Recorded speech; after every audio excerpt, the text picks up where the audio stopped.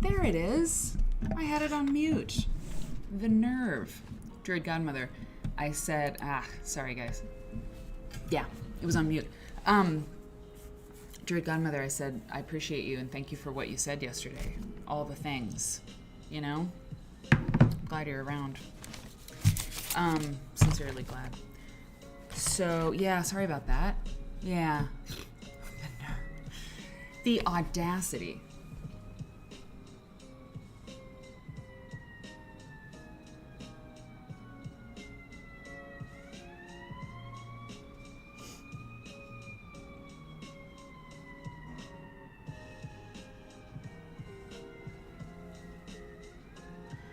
You know, I've decided, hey, Angelina. Oh, it's good to see everybody. It is kind of like, Lady K. Okay, that's it. When I get 3 things done that are super important, I'm working on the soundboard. I just got to put a few things in, man. I mean, Lady K, we got to have, there's a co-working soundboard that's, hey, Echo So. It's got to happen. And one of the things that we want is when somebody comes in, we've got a success sound, you know, when like anybody is like, I finished the big thing, they get like a Trump dun da da da or something like that. The dinner bell when it's time for lunch. It's fun. When somebody comes in and, oh, episode, wasn't that a good episode? Thank you for being part of the replay gang. Gang. When someone says goodbye. And when it's wine time, you know, we need those sounds. Working on it. They are. Sound effects, it's what it's all about. Inside jokes and sound effects.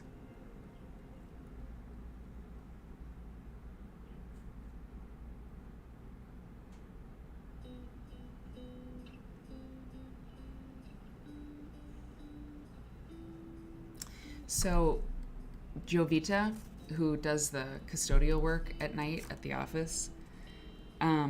She does the whole building, I'm pretty sure. And we're friends, like amigas, you know, we call each other mi amiga, and we leave notes for each other if I'm not here when she comes by. They're so sweet. They're so sweet. And she writes in Spanish, and I write in Spanish really badly. I mean, lately I've been really bad. Like yesterday I was like, yo cansado, mi amiga, instead I'll say mi bonita amiga and all that. It's just so sweet. And lately we've been doing it, like I'll put the puppet by the door, you know, so we put him in the mouths of the puppet. It's really fun. And I save them all. And when I was so sick, you know, when I was really sick, and lost my voice, she left a note with her phone number because I was like, Jovita, I'm not going to be, you know, in the office this week much because I'm so sick. And she gave me her phone number in case I needed anything. She's so sweet. She's like, I don't know, probably maybe late 50s, maybe a little older. Anyway, she's awesome. Yeah, that's right, absolutely. Oh yeah. I know, right? It's just so sweet. I mean, I've got them all. I mean, check this out. Like, I don't know if you can see them, but I post them all here. Amiga, ¿cómo estás? Que Dios te cuide. Te quiero mucho. Te extraño. Sweet. I was really doing Duolingo for a while, me and Eric. I was getting it. Not bad at it, but we let it go, you know? Life. Okay. I've got to... The soundboard ideas are good, right? Who said yesterday? Wasn't it Spitzka who said, lurkers gotta lurk? Let a lurker lurk or something? Anybody who's lurking today, just wanted to say, I super respect the lurk. I get it. I've been lurking on live streams lately that I watch. I tell you, I watch these trash live streams, just like reaction channels, like ridiculous, silly. And lately, like, the reactors in this particular, just like soap opera world, are like fighting. Like the different channels are like, they have beef with each other and stuff. it would be like if another co-working stream and I were like, yeah, it's ridiculous. But it's really gotten kind of ratcheted up, and like people are like doxing each other and stuff. It's really a bad vibe. I'm just like, And so a long time ago in London, one of the reactors who I loved, I wrote her an email because she loves London. She talks about it all the time. And I'm like, hey, if you're ever in London, like I live here, just like I'm not some weird creeper, but if you're in town, I live close to Brick Lane, and you talk about how much you love it. It's like, I've been watching you for a long time, and if you ever, if you're ever in town. I mean, it was totally like normal, But, I sent it from my email address, and it's not like, I have not contributed anything to this beef. I'm just like a viewer. But they're so pitted against each other, these different reactors, that like, I don't want to chat in anybody's chat, because this one lady that I wrote, she's just like, I don't know, she's kind of turned out to be kind of, with like what she's doing, like doxing people and stuff. And so it's just so like, it's such a drag, because if I chat in the one reactor's chat, I'm afraid that she'll like see me. It's like on that side of things, it's like the worst. I should probably take a break from it all, but I've been lurking for like a couple months because they're getting weird over there, and I don't want to like align myself with one of these live streamers. It's totally weird. The whole live streaming thing is really interesting. So anyway, I promise to never get in beef with another co-working stream. It is my solemn vow. No, they're not quilters. No. Yeah. Cool, Angeline. I get it. Okay, I wrote a very important letter that I have to type.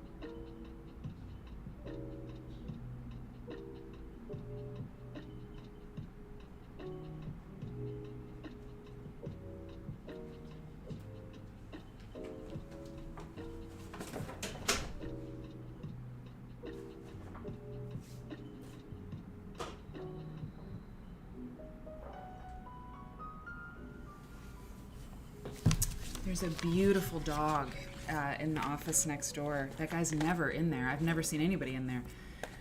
There's very little in that office, but there's a big, beautiful dog. He's got one blue eye and one black eye. One brown. I don't know what kind of dog. Big, short hair, a hound. Gorgeous.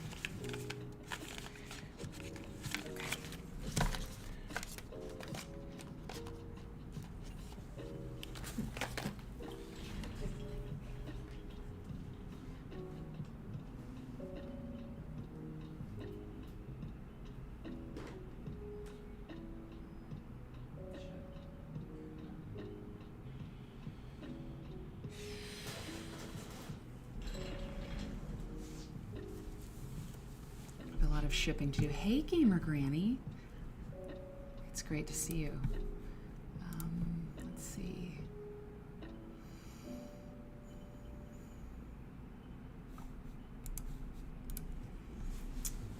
Oh, I need to do that. Okay, great. My chat works. Good.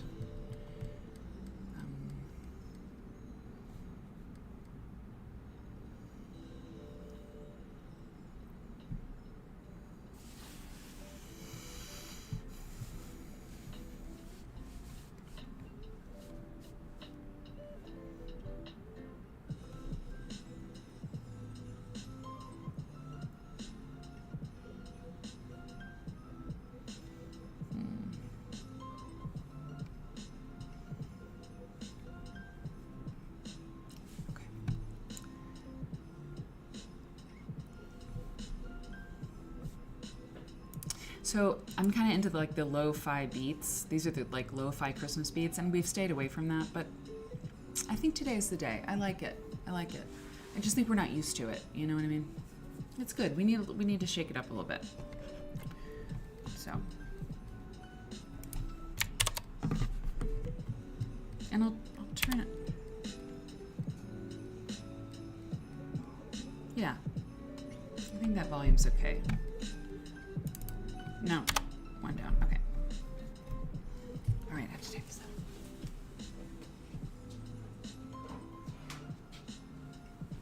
I have this wonderful thing. Gifted by a quilt nerd. Oh, it's so beautiful. Yeah. So I can put my letter right up there and type it.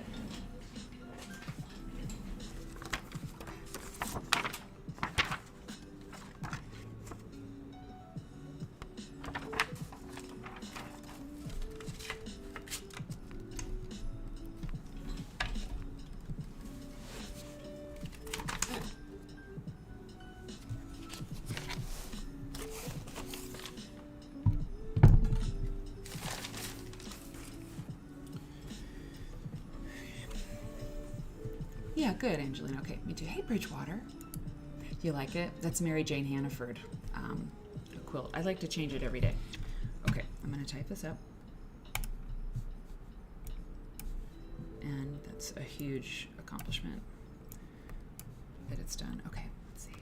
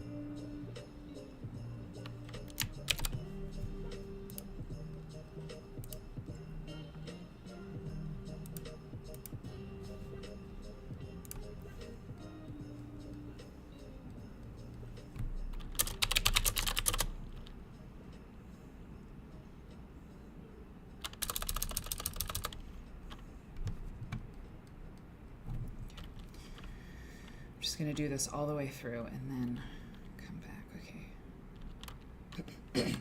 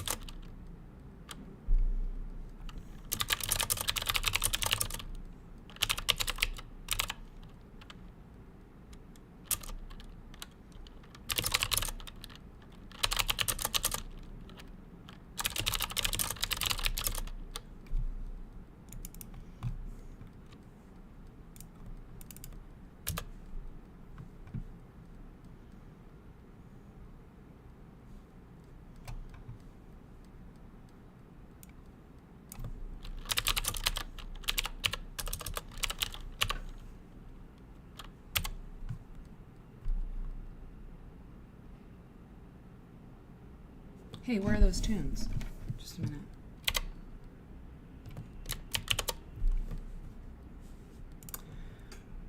Hey, Bridgewater.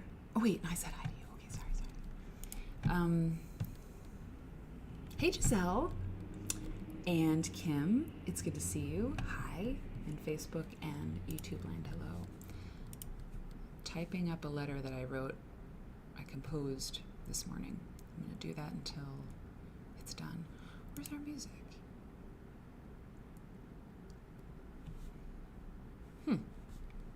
Interesting.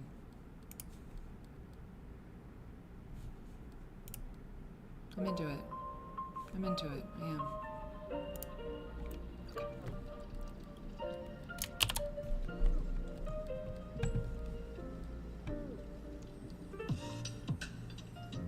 Yeah.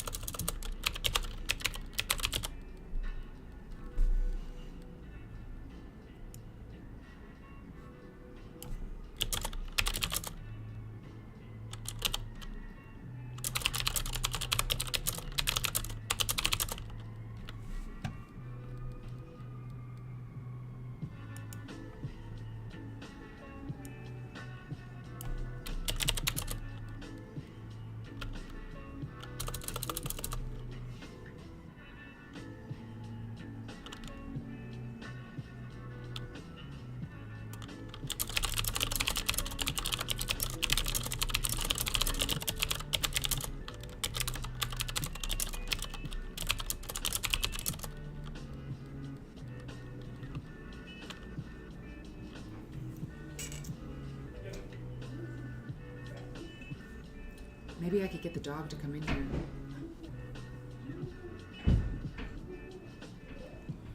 Can you hear him? We're not used to having somebody over there. I'll just go over and introduce myself at some point. Maybe he can come in. Or she.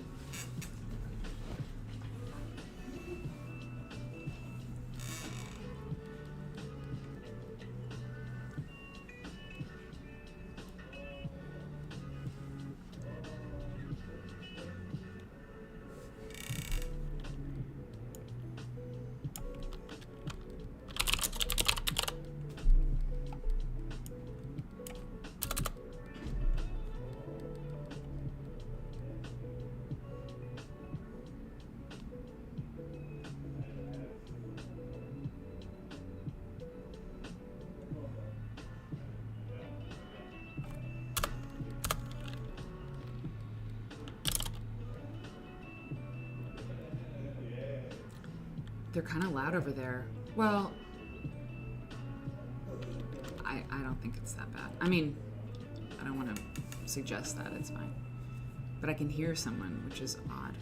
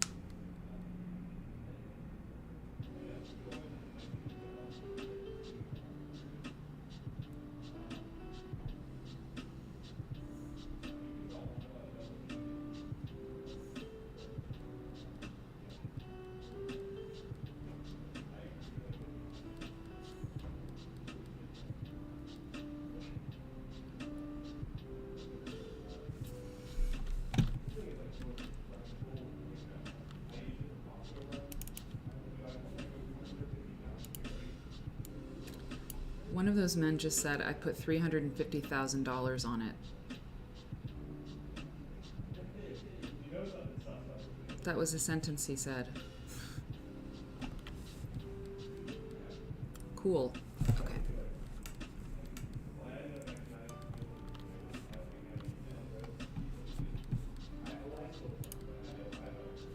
Hey, Prairie Susie. Good morning, Susan. Rusty Cat. Oh my God, it's so good to see you. Oh yeah, it's gonna be a great day. Oh yeah, Marianne. We'll have some cross the ocean doggy vibes. You know, Prairie Susie, same.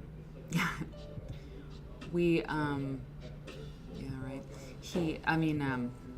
Yesterday we were saying how, like, the co-working thing is, kind of helps, like, at least for me, I don't know, it kind of helps drown out some of the negative self-talk I can get in.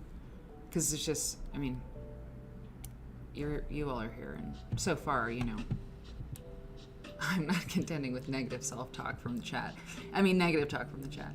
Mary, you screwed it up, Mary. What's your deal? It's terrible. It's funny. And yeah, it keeps people company. It's just so great. It's great. And on Fridays we don't have co-work, so I'll extra enjoy it today. Okay.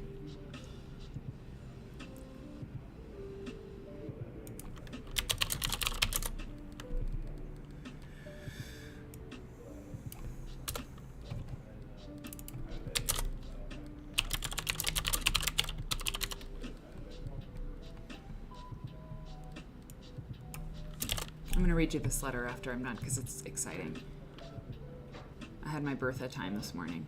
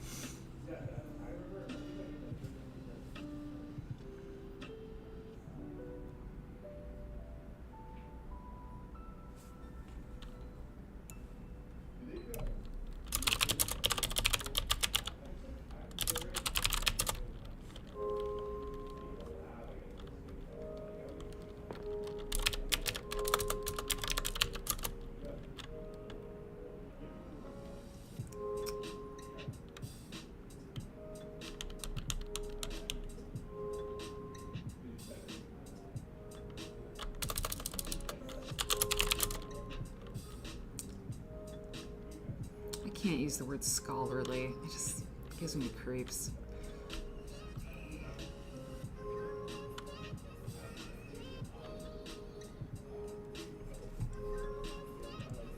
We're not doing the Alvin song.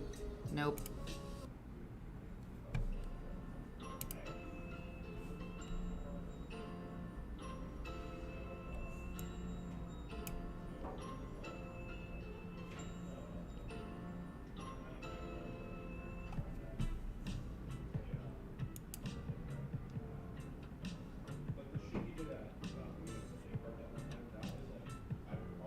I don't like those guys.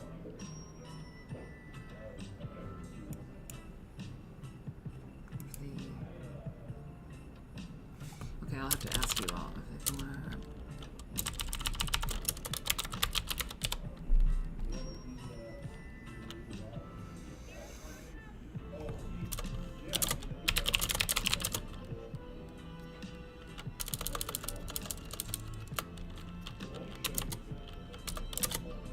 Well, I guess.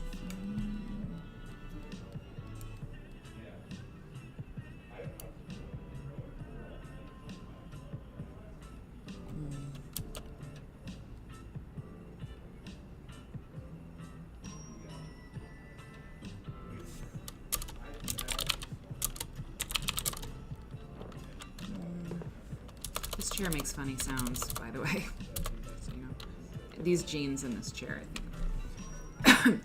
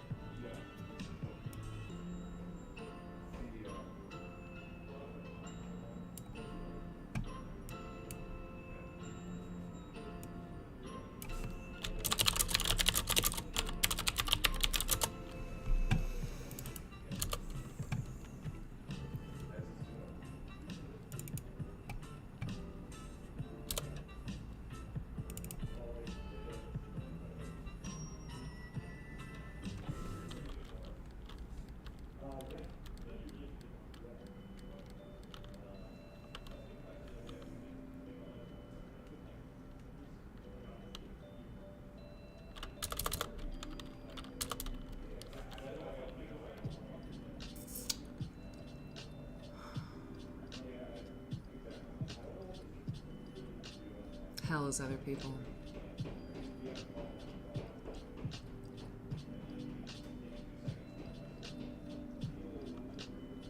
It's fine. Tune it out. Can you hear them? I mean, he's patting his dog, and that's fine. Can you hear those guys? You can, right? You can hear. Well, maybe not. Maybe tell me. That's fine. That's fine. Maybe you can. Hey, Deborah. Good morning. Good morning from. How cold? How cold is it in Colorado? It's not too bad here. It's actually. There's like nothing in that office, by the way, at all, except two men and their dog, the dog. So that's why it's a little bit loud. I don't know. We'll see. There's nothing in there. I mean, I think maybe. Yeah, I'm so sorry, guys. I mean, it's an office. Like, we've been pretty lucky, haven't we? I don't think they're going to be there long. I don't know. We'll find out.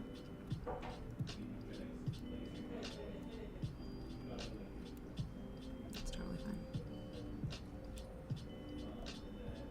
Distant chattering. Okay. You know what I'm going to do? I'm going to turn up the music a little bit. So if I turn up the music here, it'll cover some of that. And then if the music is a little loud for you, you just adjust your volume down. You know what I'm saying? I think that'll do it. Yeah, we got more coworkers, exactly. So I'm gonna turn this up a little bit. Not Alvin. Okay. Yeah. Helps me too. So.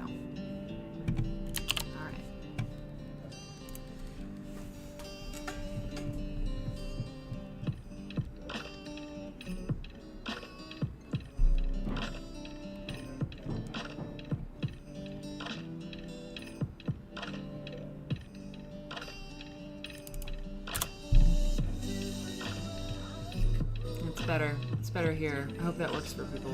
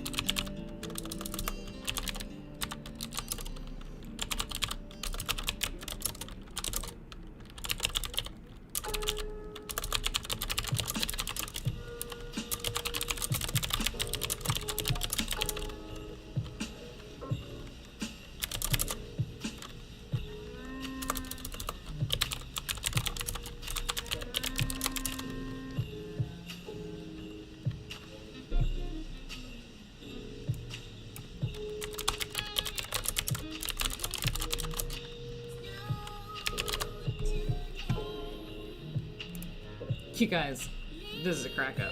I'm still in a really good mood, but whatever. Because I'm really happy about this letter. Okay.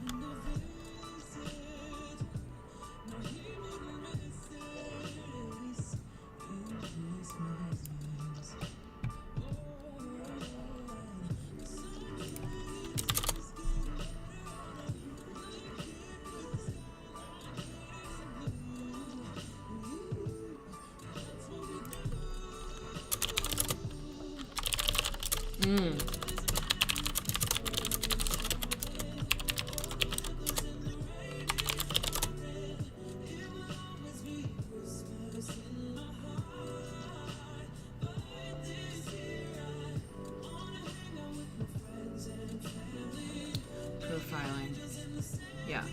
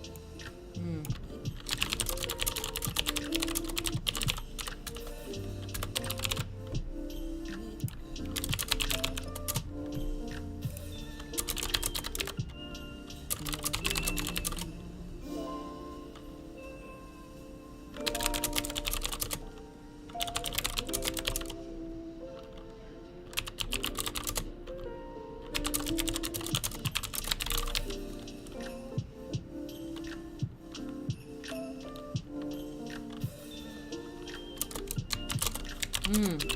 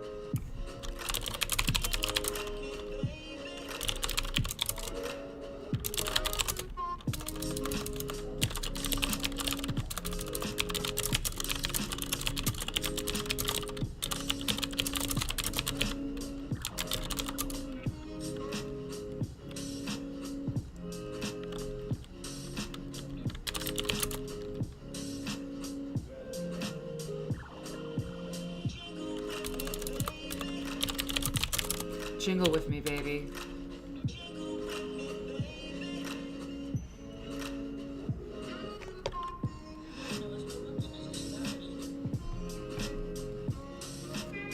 Here we go. I got a sound effect.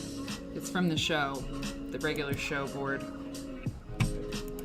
But if they're singing Jingle with me, baby, I mean, where's Emma? And there was no monkey business about it either. That's right. What was that? And there was no monkey business about it either. Emma doesn't mess around. Watch yourself, Jingle Boy. Okay. Where am I? Just about. I'm closing in on this thing. Let's see.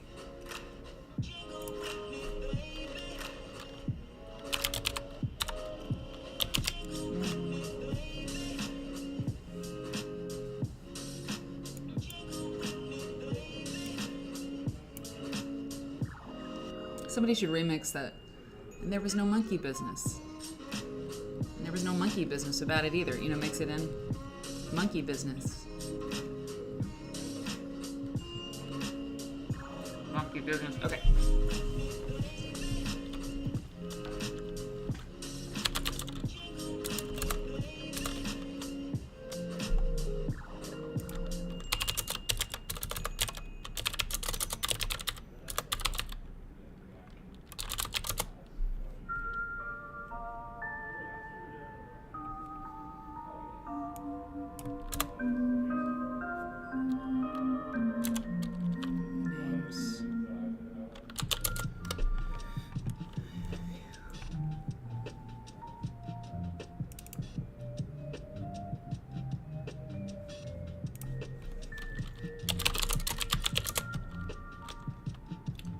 Huge, enormous.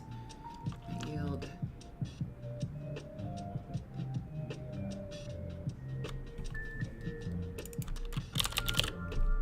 Oh no, great gains.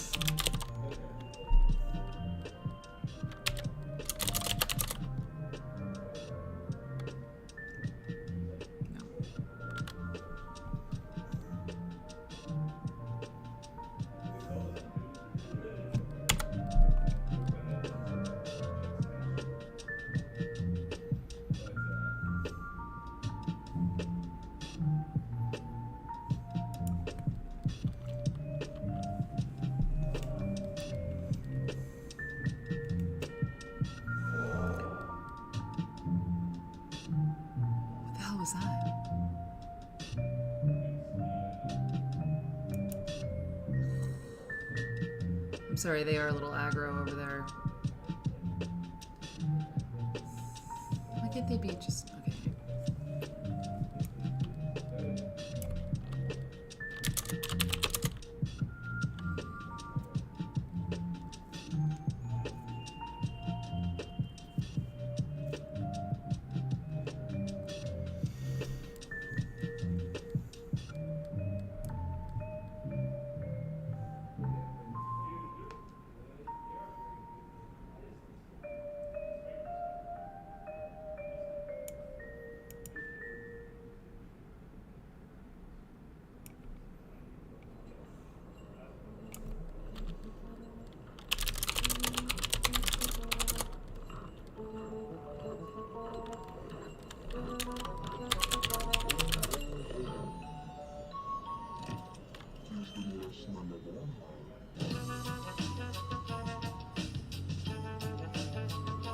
adjust your volume as needed. It's helping me cover them up.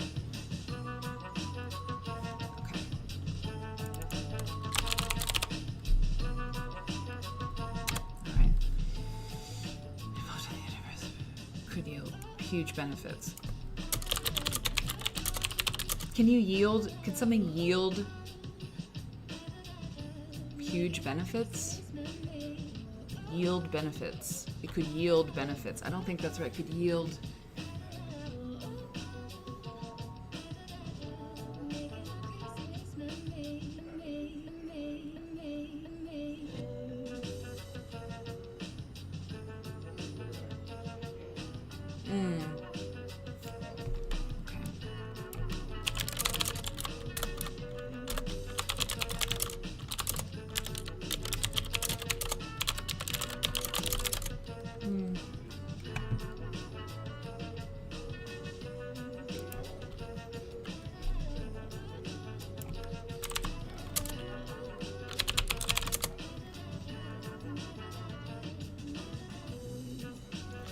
In the endeavor, be they individuals,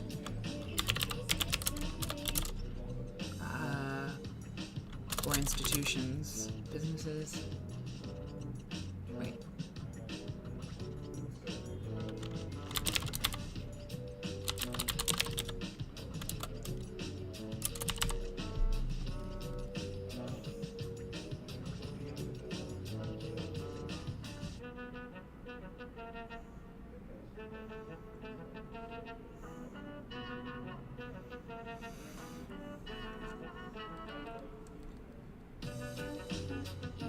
Having the names who's involved in that endeavor, the endeavor,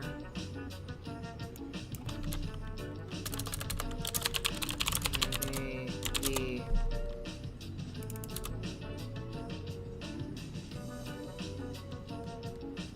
I don't think it's important. The endeavor.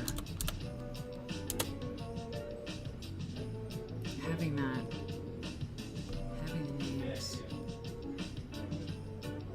Yeah, could potentially.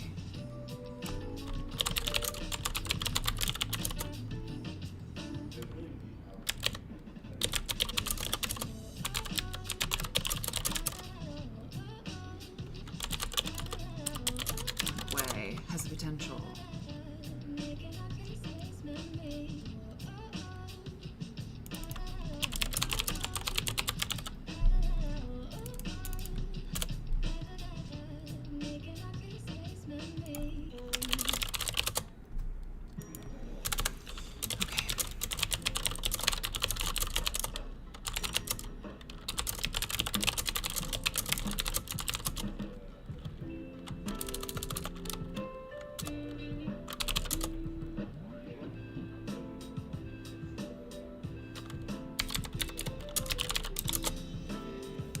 About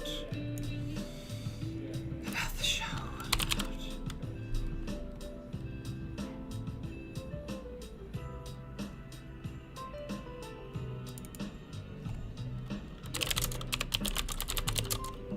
About that exhibition.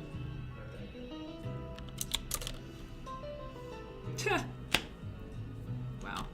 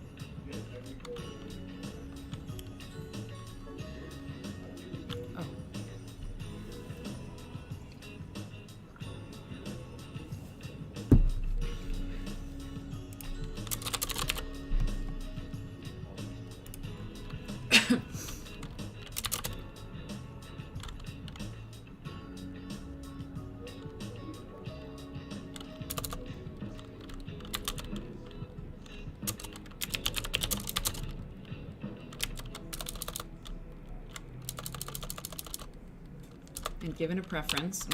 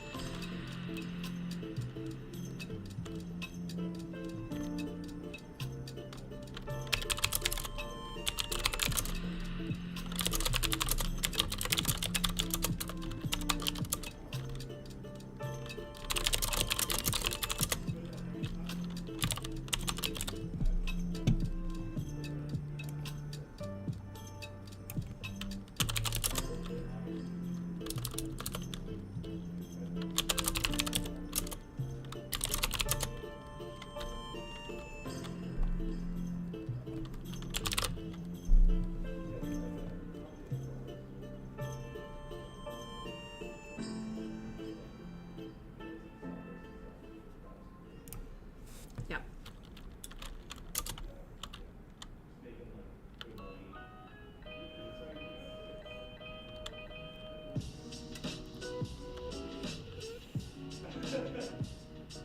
It's funny, like, when you get used to something, like, I already don't, I don't want to protest too much, but, like, I already tuned out those guys, you know, like, I haven't heard them in some minutes because I'm really in the zone, you know? I don't know who's come in yet because I've got my thing on full screen so I can't see the chat, but I'll say hi soon. I'm almost done and I'm going to redo this.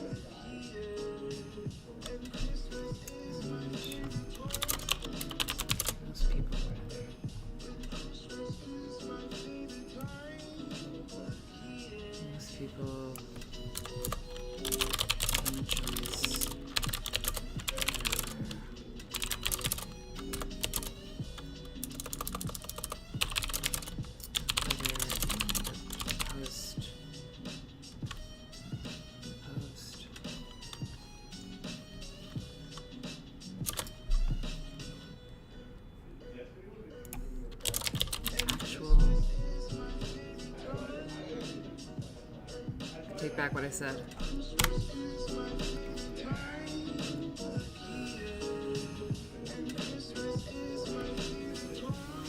I have to see what they look like.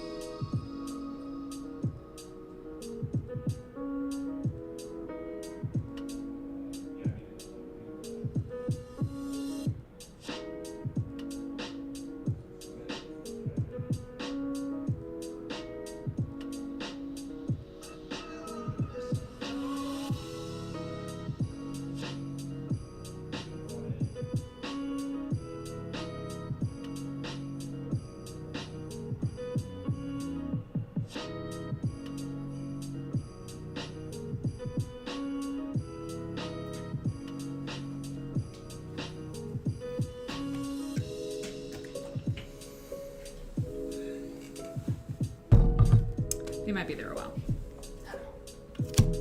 Very severe beards. I mean, not beards. Anyway. Okay.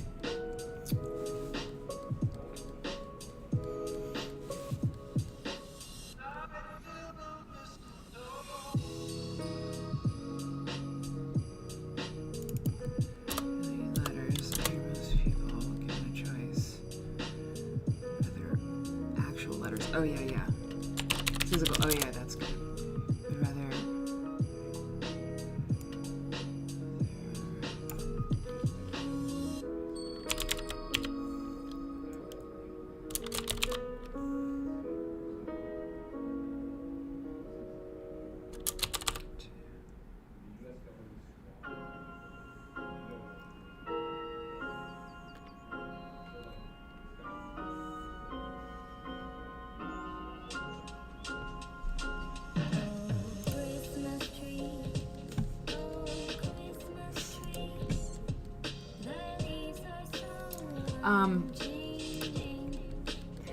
Gamer Granny. Okay, so you come in. Rusty Cat, I'm so glad you're here, by the way. I think I said it. Prairie Susie. I have a third monitor set up with the arm fully extended. You sit across the aisle for me. Hey, that's great. I can still focus when I need to, though I have company. I love it. I love it. Dee Marie. Oh, okay. Hey, L Riggs. No, I didn't call you. I didn't call you, baby, but you know, maybe psychically. I don't know. Yes, benefits or yield. Okay, dividends. Hey, Hope. Yield works. Okay. Okay, Miriam. We'll see you when you get back. Ivy. Wow, I'm feeling super nerdy after watching a Sakwa YouTube and recognizing more than half of the quilts and names. Wabam! That is awesome. Oh wow, it might rain or snow. Cool. That is beautiful. I love it. Okay.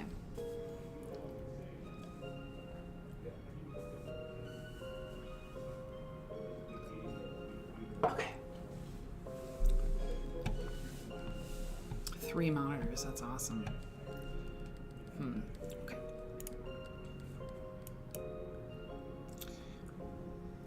Most people.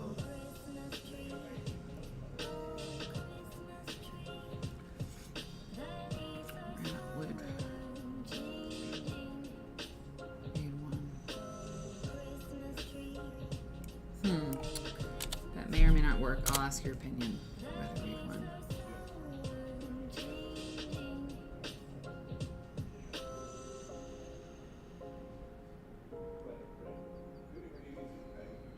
That said,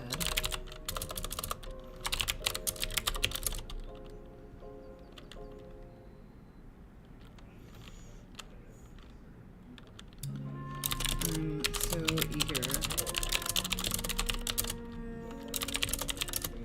I'd be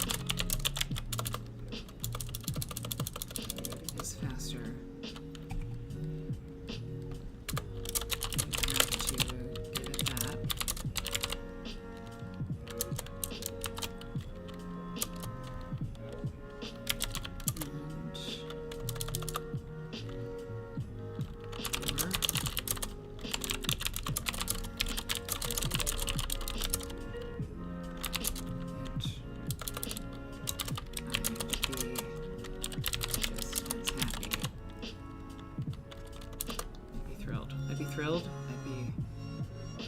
Alright.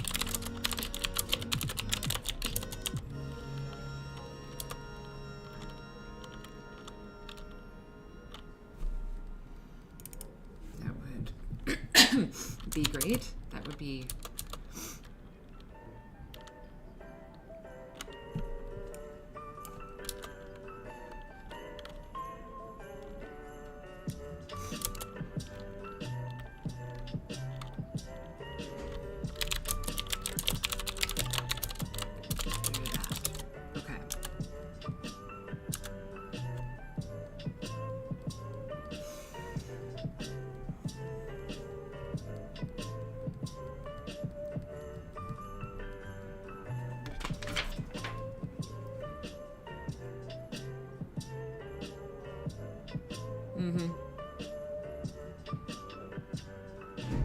Okay, time to read this. I'm going to read this to you guys.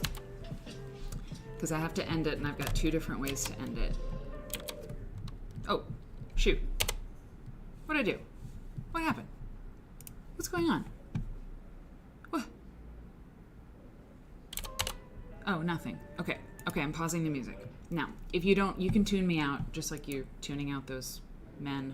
Hey, Molly. We have neighbors.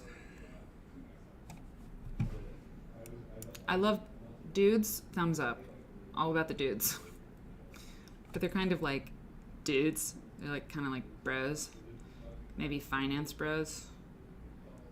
And there's nothing in their office except the 2 of them, their laptops, and a really cool dog. So it's a little, it's new. It's a new thing. And I think once they get, you know, a rug and maybe some chairs. Oh, it is loud. Okay, I'm going to energy drinks. Probably. I don't know. They might move. They might be moving in. They might be the people who are never there. I don't know. Anyway, okay. Here's the letter. I think you'll understand everything you need to know as I read the letter. Okay.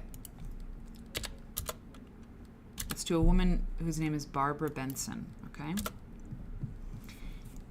Dear Mrs. Benson, and I'm going to send it on my letterhead, which I forgot to bring, so I may have to run home and get it. I probably will, because I want to mail it today, okay? Dear Mrs. Benson, I hope this letter finds you and yours enjoying a happy and healthy holiday season. This is a draft, remember, but my reason for writing will certainly take you by complete surprise. Will take you by surprise.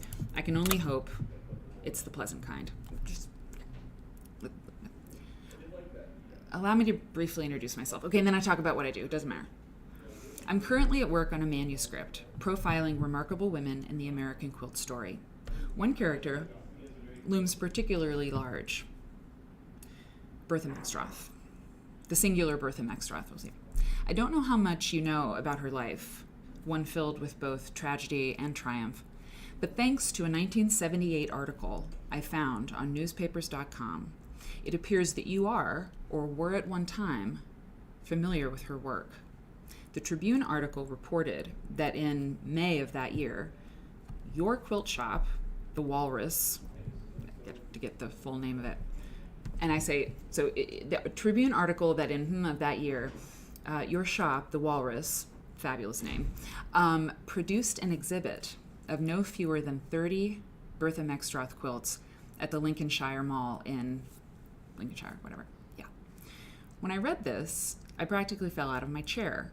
As far as I know, the only time that number of Maxtroth's quilts were exhibited to the general public was at the Chicago World's Fair in 1934. I have so many questions. When and where did you first encounter Maxtroth's work?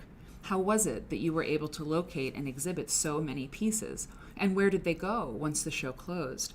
Having the names of even a few of the players involved in the endeavor, in the production of the exhibit, has the potential to advance my research in a profound and lasting way. Mrs. Benson, would you be open to speaking me... Hold on. Would you be open to speaking with me about your exhibition, Mrs. Benson? I realize it's been quite a few years since it happened, but I suspect the impression left on you by Bertha Meckstroth's work is an indelible one, and perhaps any photographs, if they exist, might help jog your memory. I could have written all this to you in an email, but I'm fond of writing physical letters. I figure most people, given a choice, would rather read one as well. So, that said, I'm so eager to hear from you. I'd be thrilled to open an email from you regarding all this Bertha Meckstroth business. It is faster. You have to give it that. Email is faster. You have to give it that. Of course, if you prefer to speak on the phone, that can be arranged. So, obviously, it needs a few passes here, but the basketball hoop. Hey, Kay. Oh God. Anyway, so that's the deal. This woman. So she's 84 now. Thanks, baby. She's 84.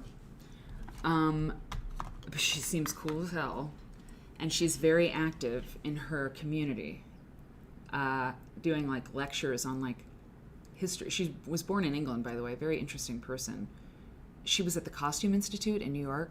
Anyway, she seems hale and hearty, from what I've read. The last thing was like an article. It's Barbara Benson is her name. And when you Google her, she like gives lectures about like Bennington history, and she just seems like very elegant woman. And yeah, she was at the Costume Institute in New York or something like that. Anyway, the Walrus Quilt Shop, believe me, I'll do all my fact checking to make sure I get her shop name right and everything. But in 1978, she had a shop called the Walrus Quilt Shop in the backyard of like Lincolnshire Mall or something. And they sold quilts. It wasn't, I have to look at all the ads. There's a few ads in the Tribune and stuff, but like, they sold finished ones, I'm pretty sure. And one of the articles said it was like an upscale quilt shop. So anyway, she had it for a little while. I don't think for very long. She and a friend.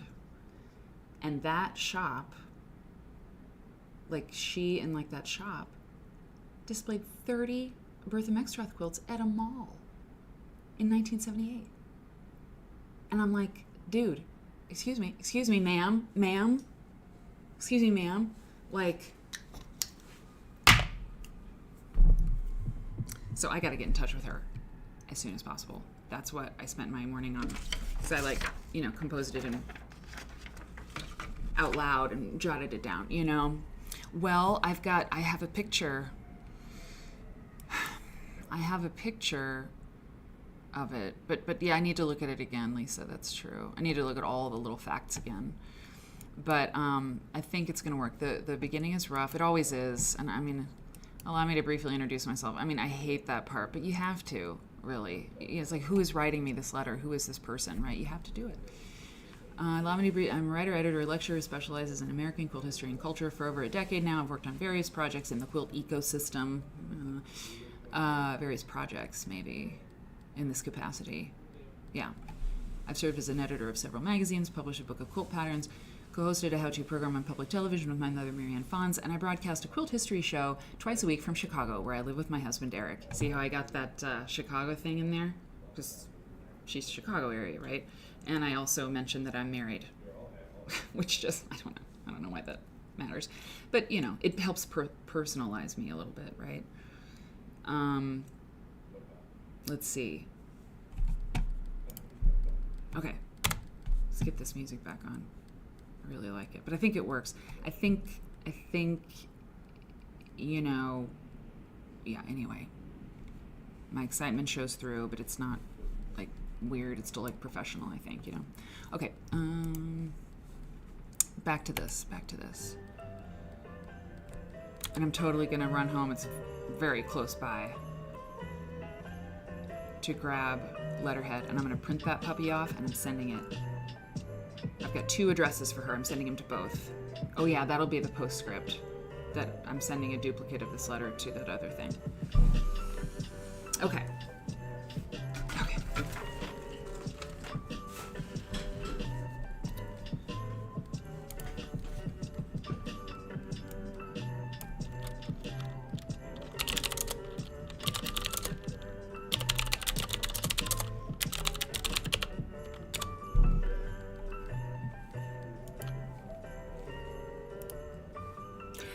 Padma, good morning to you. Good morning to you. We're changing the music vibe. I'm enjoying it. So far, people agree. It's a lo-fi Christmas beats. Yeah. Okay, let's see. Do I have... Okay, great. Oh, great.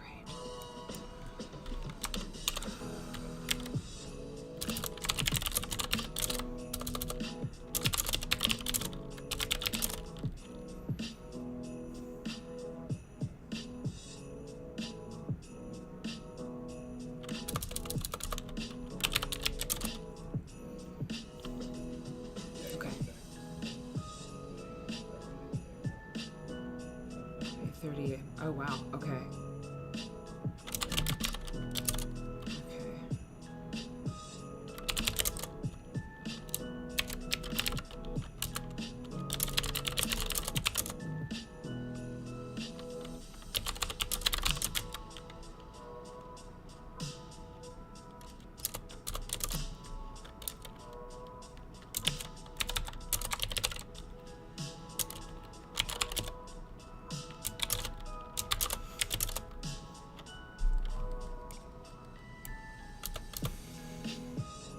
Okay.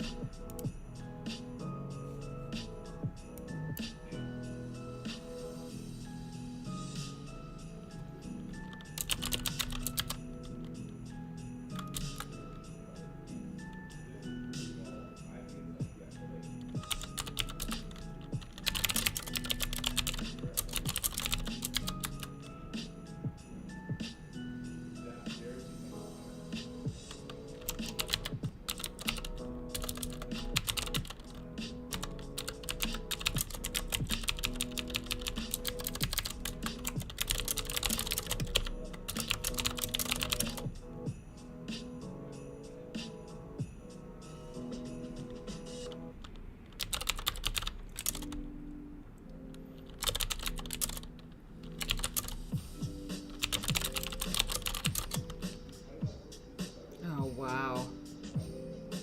Oh, wait a minute.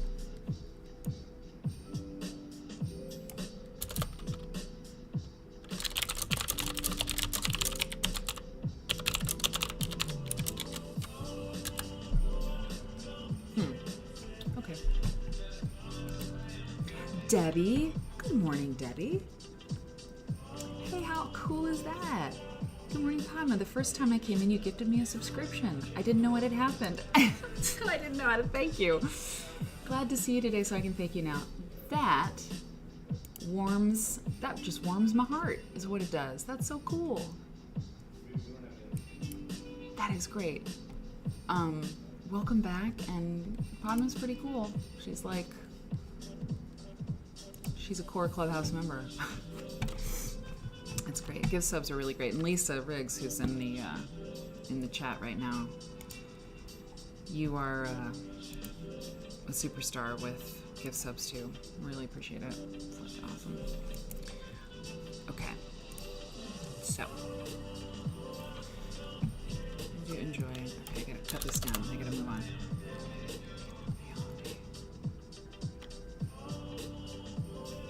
A pleasant habit.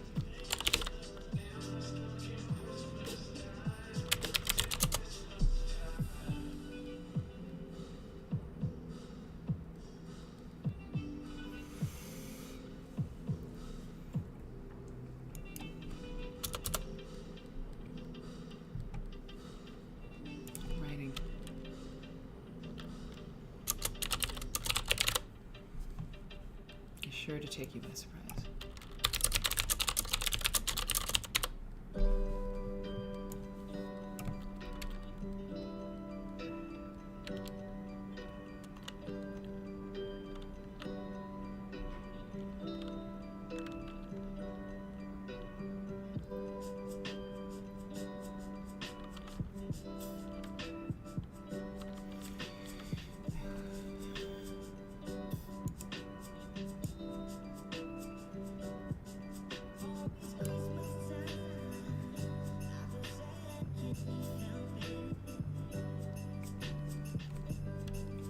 My reason for writing you today is sure to take you by surprise. But I'm confident it will be the good kind.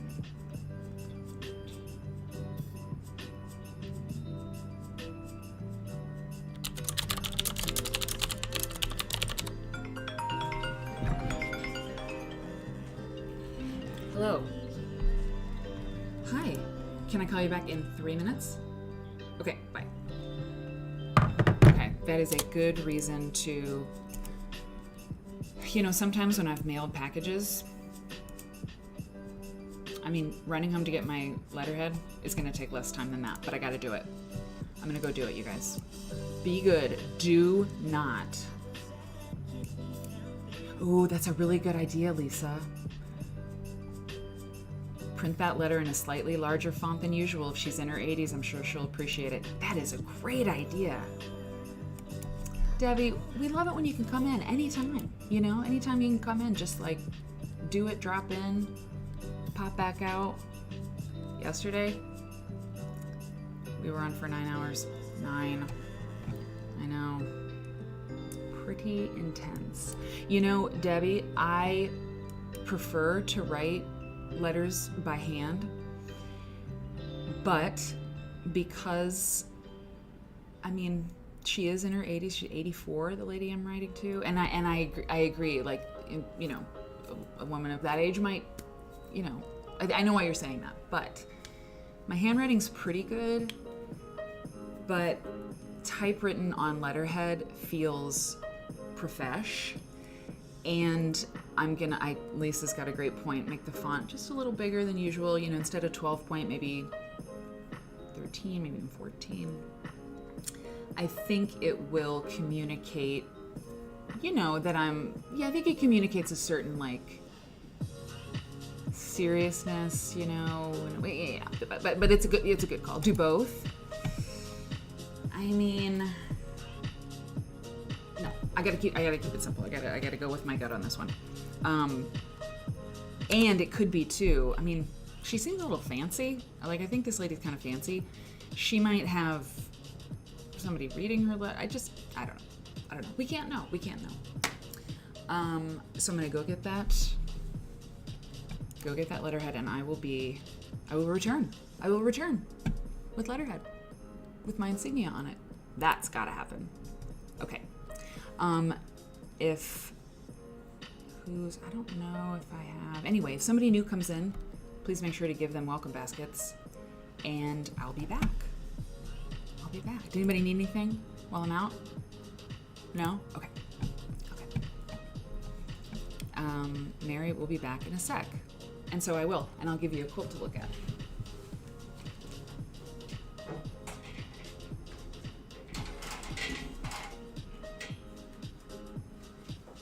We looked at this one yesterday, but we'll put it in the background. A little color. Oh, I wonder what the finance bros are going to think about all these quilts. And the puppets. Oh, I love it. Nice kicks, thanks. Okay. Be back.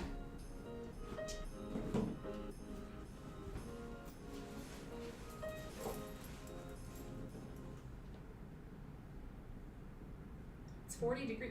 It's not that cold.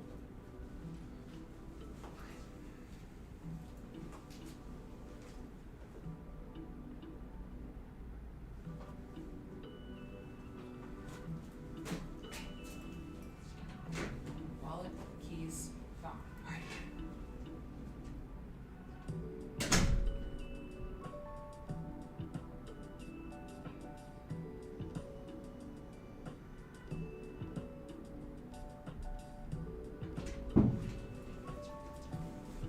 You guys should take bets on how many times I have to come back because I forgot something.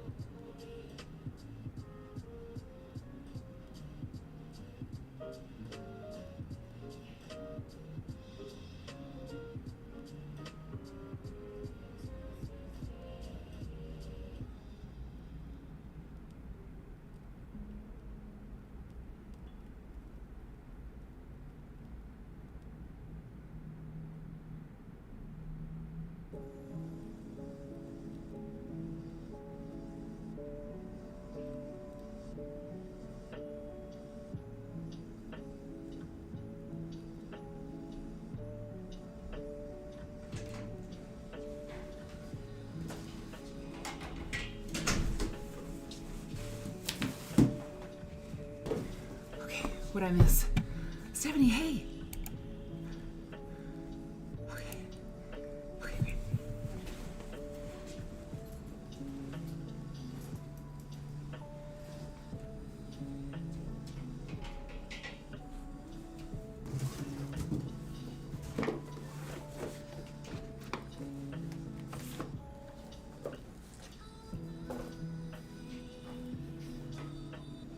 Whew, sweating.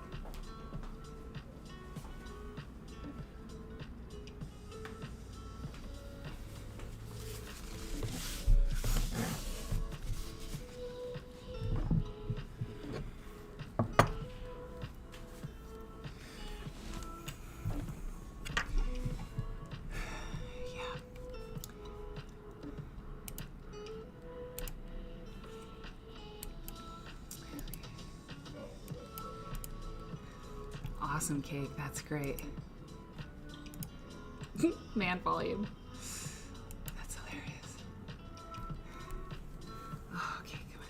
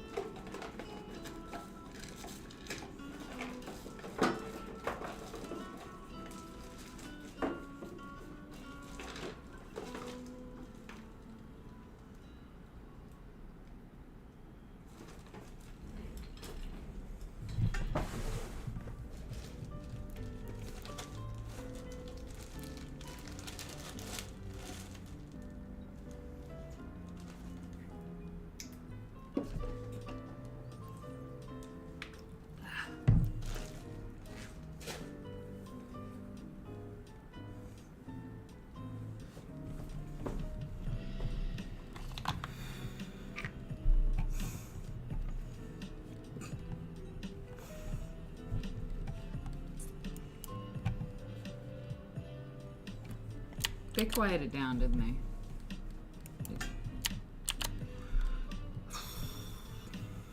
Hey, Mama Llama. Moving slow. Oof. Damn. Yeah, the COVID boosters can do that. I'm so sorry your daughter's sick. Yeah. I hope she gets feeling better. That COVID thing. God.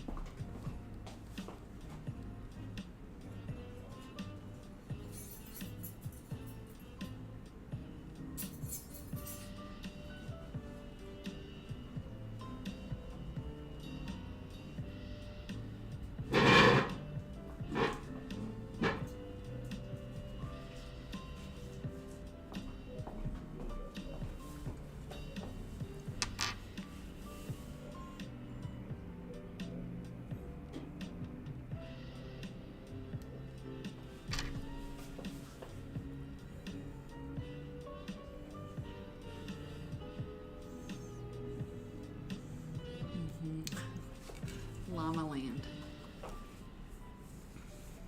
Yep, that is true, Mama. Definitely.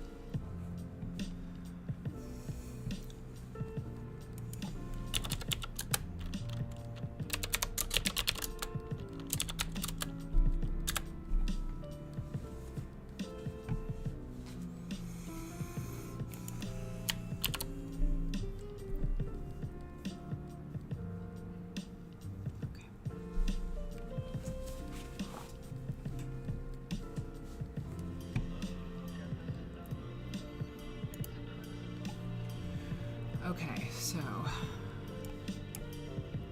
put the letter to the side, come back to it, and do this. Yeah. Oh, I got an email from Threadless, cool it, that holiday shipping deadline is coming up, so if you want any Quilt Nerd merch to get to a thing by Christmas. Let's see what they said.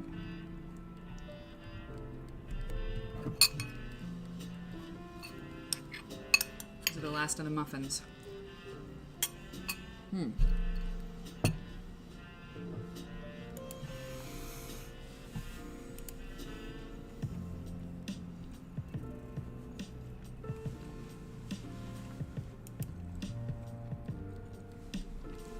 Okay, the last thing your customers want is to purchase a gift from your shop and not receive it in time for the holidays. With deadlines for 2-day and next day shipping fastly approaching for US orders, now is the time to remind your followers to place their orders soon. Check.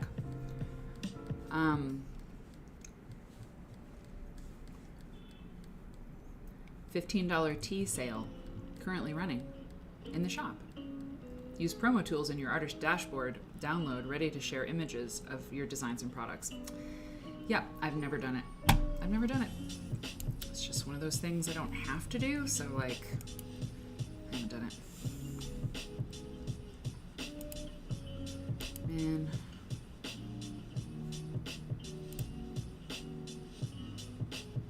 Cool, cool.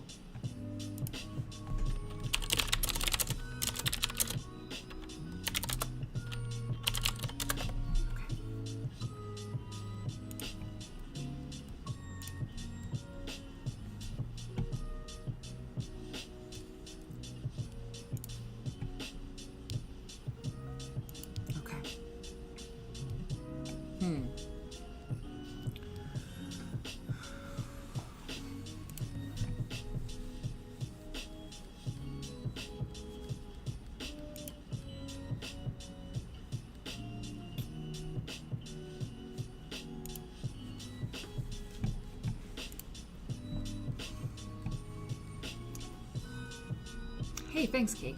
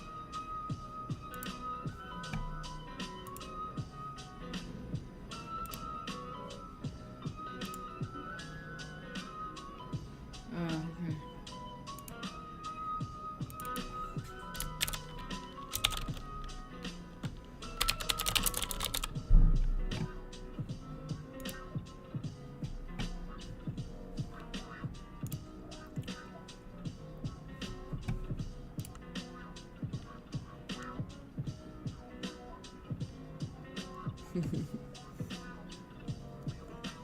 Yeah, I know, right? All those kids, those little nuggets. Okay, let me see here. Right.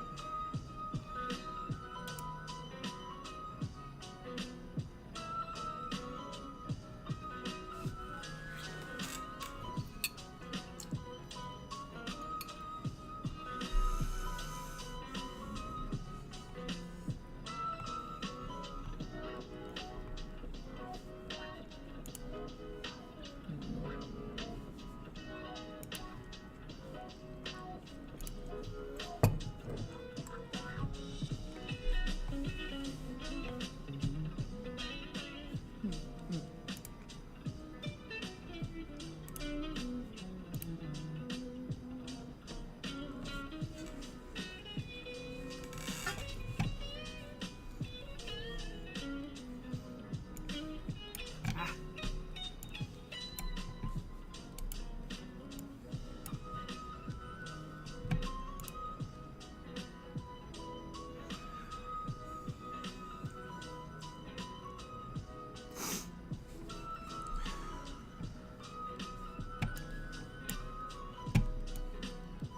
What the hell?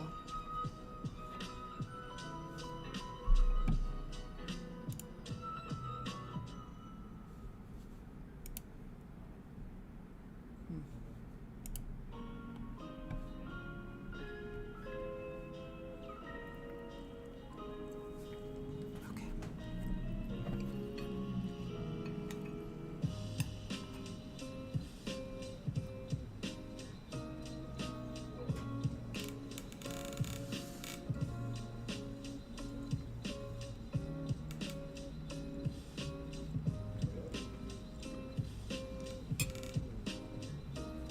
Hey, Cake.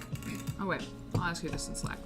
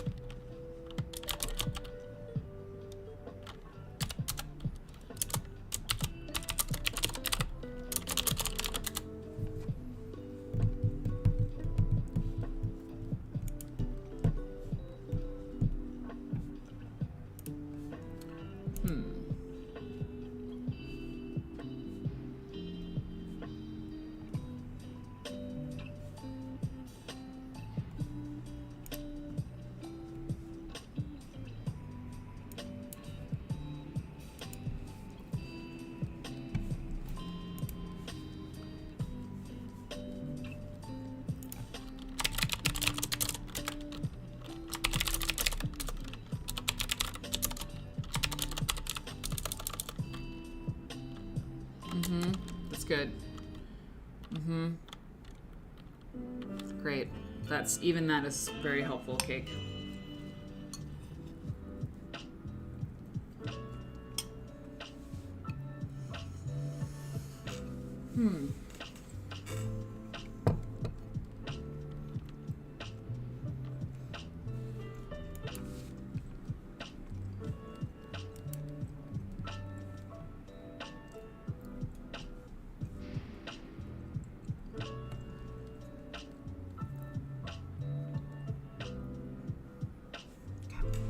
I have to write copy for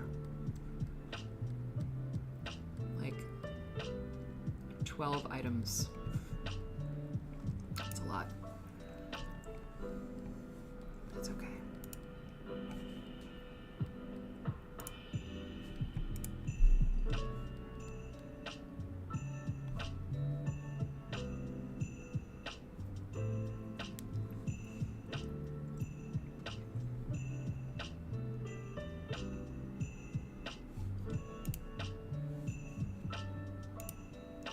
You know, Marianne Tea Cake, it's so great to do the stream during the day because you can be here.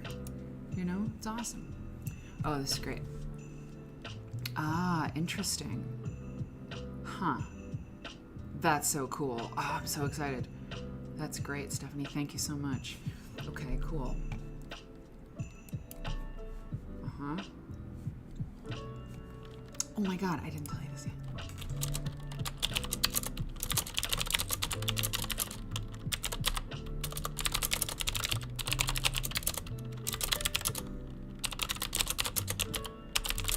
Oh, nice. That's great. That's amazing.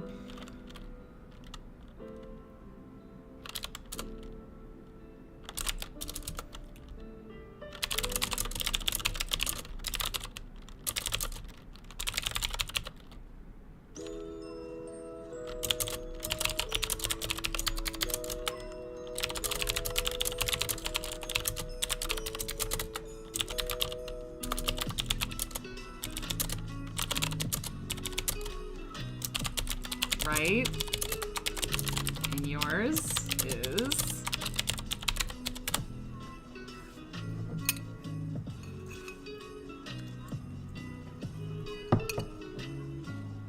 No?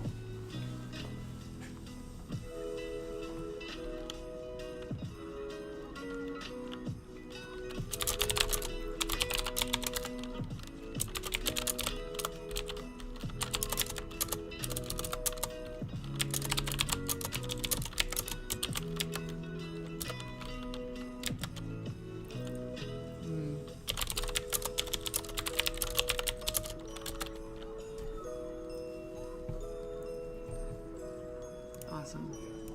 Okay. Oh, it's good. Yeah, right? Okay.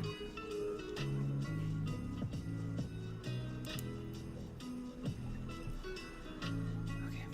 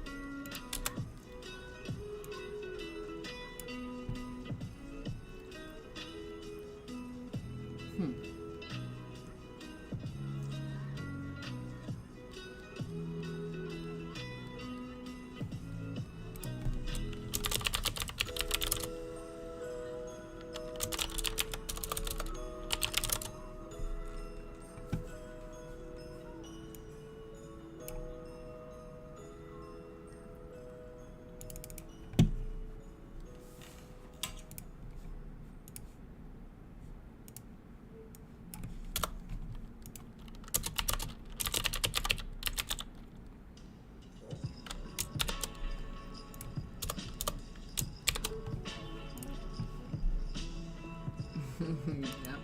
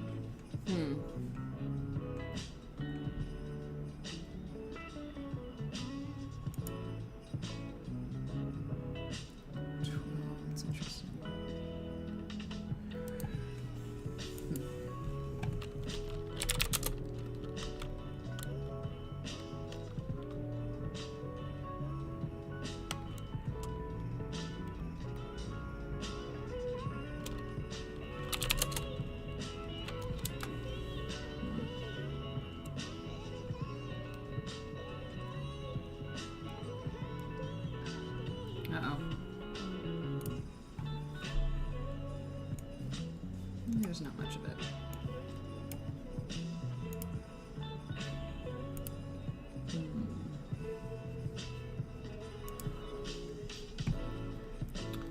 Okay,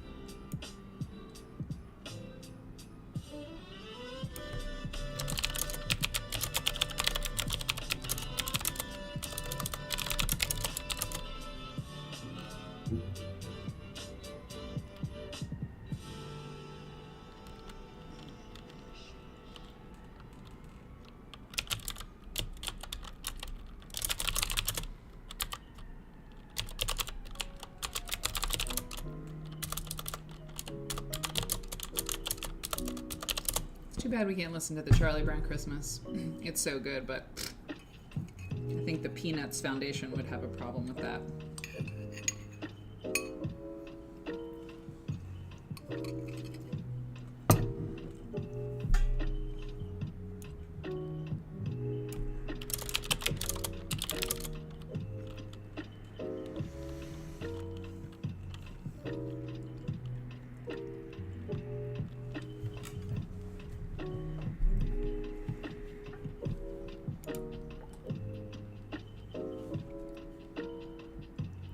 Laundry evangelist.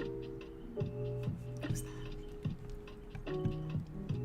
Oh wow, cool. That looks good. Interesting. I love laundry. I mean, fresh laundry and everything. I wrote a blog post years ago about the deep pleasures of dryer lint. I love like collecting that dryer lint out of the dryer lint thing in a drying machine. A drying machine in the dryer. Yeah.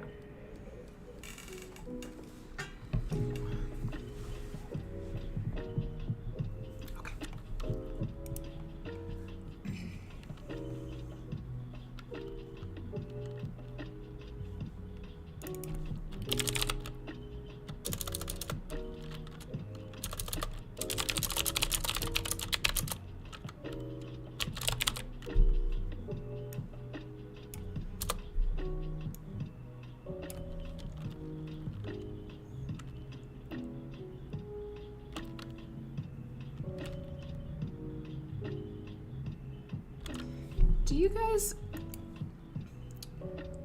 Oh, really? Oh, that's cool. Lint trap, thank you. Do you all, like, when you have loose blocks, you know, you know, if you find them in a flea market or you have them in your own stash, they don't have to be vintage or anything, just like loose blocks that aren't part of a quilt. You call them orphan blocks, right?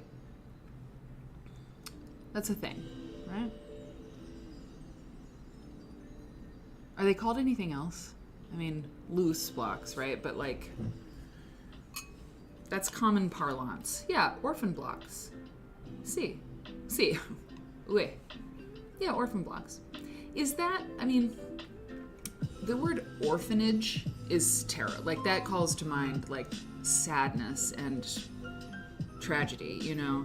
But orphan, you have a lot, Marianne, but orphan to me is not, it doesn't have, I mean, a negative, it has a sort of a, you know, pathetic and in a good way, you know, an orphan is a little, you know, little foundling, right? That's hilarious. But like, yeah, interesting. That's funny. Yeah. But like, when I think about like orphan blocks, I think of like blocks that need a home, you know, blocks that need TLC. You know, I don't think of like a malnourished, you know, child whose story is clearly hard. You know, bachelor blocks, single blocks, that's good. Unattached. It's complicated blocks. But I just want to get a sense of that word, and like, I'm using you as a focus group basically. Like, I like calling them orphan blocks. I think it's very evocative and kind of sweet, but does it have a negative connotation to you?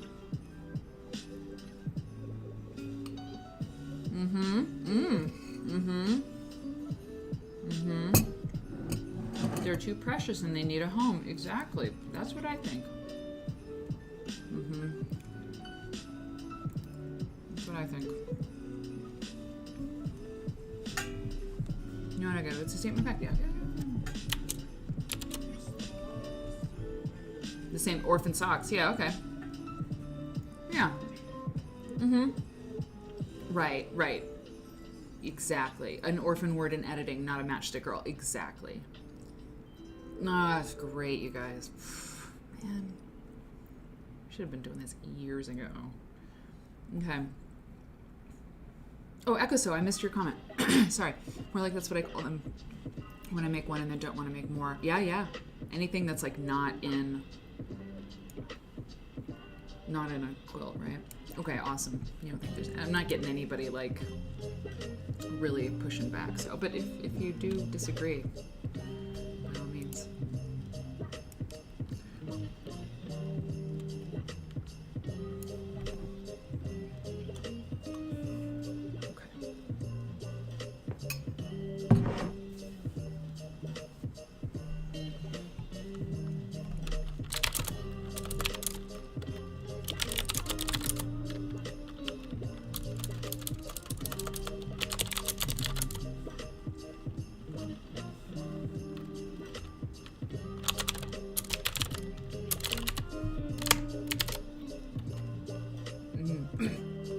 Single and ready to mingle. Redonkulous. Swinger blocks. I'm sorry. They'll go with anything. Oh my god. I need the siren on the soundboard for that. Well, do I have the badump ching? No, I don't.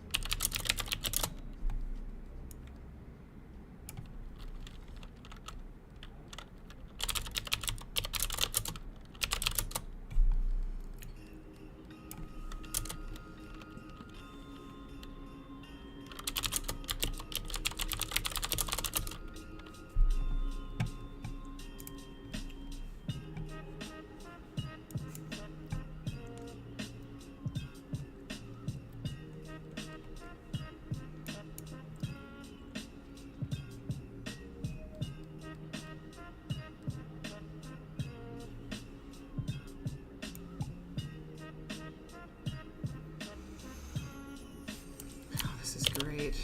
Stephanie, you giving me an idea?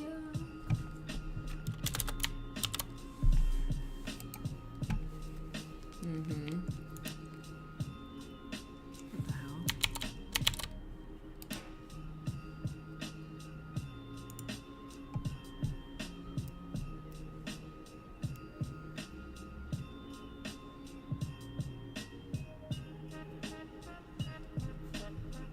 This, like, electronic trumpet kills me.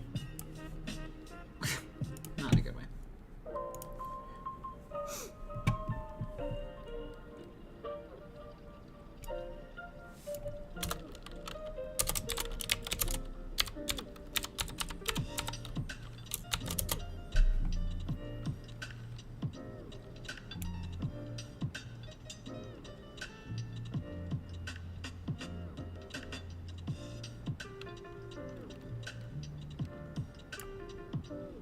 Ooh, ooh.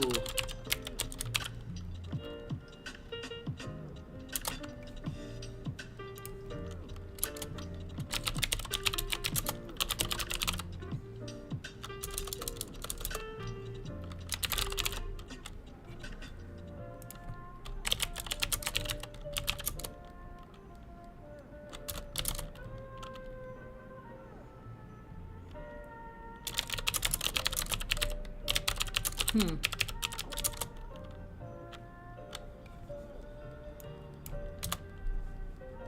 Ooh.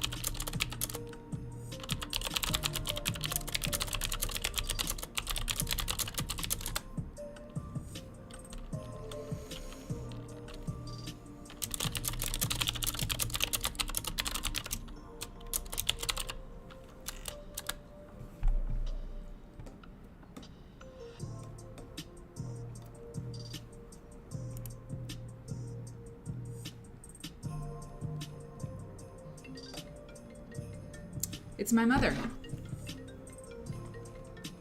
Hello, Mother. Hey! Great.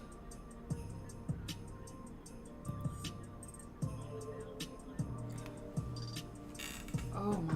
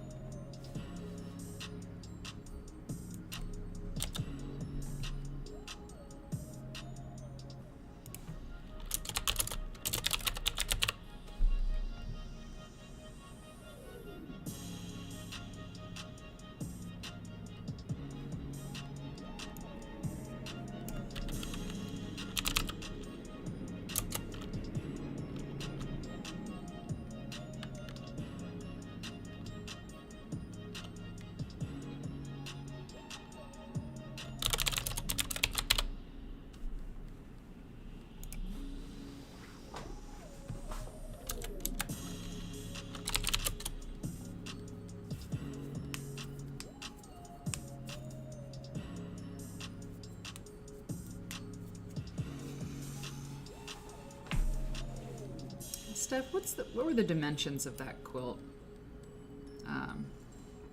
Roughly, it's like what, 60 by 80? Maybe not that big. Rough is okay.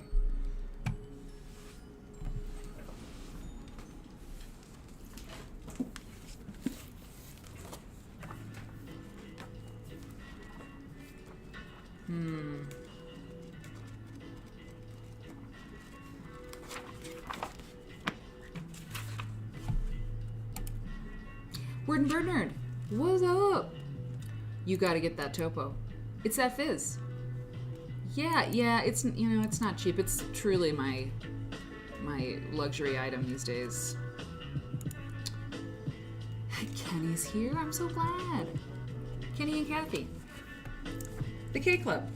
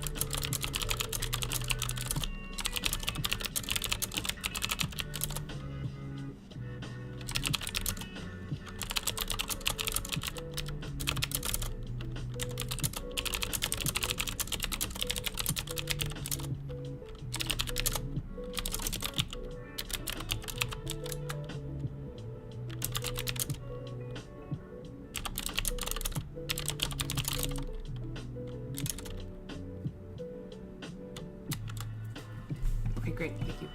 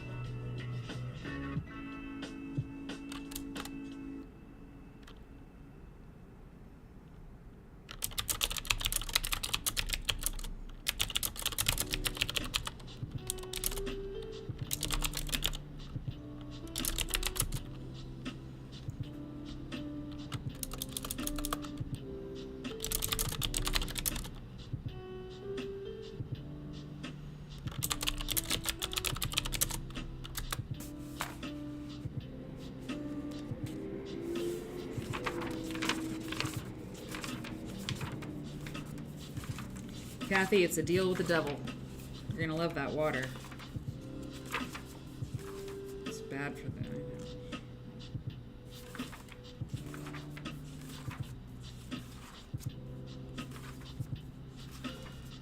You know, it's no joke. I gotta sit down with this Brackman book and really get acquainted with it, like how to find things and stuff. So I need to be able to identify blocks more quickly than I do now. Because right now I'm just like flipping through, hoping to see.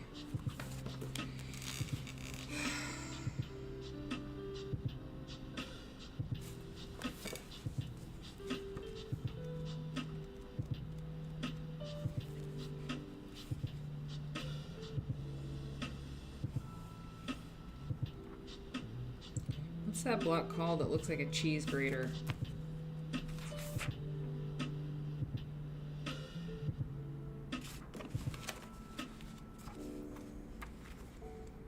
This is crazy. I should just do it now. Okay.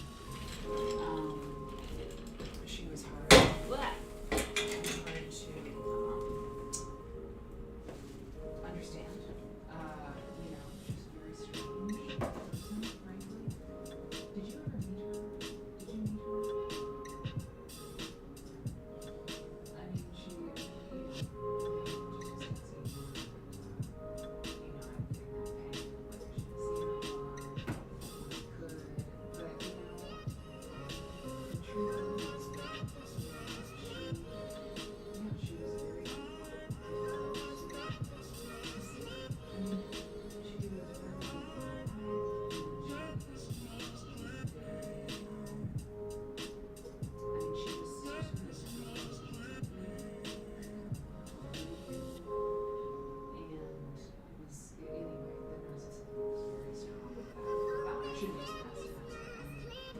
Very, very complicated life and person. Oh yeah, yeah. No, she's been sick for a very long time. She is amazing. She's like just long chance, and I think she's like she's like, yeah, like a bone marrow transplant 10 years ago. So she really thought that I'm sure we'll call or actually text on call each of us instead of sending text. But then it'll text. She said that the phone number at Lennox and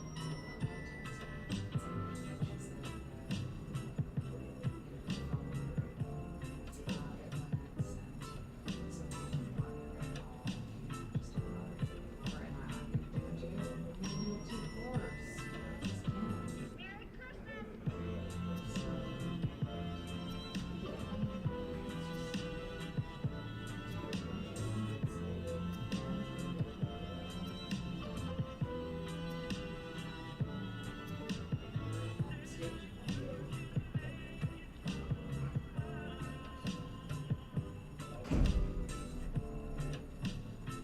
Yeah, I'm okay. I'm just you know, even thought for them. That's funny though. So there's like people in the office next to us, or he's in the office or something. And like these aggro jokes. Super loud sometimes. So it's whatever. Anyway, okay, I'm just gonna go back to the emails. Just yeah, just post it.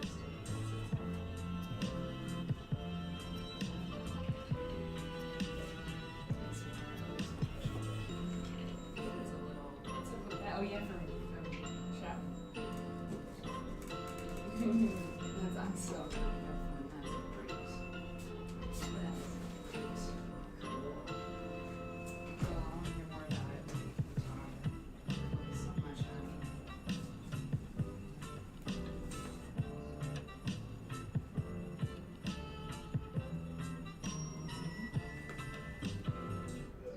That's great. That's great. I'm gonna listen to the music when I have a chance.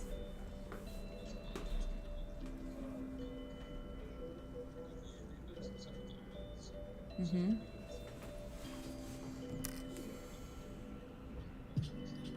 Wow, that's great. What fun.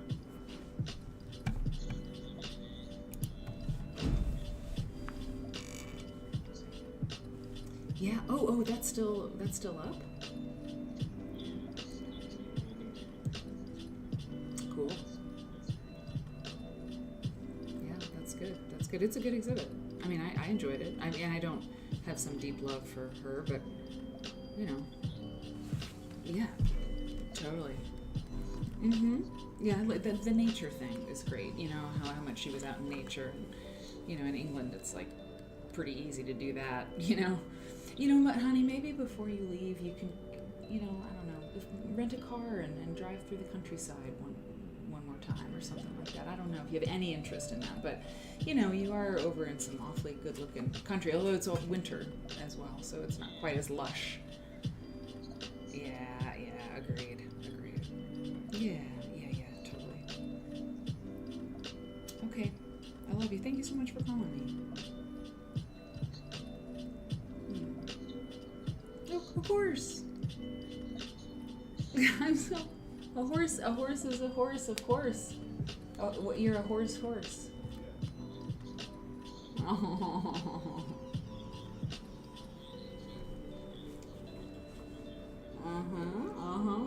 It's kind of fun, actually. Except, remember when I was so hoarse, I really did not have a voice. That gets so annoying.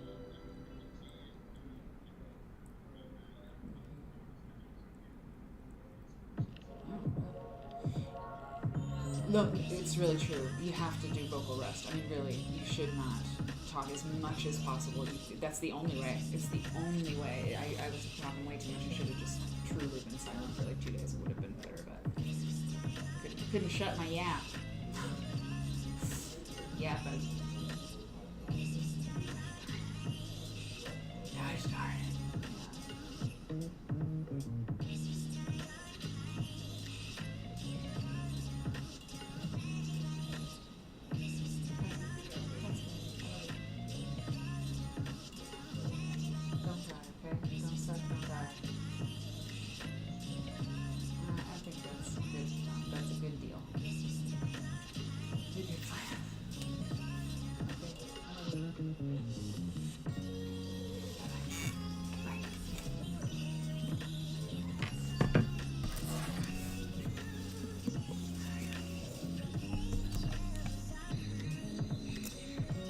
Yo, Alvin. Stick a cork in it. Okay, I think the lo-fi Christmas beats. Let's switch this up. Jingle Trap. There's always Jingle Trap. Yeah, he is, Marianne. People waving. Okay. So, yeah, let's do this. But I'm glad we found it. It's a good playlist.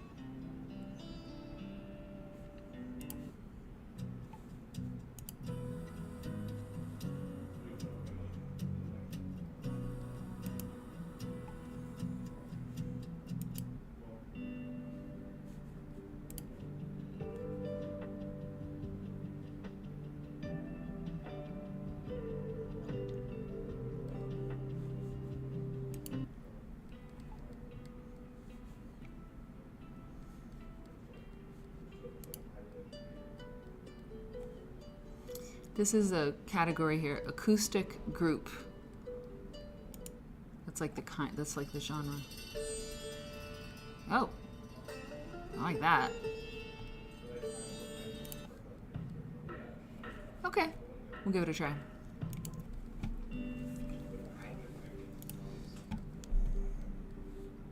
Dee Dee Brew Crew. Welcome, Dee Dee, to the Quilt Nerd Spa and Rejuvenation Center. I see you've booked a 90-minute hot stone massage, a deep clean facial with exfoliating scrub to wrap up your experience with us today. May I get you a glass of water? Pretty good, huh? Oh, I'm down with the sitar.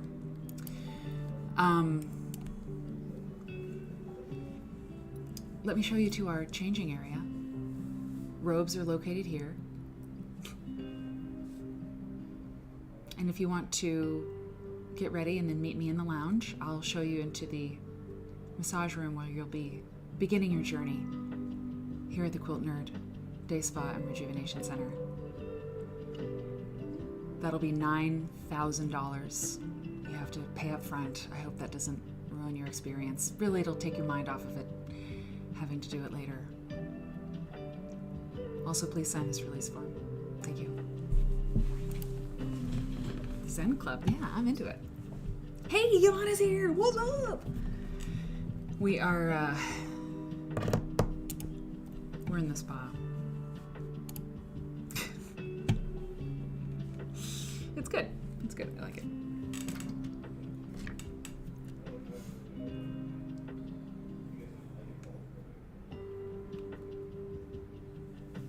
Dee Dee, let us know how the hot stone massage is and the deep clean facial with exfoliating scrub. All of that sounds amazing.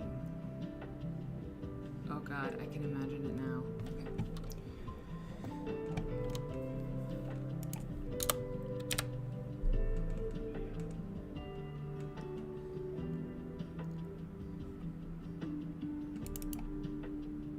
Deep.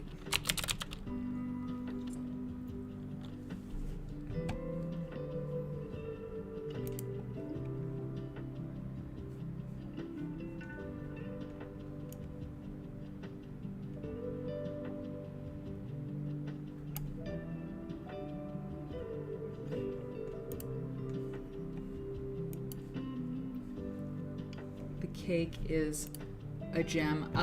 Yes. The cake is a gem. She's like a New Orleans king cake. Because, you know, there's like charms, you know, in a king cake. Stephanie cake is like a diamond in a cake. You know, she's a gem in a cake. You know what I mean? Hope she can hear this. I hope you can hear this, Stephanie cake.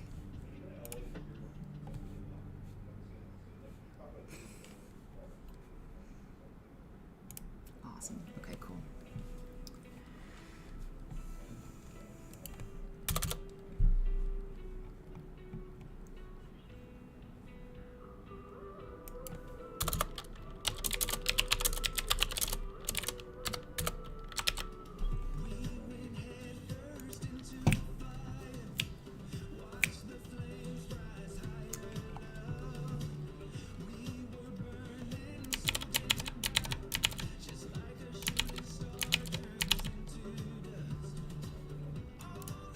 I don't know what cake did for you, Ivana, but I'm sure it was extremely helpful.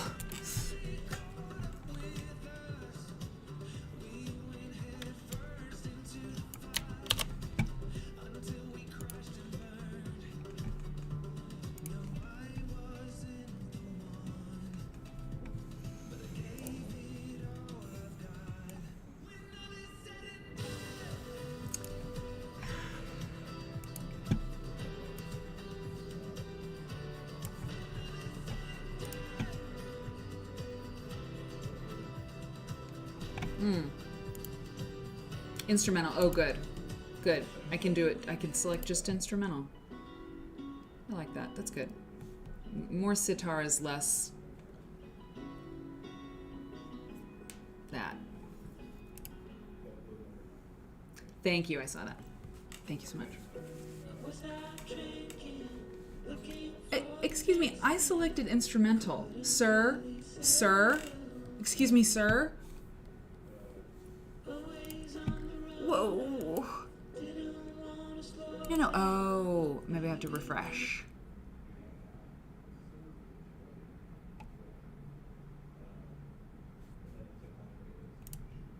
Great. Let's try that again.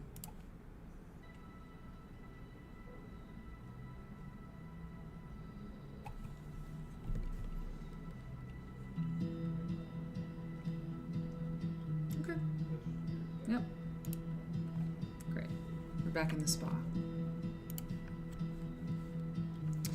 Mrs. Burrington, would you like water with lemon or without lemon? I'll take water without lemon. Excellent. And we have a selection of herbal teas here on the table. Please help yourself. And here's your esthetician now. Hello, Miss Burrington. What are your concerns today?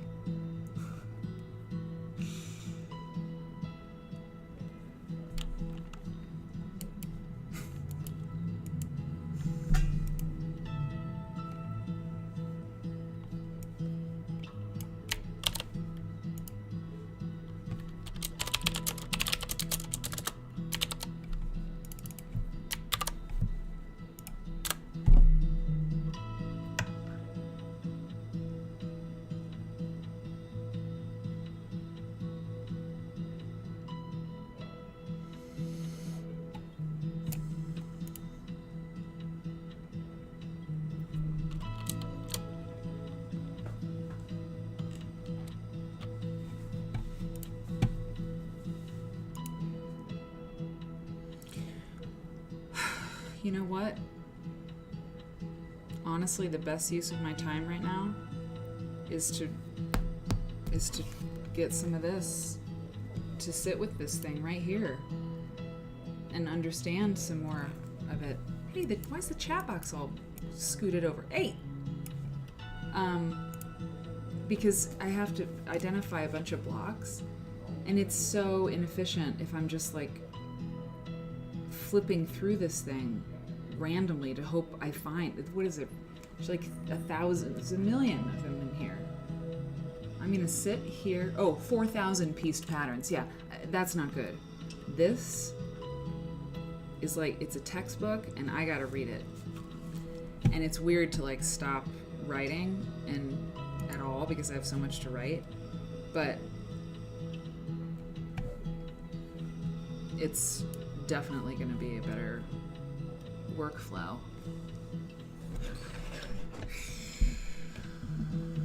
And enjoyable. So, all right.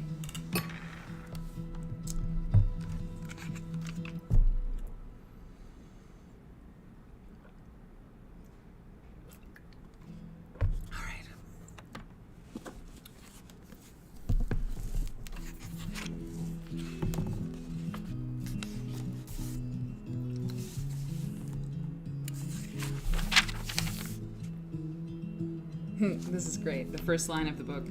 If Adam's task was naming the animals, it may be that Eve's was naming quilt patterns.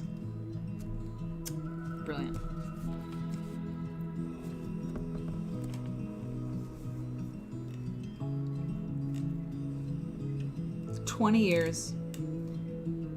Today, 20 years after I began indexing patterns, I find myself agreeing with Florence Pito's comment. You know what? I'm going to read this. I'm going to read it. You can tune in if you want, but reading out loud helps me with my reading comprehension. And it's fascinating, okay? So you just mute if you're not into it. It's the first edition. This bad boy. I got it a long time ago. First published in 93.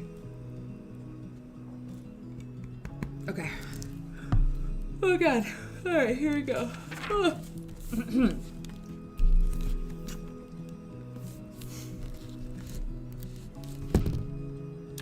that down just a little. If Adam's task was naming the animals, it may be that Eve's was naming quilt patterns.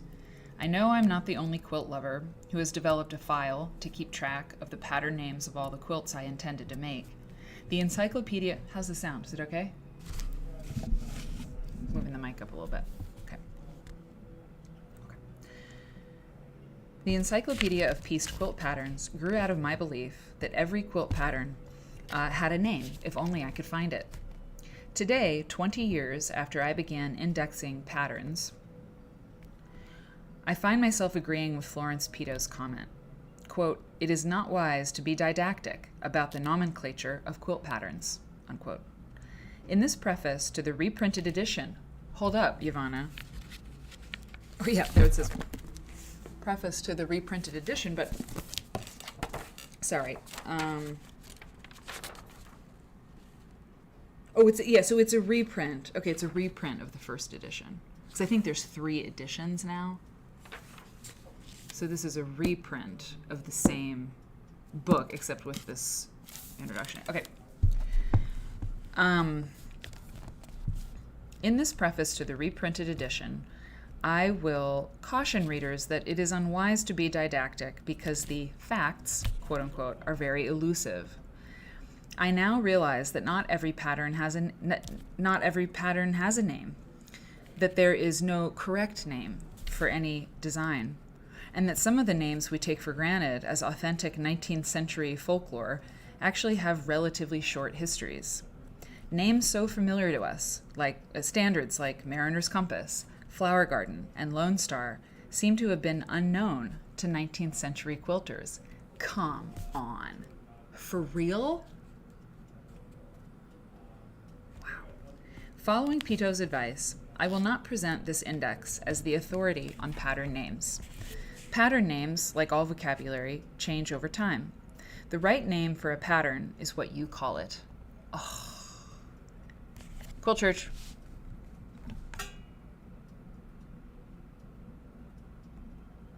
Hang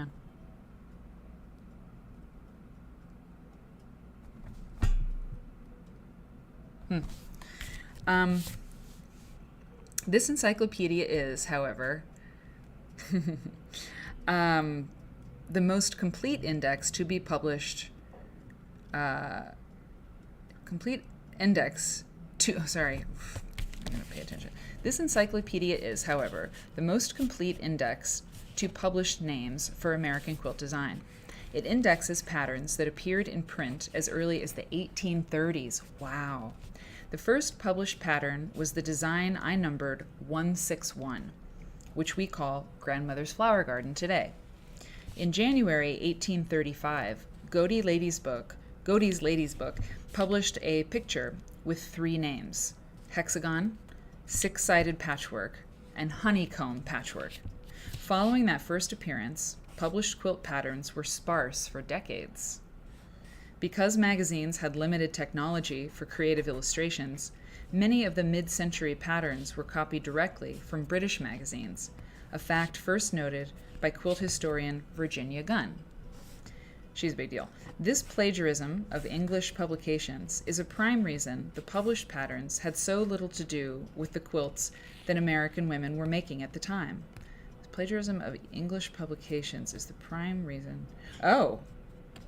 Published patterns. Wait a minute, I don't get it. This plagiarism of English publications is a prime reason the published patterns had so little to do with the quilts that American women were making at the time.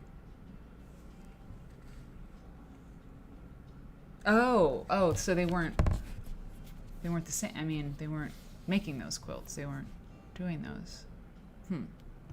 Interesting. Magazines printed patterns for pieced quilts constructed in mosaic style rather than in the block style designs favored by American seamstresses. Got it. The writers also often recommended silk fabric rather than the cotton calicos the quilters here loved. Of course, yeah, absolutely. Yeah, the British quilts, right? Lots of mosaic, lots of honeycomb, and a lot more like, yeah, silk. Yeah. I mean, you could argue, I mean, they had access to all of that. I mean, way earlier than we did over here. Interesting. I get it now, Padma. They're saying that, you know, that any of the magazines that were publishing any quilt patterns or illustrations were taken from British magazines. She used the word plagiarism not in a way to indict them or to, it wasn't used in a connotation of like, you know, in a really negative light. She's saying, you know, they plagiarized those. They took those from the British magazines, but they didn't have anything to do with what the quilters were making here because we made quilts kind of differently here, that it was more block-based and using cotton, whereas the patterns they would be running from Britain were all about hexagons and silk and things, you know? Yeah, trade routes, exploitation, But in the US, yeah, for sure. Yep. Okay. A reader looking for pattern names in mid-century publications is usually disappointed. For example, pattern 443, which has appeared in print since the turn of the century as twist patchwork, twisted rope, plaited block, and round the twist, was first published in Godey's in December 1851 under the generic caption Patchwork, Combination Designs. Let's see what 443 looks like.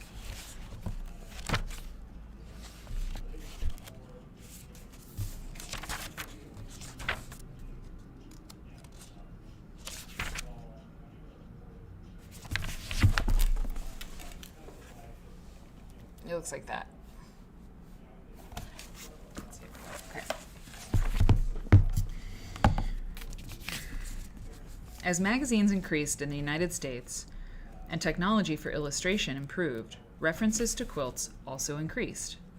In the 1880s, periodicals began to influence American design as they published pictures of new patterns, such as the fan, the log cabin, and the crazy quilt. During the 1890s, the number of patchwork features increased significantly in the needlework and readers' exchange columns of women's magazines and farm papers. These patterns reflected the look of American quilts. Drawings were of block designs. Instructions advised quilters to use cotton fabric and the running stitch technique rather than the English template method described in earlier decades. They're like, flick. Names for designs took on new importance.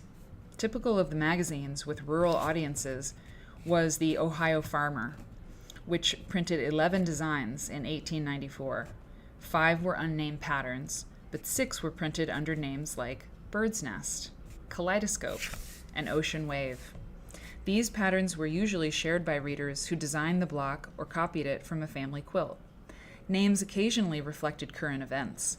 In 1899, the Orange Judd Farmer offered Dewey's Dream and Manila, patterns celebrating our victory in the Spanish-American War. Wow. In the 20th century, variety in pattern names became the standard. Elizabeth Dangerfield, in a February 1912 article in Ladies' Home Journal, reflected the interest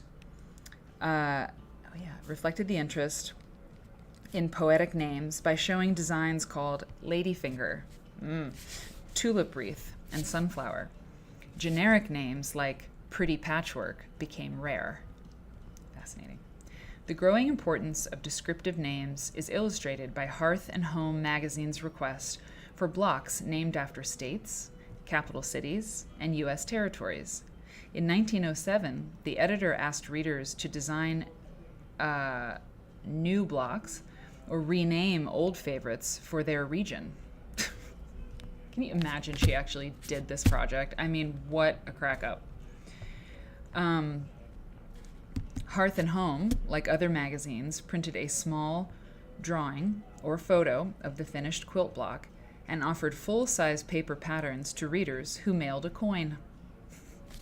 This combination of a pictured design and a mail-order pattern was the standard periodical format for years. Few newspapers or magazines included the actual pattern pieces. Many of the names in the Encyclopedia of Piece Quilt Patterns are from numerous turn-of-the-century magazines. My research included reading runs of national periodicals like Ladies' Home Journal and Successful Farming, as well as those with smaller circulations. Regional, ephemeral publications like the Rural New Yorker and Dakota Farmer were a good source for obscure patterns and names. Because I did my research while living in the Midwest, she's in Kansas still, I believe, I have focused on magazines from those regions. Recent work by pattern historian William Smith has made me realize that I missed many of the ephemeral series of women's magazines printed in Augusta, Maine, about 1900. These women's magazines and story magazines were important sources for patterns and pattern names. I did, however, include many patterns from two Augusta magazines, Hearth and Home and Comfort, which were well indexed in the 1970s. The mail order departments at the periodicals competed with companies that were exclusively devoted to selling quilt patterns by mail, while Montgomery Ward and Sears, Roebuck and Company were taking advantage of rural free delivery, nice, to sell American women quilt frames, fabric, and batting through catalogs. H.M. Brockstedt and his Ladies' Art Company sold them patchwork patterns from his mail order catalog that began in 1889. The pamphlet, which underwent many revisions, featured small drawings of 300 to 600 patterns, each captioned with a name. Score. Early 20th century catalogs included the Joseph Doyle Company's and Clara Stone's Practical Needlework. Because catalogs were revised and reprinted, and because quilters saved them for decades, the catalog names often were more durable than those recorded only in periodicals. In the late 1920s, metropolitan newspapers began offering pattern features. Oh yeah. Among the first was the Seattle Post-Intelligencer. That's interesting, Seattle. In which Prudence Penny, editor of the Women's Page, boo, I mean, whatever. Aren't all the pages women's pages? Anyway, Prudence Penny, editor of the Woman's Page in the Seattle Post-Intelligencer, began publishing an annual series quilt in 1926.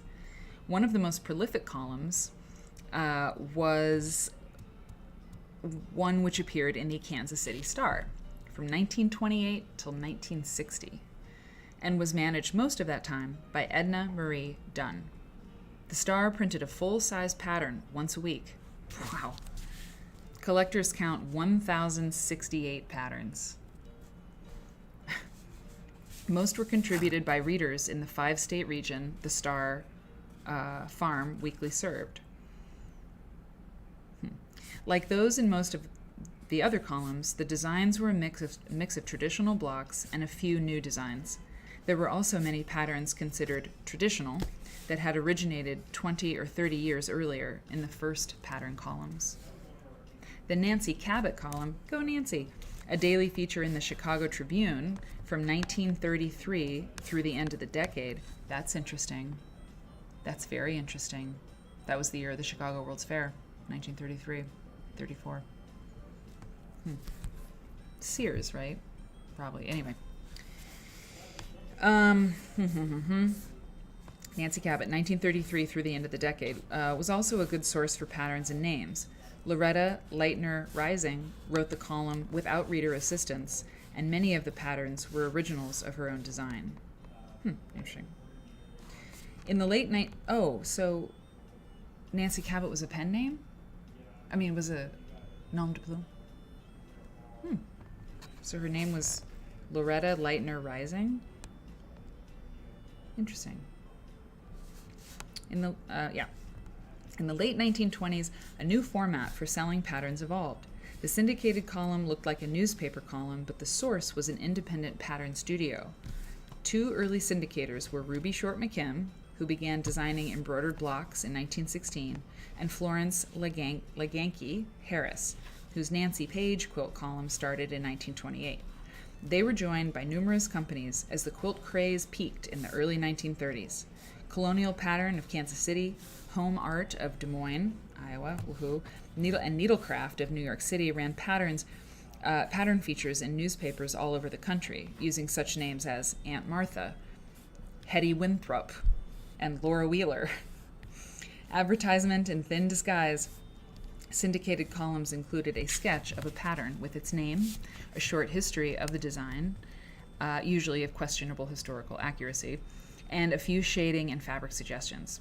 The reader who desired a full-size pattern sent a dime to her local paper, which forwarded the request to the syndicate office. Some syndicates sold single pattern sheets, others sold booklets of many. With pattern historians Joyce Gross and Questa Benberry, I have been listing pattern columns. At this point, in 1992, we have a list of 244 newspapers that carried pattern columns during the 1930s. During World War II, the features began to disappear, victims of the newsprint shortage caused by the war.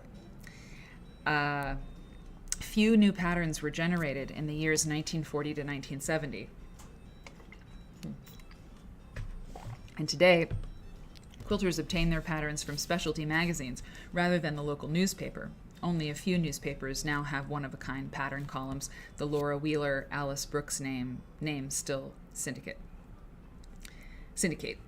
Because the periodicals published few names before 1890, many earlier names have been lost. For example, Tennessee quilters know what a 9 diamond is. It's a 9 patch set on point in a square block. She has a number of it. But few outside the region know the name because it was not published or indexed. Therefore, that name is not given in this encyclopedia. Some names went unpublished because they were inelegant or distasteful to the magazine editors. Burgoo Trollop, not Burgoo Trollop. Hamshank. You guys, there was a quilt block called Hamshank.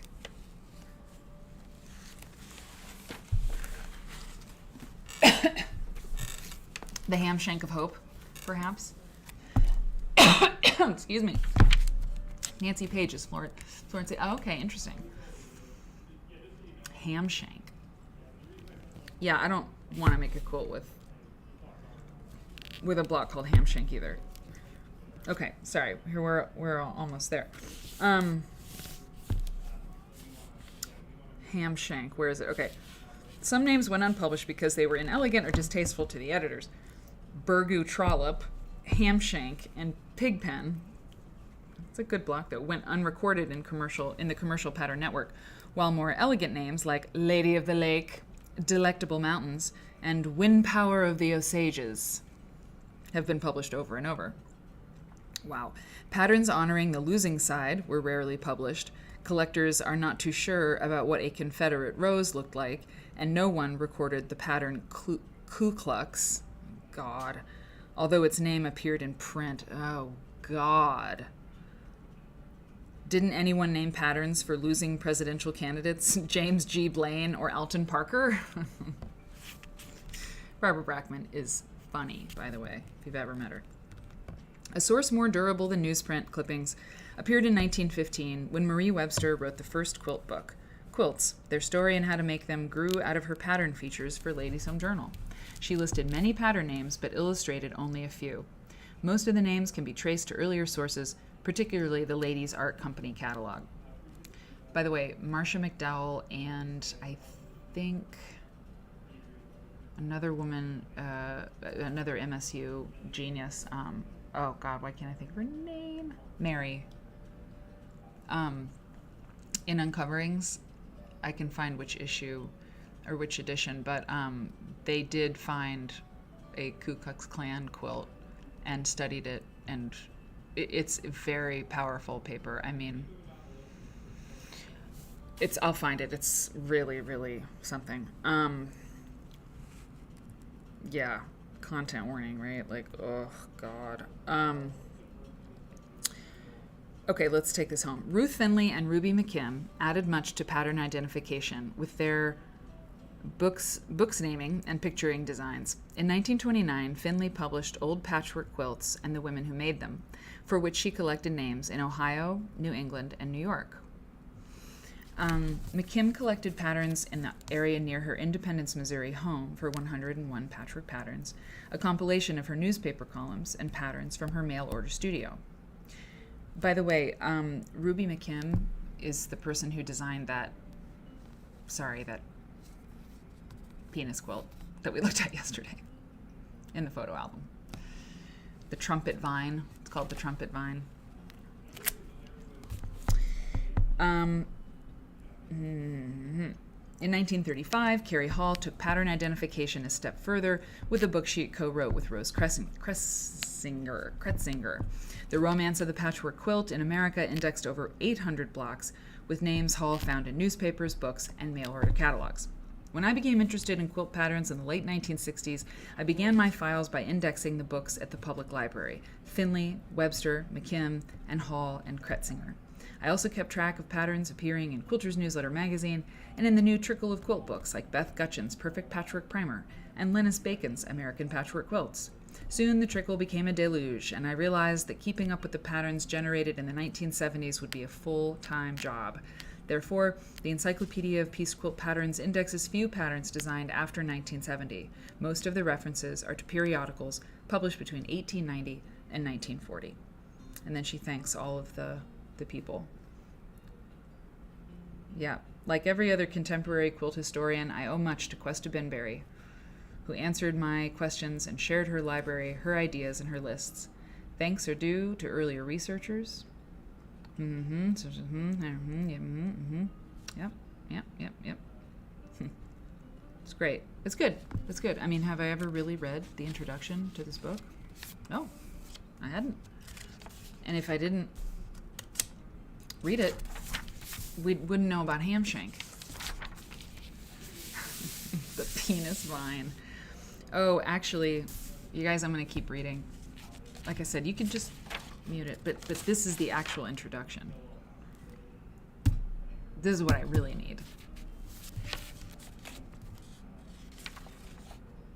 Okay, here we go. It's like a book on tape, you know, except a technical manual. Let me have a bite of my fake chicken. I have the last of the fake chicken today. It's fabulous. Okay, good, Renee. Excellent. You know what? Oh, yeah. I can't just sit here and read books all day, every day, but I could. You know what? I've never read either.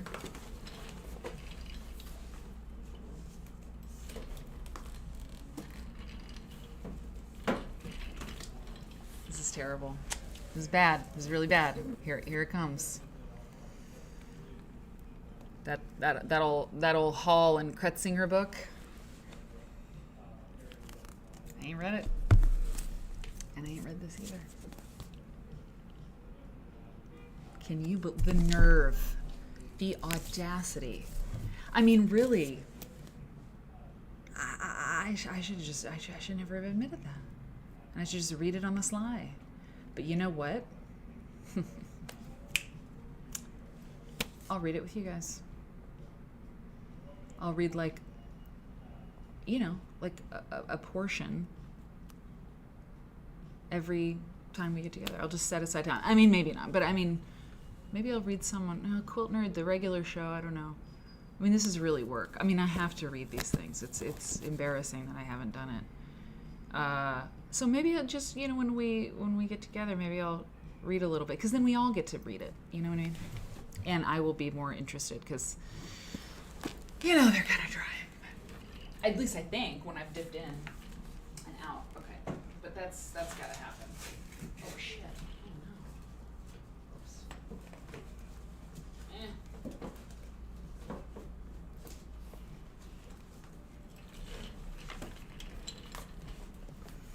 Yep. Okay, we're reading.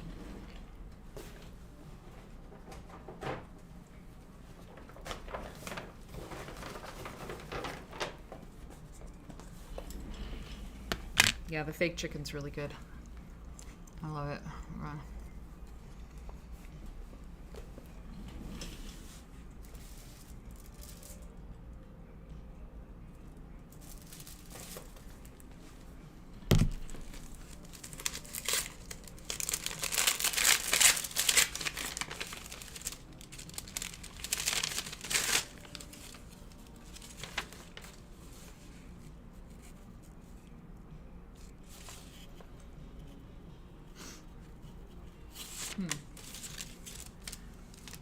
Oh, right.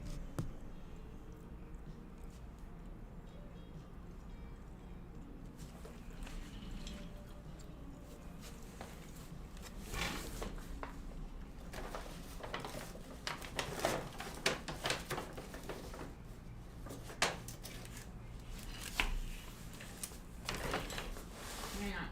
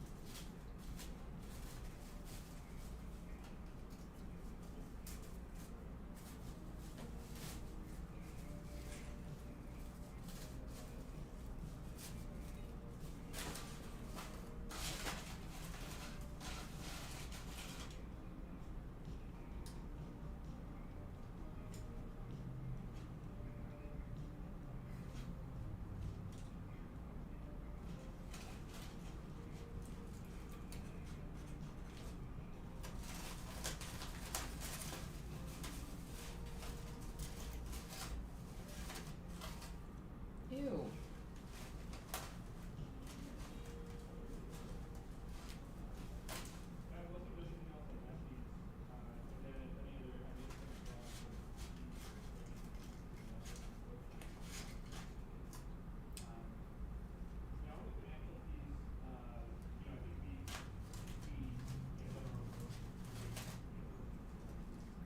Okay.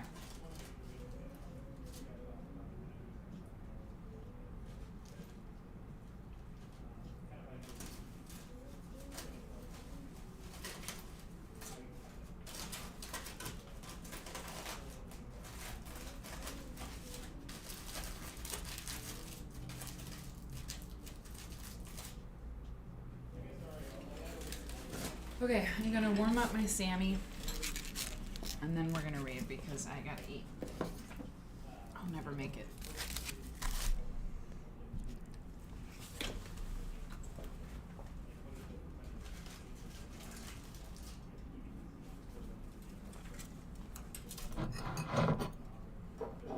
BRB.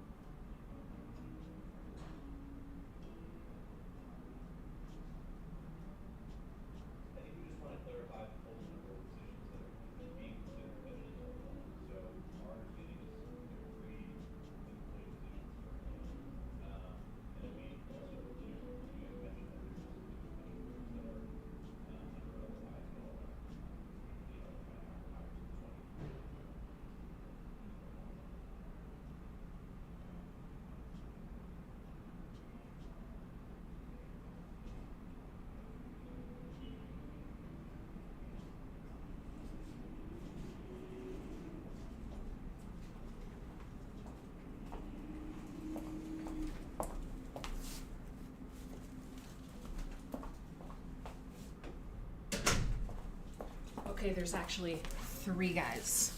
3 guys in there. And a big dog. We're really, look at all this space. They can't do this. But they did quiet down. Randy is quiet as a mouse. The other guy is also quiet as a mouse. But then, I don't know, just, we'll give them a chance. Maybe they're excited.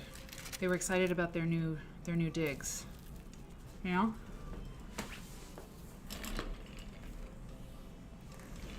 Okay. Drink and so in. It's good to see you. Yeah, Dee Dee. Bros be talking. They were really loud this morning. I was really worried, but I think it's okay.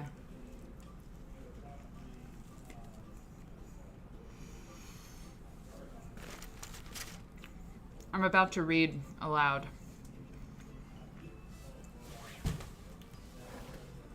From the Brackman thing. But I gotta eat first.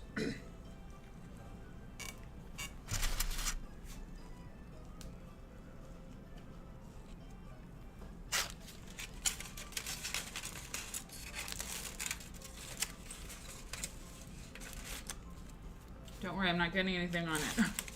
God.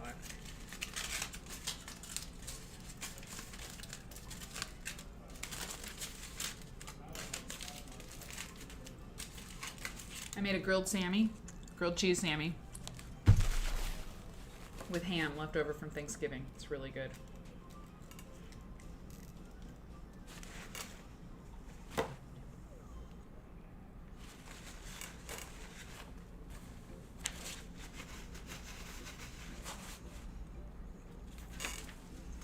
I'm not reading ahead, I'm just getting an overview. Oh yeah, this is good. This is good stuff. We're gonna learn. It's amazing.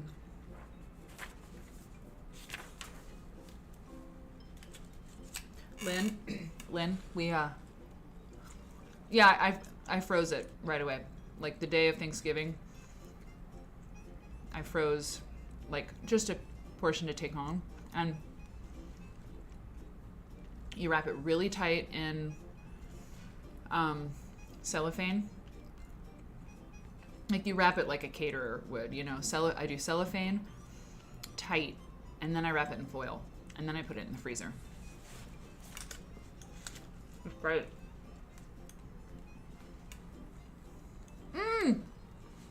Angelina, great. Congratulations.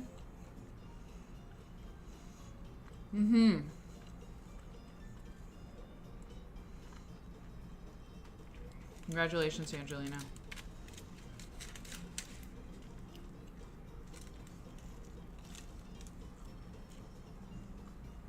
It's really exciting. Tomorrow's Friday? Well, we should celebrate anytime.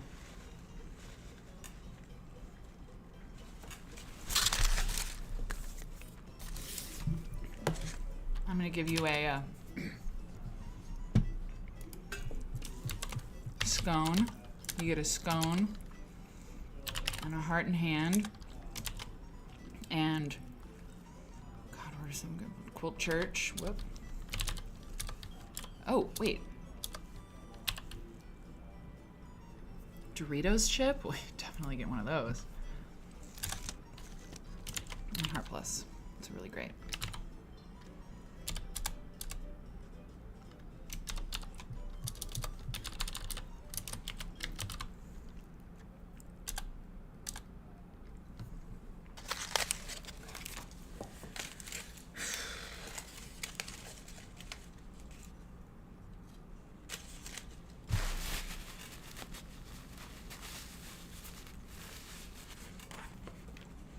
I bet there's somebody who's going crazy that I'm eating and reading, you know.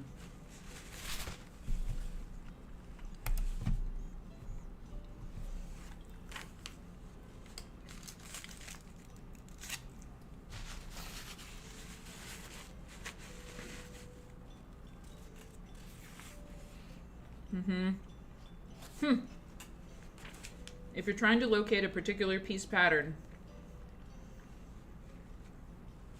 please be sure you carefully read the introduction on page 12 to 15.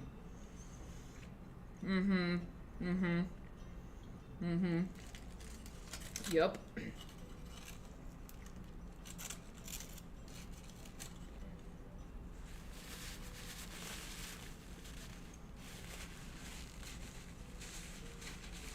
Wow.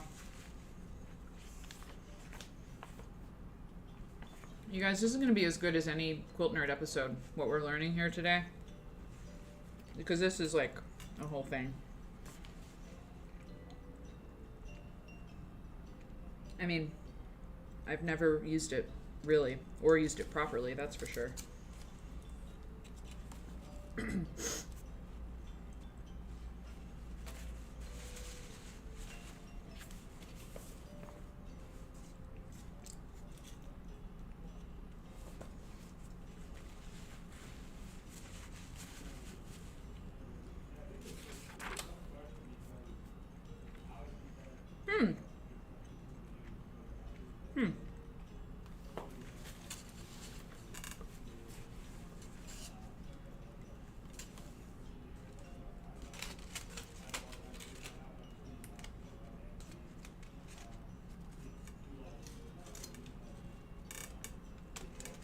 Ooh, there's a block called Bridal Stairway. That's cool.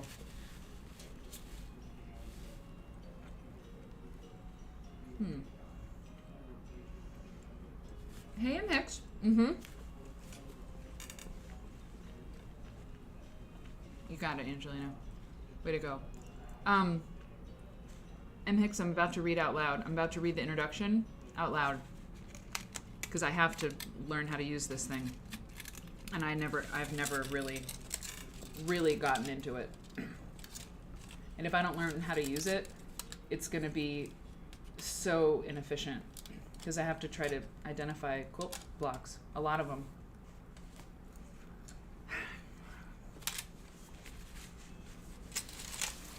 Blindly flipping through 4,000 quilt blocks, hoping I see the one that sort of looks like what I'm looking for. Not cool.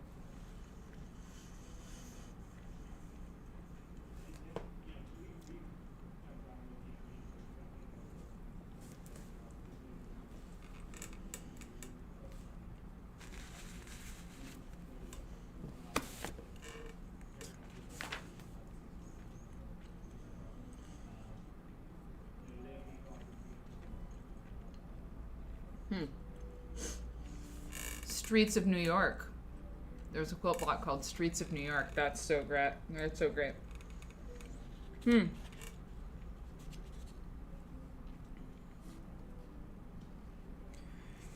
That's awesome. Oh, it's so cool too. Oh man. I wish they'd show up on the camera. But they don't.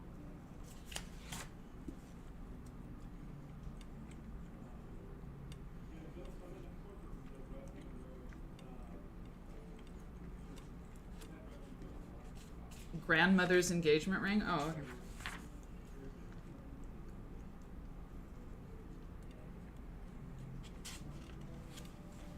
I'd like to think grandmother's engagement ring is because grandmother's getting engaged, you know?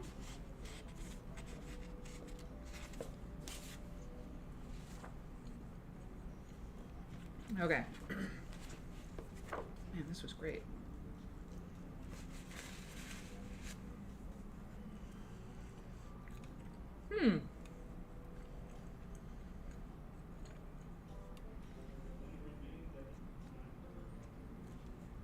Hither and yon. Wonderful. M. Hicks, we found a quilt block. We discovered a quilt block existed at one time called Ham Shank? What was it? Ham Hock? Oh my god, what was it?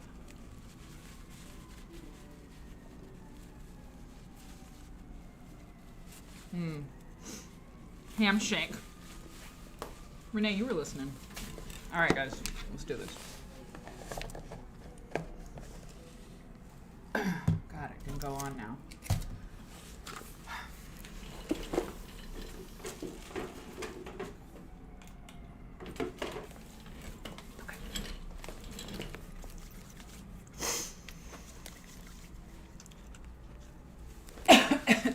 Hey, there's sugar cone. There's a lot of blocks name for food. Okay. Ham shank. God. At the show and tell, you know. And this is my latest quilt, ham shank. Actually, it's 2 blocks. I use the Trumpeter's Vine and ham shank. God. Where's our graphic designer? Please mock up a quilt with that penis-looking block that I shared yesterday in the photo album and ham shank. Although we don't know what ham shank looks like. Okay, anyway, let's do this. This is riveting, and I'm not kidding. All right.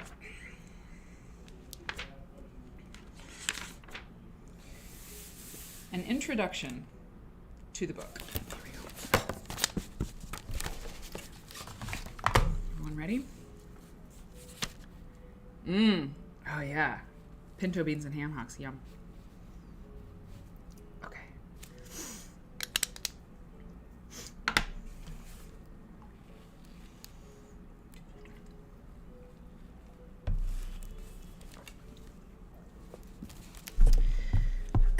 Me. An introduction to the book. Overview and instructions by Barbara Brackman.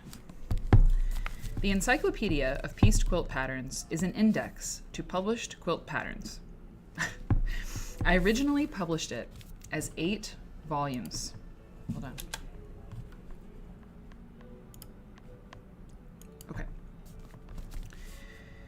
I originally published it as 8 volumes, issuing 1 volume at a time. I didn't know that. Did you know that? From 1979 to 1984, and later revised the first 2 volumes. This edition includes everything from all of those 8 volumes, Jesus, with revision for volumes 3 and 4. Okay, so Yvonne, hey Robin, I was extremely wrong about what edition this is, but it doesn't say, I don't see anything about it anyway. So I was wrong. Whatever the case may be. So, I guess it's the 5th edition. Okay. I could say it on the cover, AQS. All right. This edition includes everything from all of those 8 volumes with revision for volumes 3 and 4, an improved key for pattern location, and an updated cross-referencing system. Patterns included. Only pieced patterns are indexed.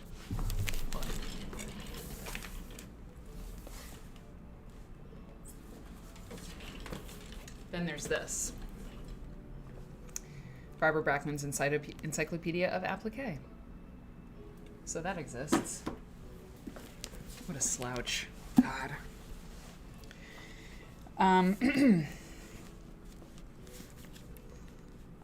Only pieced patterns are indexed. Pieced patterns with some applique or embroidery are also included, but applique patterns with a little bit of piecing are not. Applique designs are indexed in a separate book, the Encyclopedia of Applique, which will be published by EPM Publications. Designs that can be either pieced or appliqued have been included in both books. Patterns are shown with the shading arrangements the publication specified. If a color scheme seemed important to the design, it is also indicated. Numbering system. Pieced quilt patterns, specific methods of arranging pieces, indexed in the encyclopedia have been assigned identification numbers. These are now known as the Brackman numbers. The Brackman number, you know.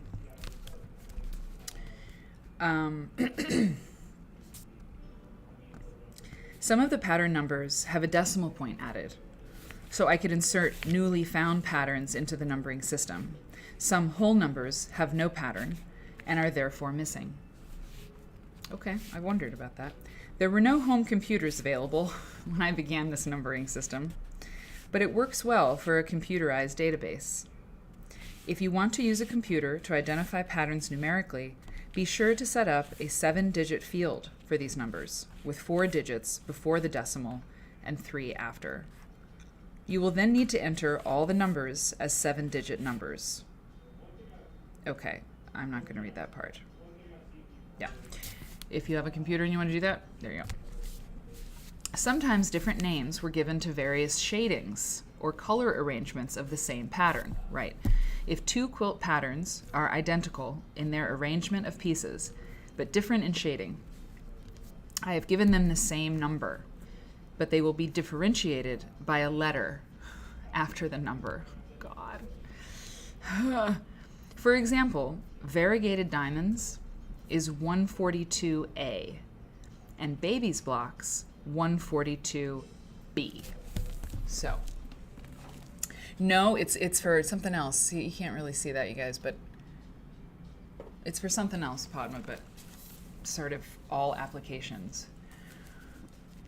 An original from 79. I mean, if it's super expensive, I mean, I don't know. These, every nerd should have one, really, because yeah, it's so. But I mean, is it really expensive? I mean, you don't have to say, but like, that's an original from 79. Well, the thing is, though, Yvonne, you might want a later edition because she's saying I updated the index or I have a better cross-referencing thing, you know. So maybe not. I mean, if you wanted to collect it because it's cool, then maybe. But I mean, I just know that when we did the Book of the Month thing for Quilt Folk, and it was the new edition of the encyclopedia, they were gone in a day, and we had like 300 of them or something, 400 maybe even 500. I don't know, but they were gone. Like people snatched them up. So, I mean, there's the most recent edition is like a couple years old, I think, and I mean, I'd probably get the newer one, you know, because she's not going to delete anything. You know, she's only going to add to it, I suspect. Anyway. Back to Brackman. If, on the other hand, two blocks make use of the same pieces, but the arrangement is different, the number I have assigned them will be different too. The two patterns shown below are considered two different patterns, and have therefore been given two different numbers. I'm taking a picture and putting it in the album. Because this is, I mean, I don't know, maybe people are just listening, and that's fine. That's fine, but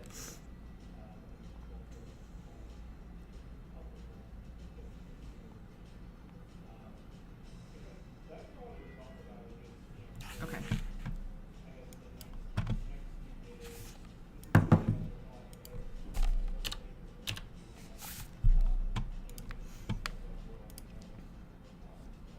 Yay! That's good. Okay. I just want to show you that because it's, I don't know, it's just like, gives you a sense of what we're doing here. What are we doing here? Okay.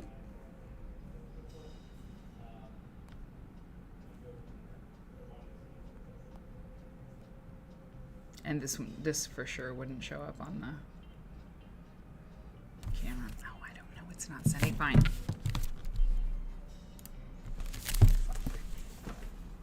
Okay, yeah, you can see it. Okay, thank goodness. So she's saying, you know, those two blocks, those are two different blocks. I mean, they each have their own number, even though there's very little difference there, right? Oh, God. 20 years. You know, anything worth doing takes time. 20 years she worked on this. Oh, my God. Back to this. All right. So if, on the other hand, two blocks make use of the same pieces, the ones I just showed you, okay? Okay, hang on. I gotta call it back.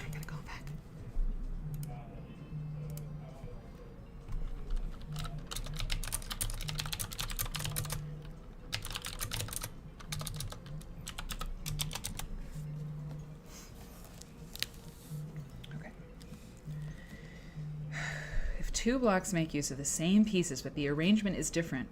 The number I have assigned them will be different too. The two patterns shown below are considered two different patterns and therefore have been given two different numbers. Some writers and designers modify patterns to make them easier or faster to piece. When patterns have been modified in this way, They are included under both categories with a cross-reference. For example, Cheyenne 298 and 2113 is shown as an 8-sided block or a square block. I gotta tell you, I'm in the weeds right now. I mean, it's my first reading through this, but like, it's pretty dense stuff. I don't want to sound like a nitwit here, but it's like, oh my God. Pattern names and their published sources. Each pattern in the index appears with not only its ID number, but also its names, like its name or names, and the published source or sources. Often there were several sources for a particular pattern name, but in the encyclopedia listing, I have included only the earliest source. Okay, that's interesting. I'm going to make a little tick mark next to that. For example, both the Ladies Art Company's catalog and Carrie Hall and Rose Kretzinger's Romance of the Patchwork Quilt in America call pattern number 1130B Devil's Puzzle. Can you hear the guy next door talking about his goals? I pray they get a rug and like some furniture so it's not an echo chamber in there. Okay, anyway. I'll just talk really loud also. Okay.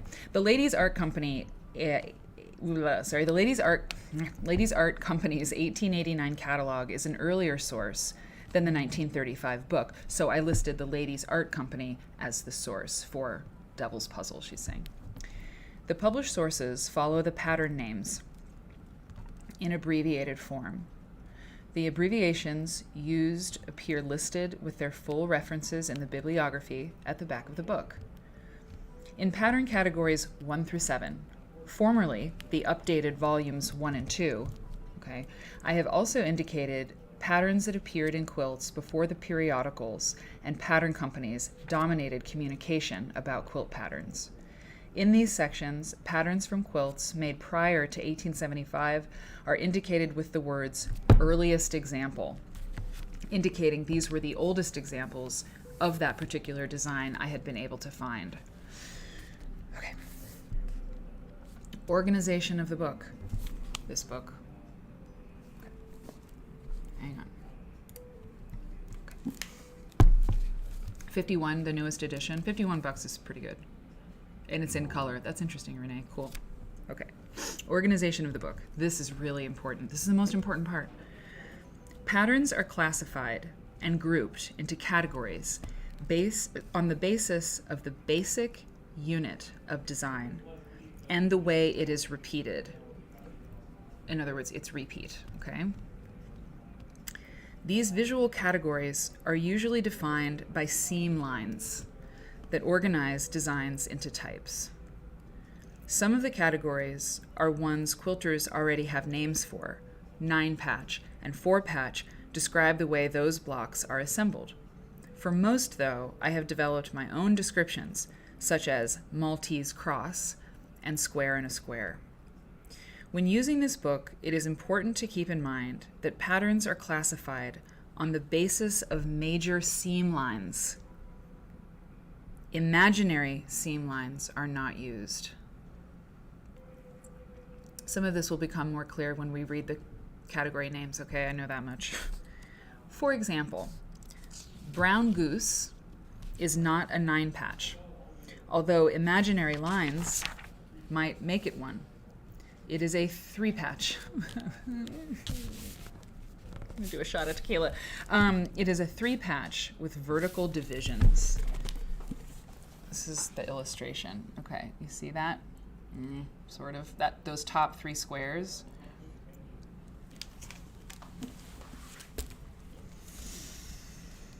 Within each unit of classification, patterns are generally listed from simple to complex. You know what I could do? I could set up a second camera. But no. I can't do that right now. So this is like the simple. There's the simple, and then the more complex version of it, and then the most complex. Okay, so I'll read that again. Within each unit of classification, patterns are generally listed Okay, from simple, got it, to complex. Right, that's really helpful because I was looking earlier for a very simple, pattern for this one block, right? And I didn't know that they go from simple to complex within each category. So I've learned one thing already about looking for a lot of the quilt blocks I'm looking at for. They're going to be in the beginning of a category, probably, you know? That's what I do. I invented Post-its. Okay. Patterns with curved pieces generally are included last within each category. Interesting. Locating an illustration of a pattern when you know its name. Okay, so she's giving like different, yeah, okay. Locate, it says, how to locate an illustration of a pattern when you know its name. In the encyclopedia, patterns are indexed, both visually and alphabetically. One can easily use the alphabetical index of pattern names at the back to find a pattern for which the name is known, right? Grandmother's Flower Garden. You look up G, right? That's easy, Barbara. All pattern drawings are presented in numerical order, beginning with pattern 111 on page 22. And the last one listed is numbered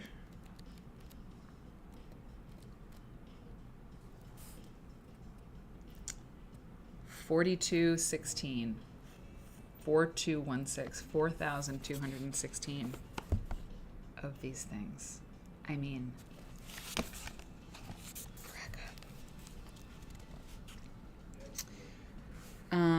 okay. In the upper right-hand corner of each right-hand page, you will find the range of identification numbers that will be found on that particular page. Locating a pattern when you know what it looks like but don't know its name. The main index for the book is a classification of patterns by the way they look. With this index, you can find the name of an unknown pattern. That's what she says. The key for locating patterns on page 16, we'll be reading that, will direct you to a specific category, where a category key will help you locate the best pages on which to look for your pattern. To use the key to find a pattern, you will first need to determine what the repeat in your design is.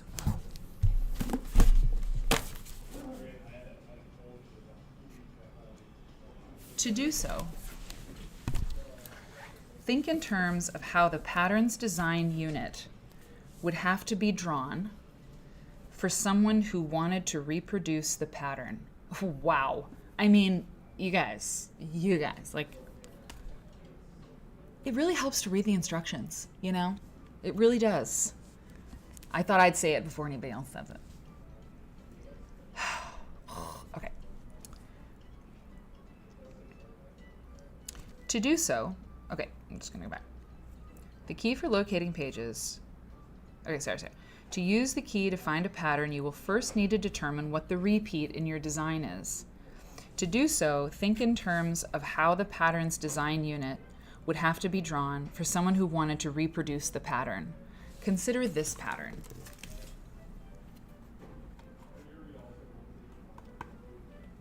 Okay, it's got like a lot of half square triangles in there. Okay. I know you can't really see that very well, but I gotta show you. It's illustrated after all. You might decide that the basic unit of design is a half square triangle. However,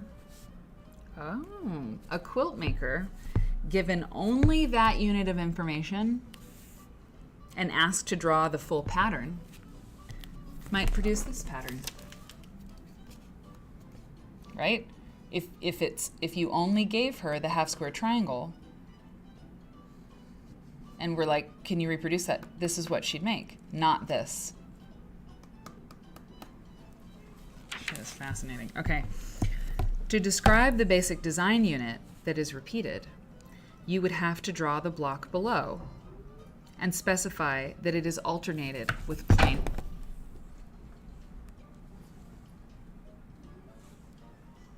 blocks. excuse me, gentlemen. I think it's the dog, which is fine. I think the dog is like wagging his tail and hit the door. Please, God, don't let it be a thing that this is whatever. Okay, so to describe that, I mean, that's, you would say,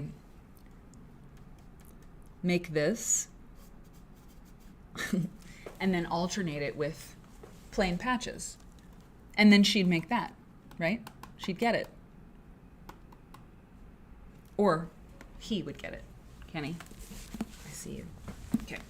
And our friend Mark and all of our male friends, who we love. And I've met Kenny and he doesn't talk loudly, which is really nice. They've gone to lunch. A reprieve. Okay. Anyway, I hope they don't drink beer at lunch. That would not be good. To obtain the repeat, because she's saying you have to identify the repeat in each block. That's the first thing you have to do. It makes sense. Oh, thank God. Angelina says it makes sense. No, Marianne, this is, I know, but no, it's totally fine. Right, okay. To obtain the repeat, think in terms of isolating the least amount of information necessary to reproduce the pattern. To obtain the repeat, think in terms of isolating the least amount of information necessary to reproduce the pattern.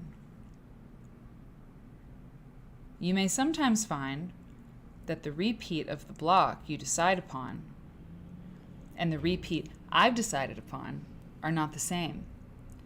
This is a particular problem with quilts that are set in an all-over pattern. Hold on. You know what? Hold on. This is really good stuff. I'm gonna setting up a second camera that's on the book is not hard. I know what I'm doing. I'm gonna do it because holding it up is not. It'll be so much easier on your screen. It'll be easier for me too. So hang on.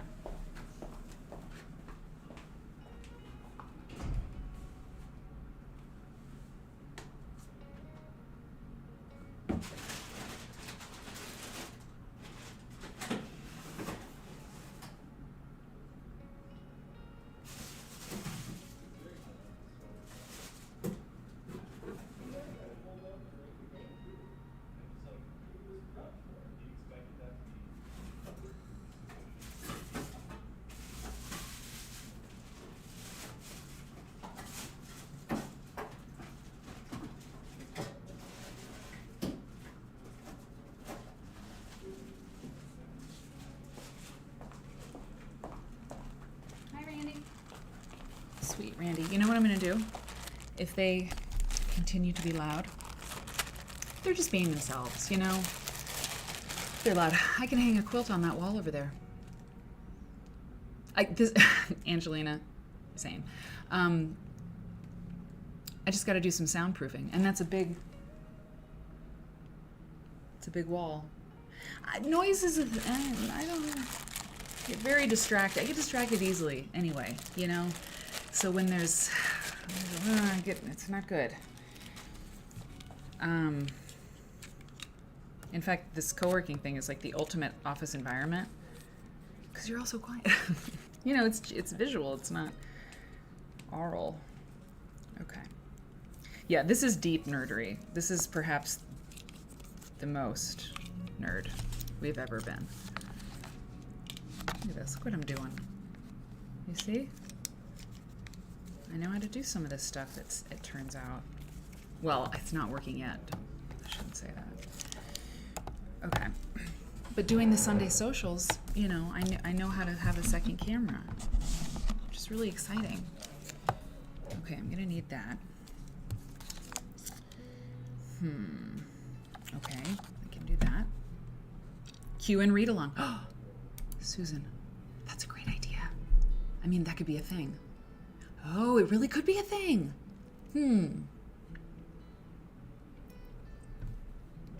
That's good. Nice. Padma, that's great. Okay, got it. All right, sure. No problem. So I gotta undo that. Okay, just a minute. It's gonna be way better for everyone.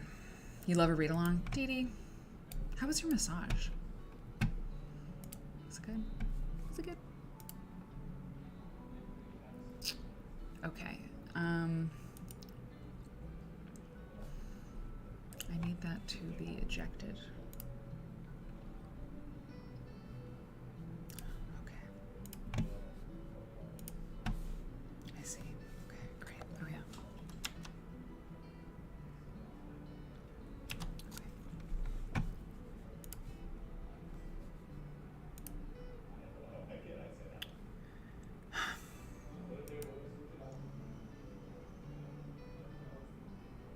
Oh, I know what to do. Okay, here. I think this will work. I think.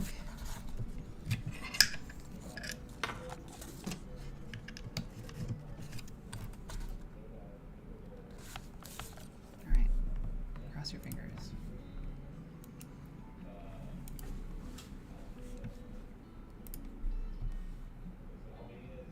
The hot stones were awesome. You know what I love? You know my favorite spa treatment, though? If I have my druthers, I love a great... It's like I use all the tools on me. Microblade, or whatever it is, you know. Acid, all of it. Give it all. I want it all. I want it all. Let's see. Okay, adding a camera here. Work little camera. It's not that great of a camera, but we don't need a great camera. We just need a camera. Okay.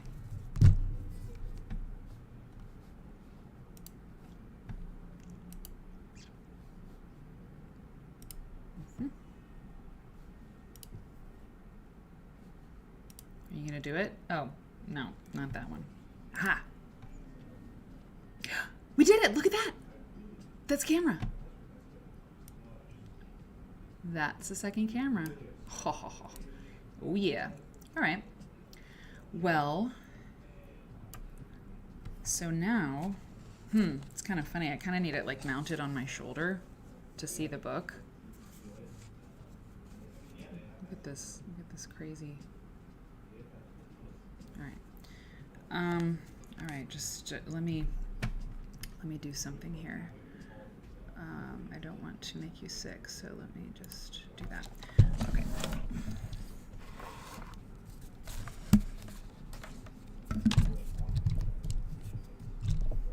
The camera on my computer is really bad. I think I'm... Eric, if you're out there, darling, I think a new desktop computer needs to be, you know, out there on the wish list. Okay, not on the, yeah, anyway. Okay, so here we go.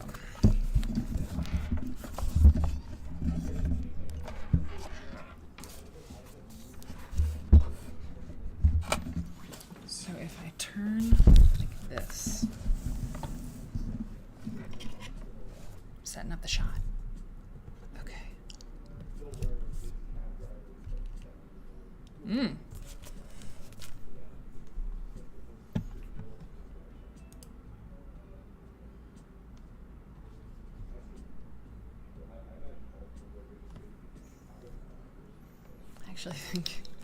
I actually think this is the way on my shoulder.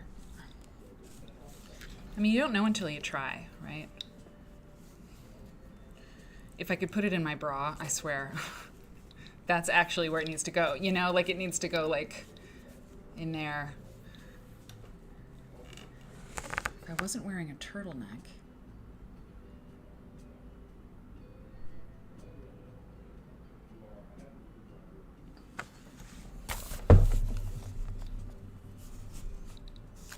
Does it work?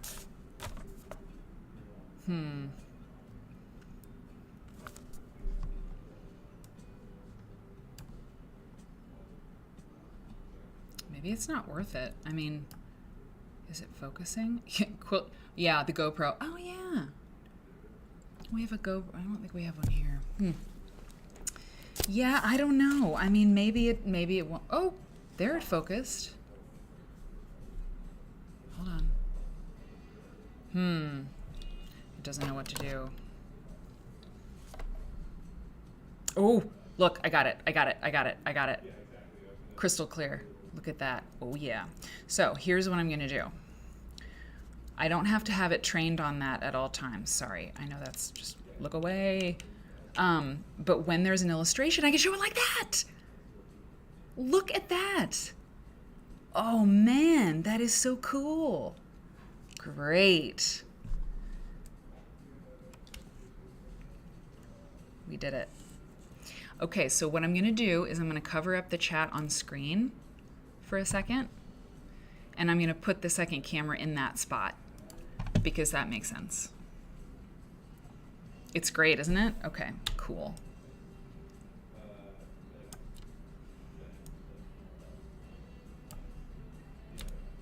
Tech on the fly. All right. And I don't have to turn, oh yeah, and this is much better because I don't have to turn the book a weird way and like read like that. Okay.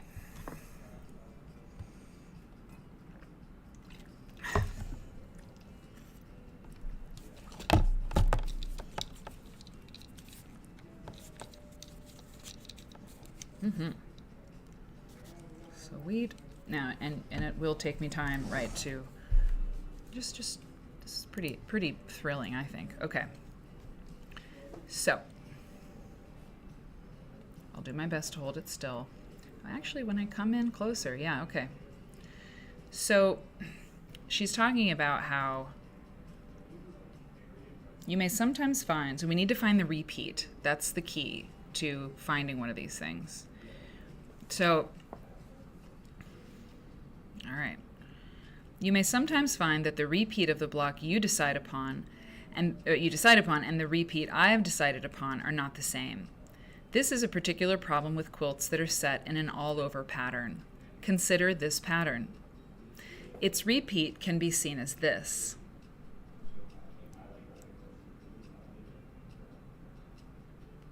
Okay. Oh, God. Or this.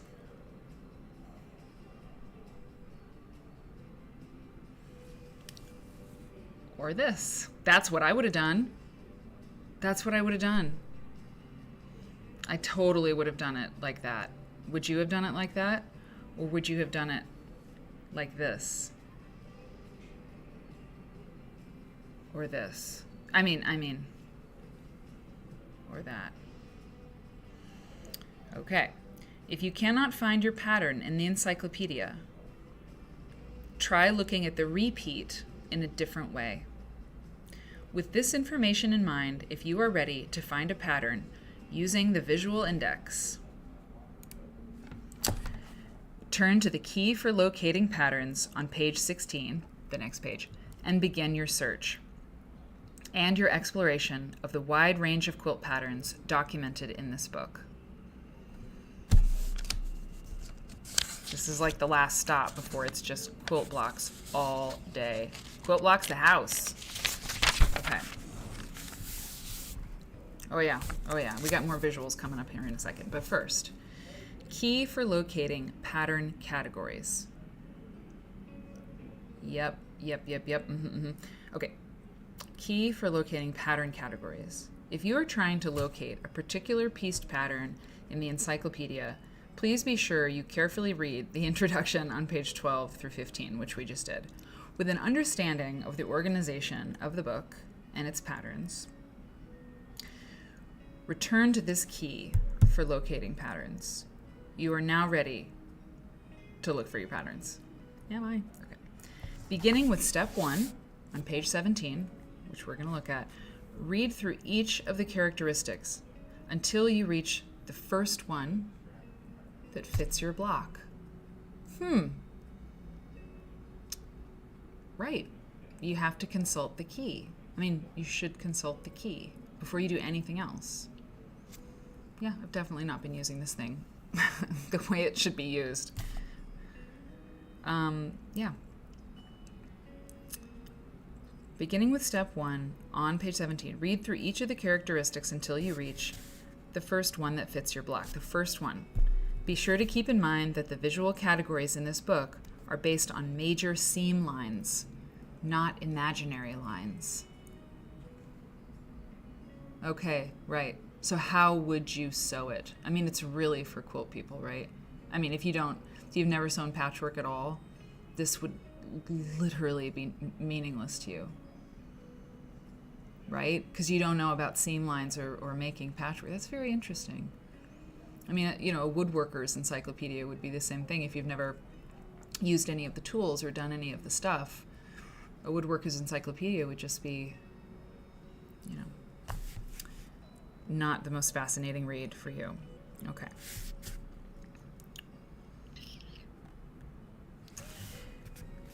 When you find a characteristic that fits, follow the instructions in italics, which will either send you to another step or to a specific category in the book. When you are directed to a specific pattern category, you will be sent to the category's table of contents and key. You can then use the category key. Hold on, I gotta. When you are directed to a specific pattern category, you will be sent to the category's table of contents and key, right? So when I tell you, or when you determine that it's maybe a 4-patch or something, go to the 4-patch section, and there you will find, the category and the key. Okay, the table of contents and the key, okay?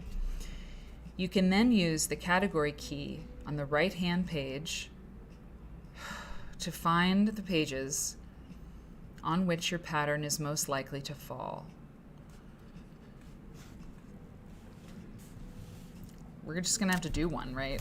I mean, work with this key the same way you do this key for locating patterns. Okay, so this key, and then there's all these little keys.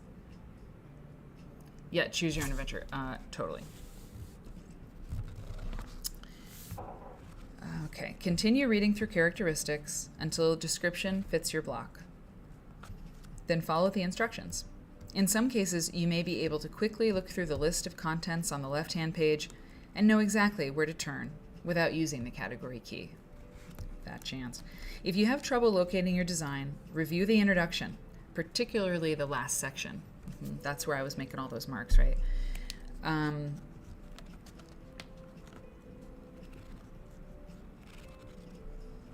You may need to look at your block in a different way. Often the repeat in a block can be seen in several ways. That's one of the reasons there are the great numbers of interpretations and variations indexed in this encyclopedia. Best wishes for all of your searches. All right, let's look at this thing. Okay. Got my little second camera here. Try to keep it as still as possible. Okay, so step 1. Okay, if the pieces are not organized into square blocks, okay, but they are organized into blocks, see non-square blocks, page 36. Okay, right? And so those are non-square blocks, right, on page 36. That makes sense. But then you go back up to, okay. But then if that's not it, you go back to step 1, right? If the pieces are not organized into square blocks and there is one shape that is not a square repeated over the surface of the quilt, see 1 patch, page 20. Okay. And if you're like, no, that's not it either, then you go, if the pieces are not organized into square blocks and random shapes in no organized pattern make up the design, you will not find the pattern in this book. Uh-oh, you're dead. Game over. Crazy quilts have not been indexed. Well, can we blame her? No. Okay, but if that's not it either, it's like, okay, well, my pieces are not organized into square blocks, but the top is made of pieces organized into strips, and these strips alternate with unpieced strips to make up the design. See strip quilts, right? Because that's not square, that's strips, rectangles. But, or if the, okay, so step one, if the pieces are not organized into square blocks, and it's none of the other things, and the pieces form a repeat, but it is not organized into strips or blocks, see multi-patch patterns.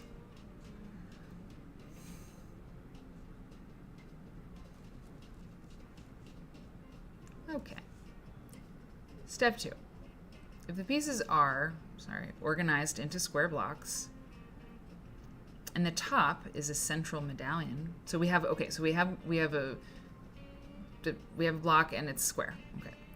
And if they're square and the top is a central medallion, organized so that the whole top must be seen to understand the design repeat. See whole top designs.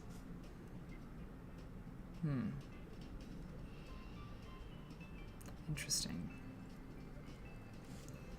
If the pieces are organized into square blocks and the repeat is two separate square blocks, which may each have a name of its own, but which when combined form a distinct pattern with a new name, see 2 block, page 138.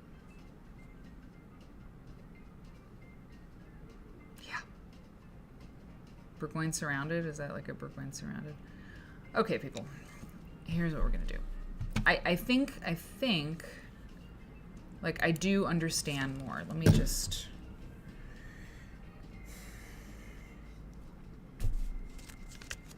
I mean, here's what I'm understanding so far. Is that you need to use the key every time, right? Like if I have a block, which I do, and I want to know what its name is. I'm just reviewing out loud. That's how I have to do it. So I have this block. I go to the key and I read about, like, I find, so I'm like, yeah, okay, the pieces are organized into blocks, square blocks. So I go to step 2, they're square, okay? And I'm like, yeah, the repeat which makes up the pattern. Wait a minute. That's not true. So I need to find, when I have a block, I need to look at how it's made or where the seam lines are. Yeah. And we do that all the time, right? We analyze quilts all the time on the show and say, how would you make that? How would you put that together? So that's not, it sounds kind of daunting, but if you've made more than a few quilts, you kind of know, we're talking patchwork, obviously, it's like, you kind of know what's going on with construction, right? So you figure out the repeat, or you figure out, you figure out how it's made. And then, the repeat, okay. And you have to find, that was so interesting about, like, think in terms of how the pattern's design unit would have to be drawn for someone who wanted to reproduce the pattern. And, like, you just couldn't, if the only piecing in the thing was a half square triangle, that's fine, but you can't just draw a half square triangle. You have to, you know what this kind of learning does? This kind of stuff makes me so sleepy. It's like homework. And I just get, like, really... I have to drink some water. I mean, it's like math or something. A little bit.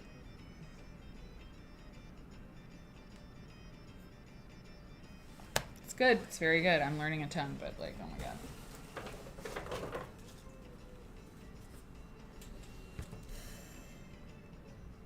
Are you with me on this? Get up and stretch or get some tea. Yeah, this stuff is dense, right? Yeah, I'm glad yeah. I was, I don't know. I can, art class, writing, I don't get sleepy when I'm writing, but, like, This is a textbook. It's an encyclopedia. We're reading an encyclopedia. And what's really interesting about it is it's this visual thing. You know, fully visual. It's like medical diagrams or something, I guess. I don't know. Some of you do know about that. I don't. Oh my God. Okay, I need a glass, so I'll go get that.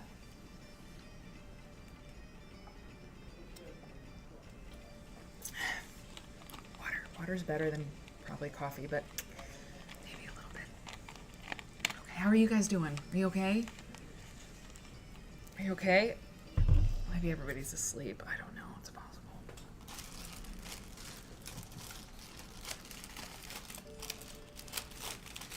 I had ham today, and we talked about ham shank, the ham shank quilt pattern.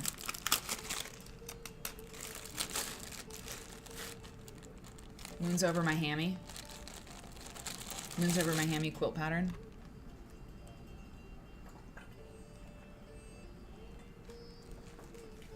All right, I'll be right back. Oh, God.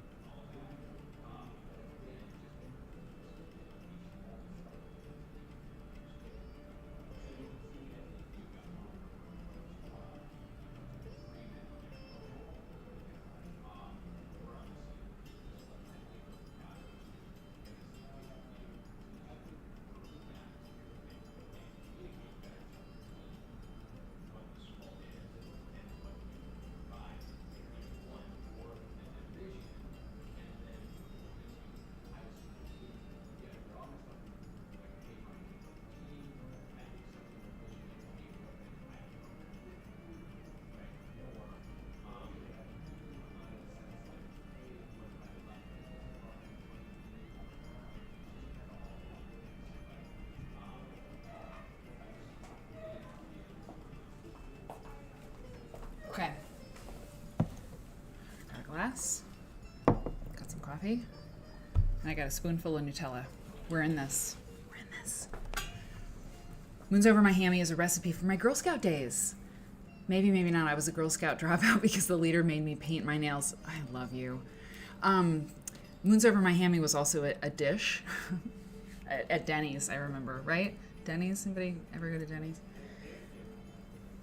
In high school, you know, we would go to the Denny's and sit for hours, you know, just those poor waitresses. God, you could smoke at that time. Do you think we smoked clove cigarettes and wrote slam poetry? We did at the Denny's. Oh, that's good. Yeah, quilt nerd. Ooh, quilt nerd quilt flashcards. That's a good idea. We have a lot of good ideas in here. Okay. I'm gonna eat this Nutella. I just got a little bit, you know? Okay.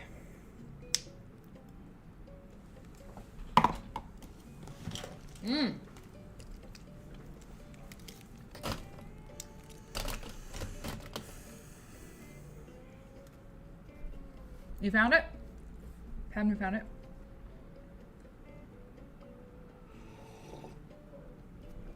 Cake remembers.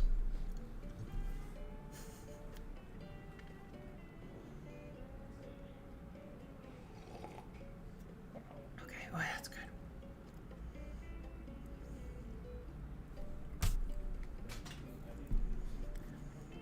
You know, if we have these new neighbors, Hope!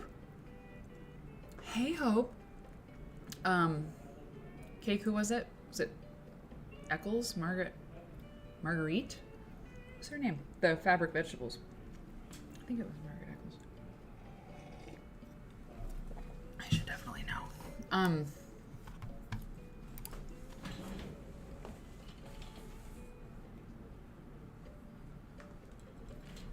Cake will probably find it faster than me. There it is.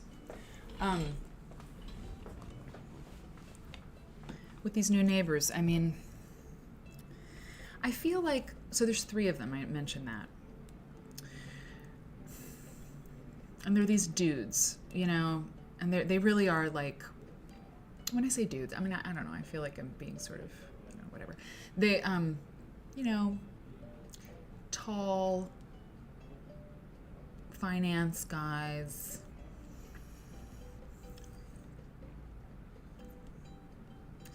Let me put it this way. The office needs a woman's touch. I mean, it's just like them, their laptops, and their awesome dog. Okay.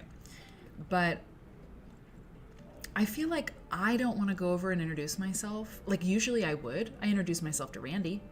We love Randy. It's right over there. He has great glasses. Anyway. But like 3, I'm a little, not intimidated. I'm not intimidated. And like, probably I will go and say hello at some point, I guess. But like, I don't know. It just feels a little bit, I don't know. I just feel a little like uncomfortable being like, hi guys, you know? Then I have to slurp. Oh, God, maybe that was really loud. A little coffee, from the coffee machine. It says double espresso, but it's really just like a half a cup of like strong coffee, which is good. So, you know, I don't know. I don't know. I feel sort of on display or something. If I was like, hi, guys, because they're all going to be like this. You know, and I just don't want to do that anyway. But that, they're moving in, we should meet each other, but I don't want to do that. Whatever. They should be gentlemen and say hello to me, right? I'm not going to worry about it.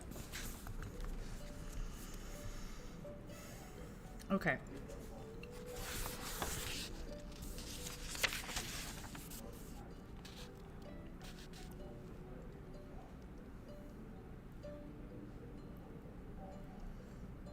This is really interesting. I mean, it's really written for people who know how to sew patchwork. I can say hi first, right? You know? Or maybe not. They'll stumble in soon enough, right? I mean, yeah. Yeah. It's interesting. You know, oh, here, well, you know what I could do? If it gets weird and they're there and we've just never said hi to each other, clearly I do want to meet the dog. I mean, I want that dog in here.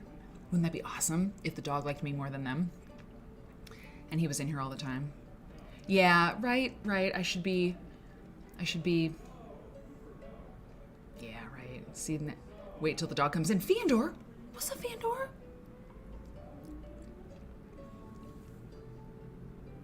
I'm glad you're here.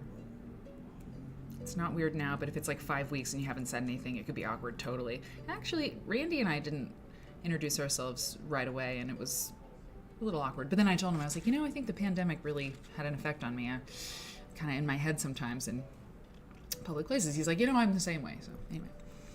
Molly, bring them some Monster Energy drinks. Hey, guys. Who wants Monster Energy drinks? I just had a feeling you wanted some. Oh my God. The dog is a good icebreaker. It's the perfect one. Walking with a milk bone in my pocket, that's good too. Tell them my puppets want to meet their dog. You know what? That actually, I'm a little concerned now. Because there's a very thin, you see the thin line over there? Between love and hate, the thin line. Look, that, right? That is a small break in the frosting of the glass. They can see me. If they look in there, they can see me clear as day. If I look in there, I can see them clear as day. And you know what? I love him. I love him. And I love her, okay? And until this very moment, we could be all together with these guys, unmolested. And doing this stuff makes me really happy. And I know the right answer, which is like, who cares what they think? However, this is calling forth some old pain, because I was always weird, right, in school. Imagine, and none of the boys cared about me. And I don't want their attention. I mean, this is, but it's like, I'm going to be like the weird girl again, right? Which is good. I know all the things. I know all the right things is that I'm, I want to be unique and original. I do. I don't want to be like everyone else, clearly. But I was not popular. I was not lowest on the totem pole in school. But I mean, this kind of stuff, the boys didn't know what to do with me. Ugh, their loss. I was dying to kiss and make out. The dog might attack the puppet or love the squeaker. It's true. They also might be nice guys. Stephanie, I'm not just saying that, you're a very gracious person. Like, it's happened before where I'm like, I bet this is going to be this way. And you're like, it might be good. I don't know. I know you well enough to know. That's like a very Stephanie thing to say. They might be really nice. And they might be, even if they're loud and dude bro-y. Totally. Molly likes being the weird gal. Yeah. It's fun when the normies are impressed with the coolness that comes with being weird. Absolutely. And I figured that out finally. But they're gonna, see the Muppet, the thing.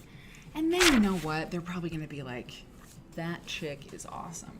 I don't know. It doesn't matter. I know it doesn't. But it just reminded me of school, the jocks just being like, whatever, It's just old stuff. It's no big deal.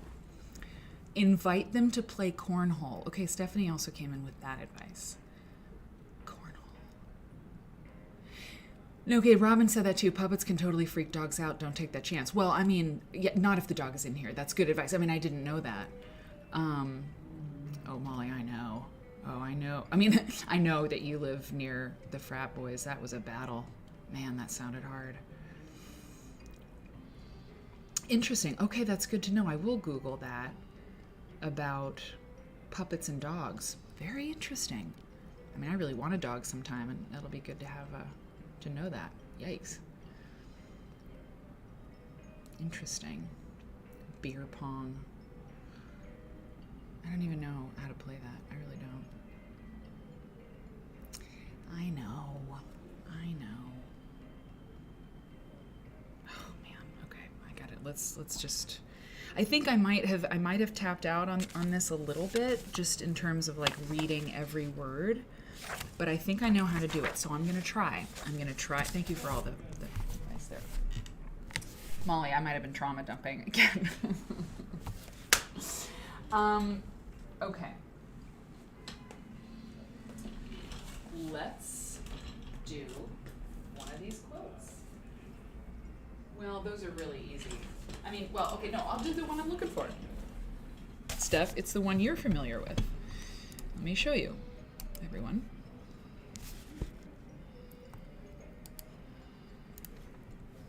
And some of you might know the name of this, right? But I don't, and let's use the encyclopedia to figure it out. I'll put it in the photo album, okay?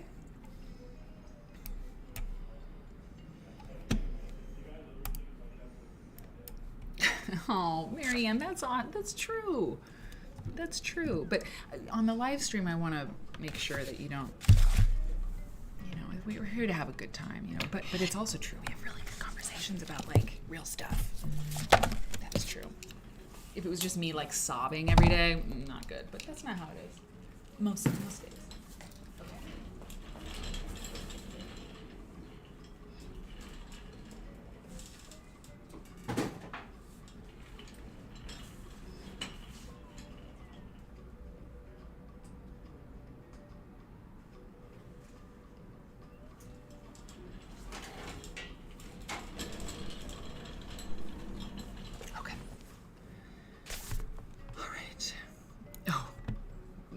is a superhero in that neighborhood. Okay, so the photo is in there. I need my keyboard.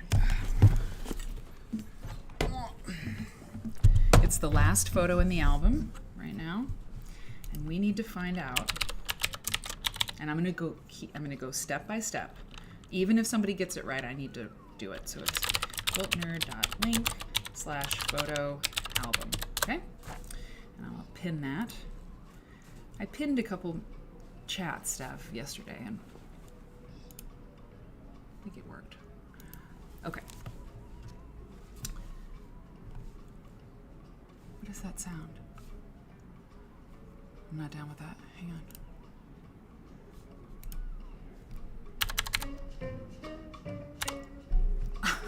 This song is called Sneaky Sonia. No. No. Okay.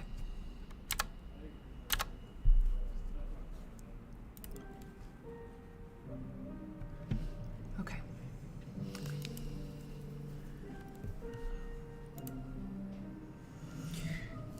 Okay. So.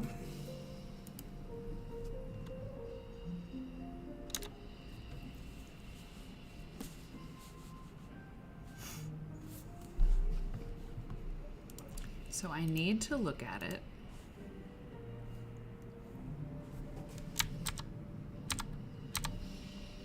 Oh, wait. Like I'm going to explain, I want to explain it to Renee about how to make it. What is... We're going in a different direction here.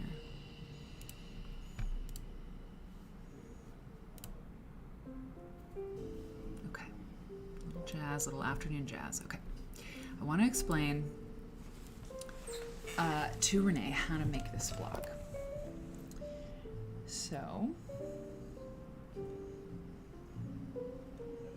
I mean, I call it the cheese grater block, but we can't call it that. So, okay. Irish chain means Seminole. Okay, M-Hex, good. Okay, now, before you tell, you know, my question is, so we have to find the repeat. So I just have to zoom in a little bit. The picture is not great, I know. It's a little confusing. Oh, okay. It's 4 patches on either side and a half square triangle in the middle, like in the rows, right? It's 4 patch, half square triangle, 4 patch. Half square triangle, 4 patch, half square triangle, second row.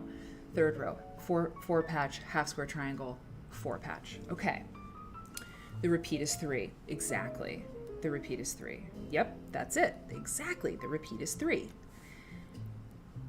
And the seam lines are, I mean, you make your rows. Yeah, the repeat is 3. So, key. I need to tab that page. It's page 16. I know that. Okay.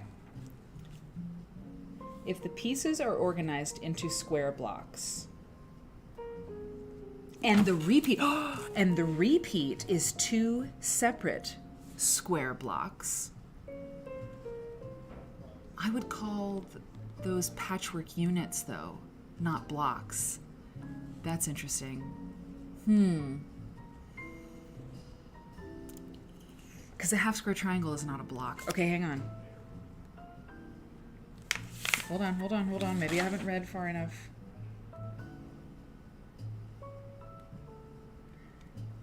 Okay, hang on. If it's organized into a block and it's divided by 1. No. Ooh. Okay, wait a minute. If your pattern is square and it's divided, this is it. I think this is it. Is divided by 2 horizontal and 2 vertical seams into a grid of 9 major areas.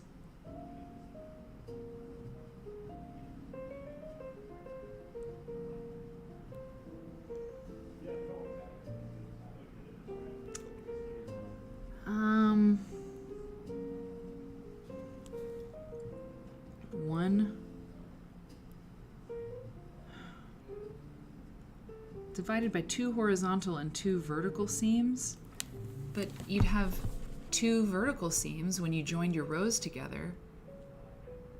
But you wouldn't have a horizontal. I mean, you'd have 2 horizontal, but you wouldn't have a vertical seam, would you? 9 major areas? Okay. It is 9 major areas, that's true. Okay, so let me look over here. See equal 9 patch, page 202. If we find this, Robin. Okay, good. Good, okay. But wait, so I got to page 202.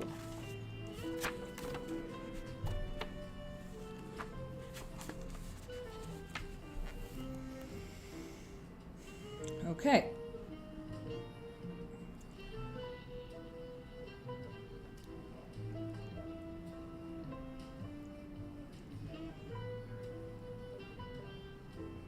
Patterns in category 9 share these characteristics. The block is divided by 2 horizontal and 2 vertical seams to form a grid. I gotta do it myself, Robin. I can't cheat.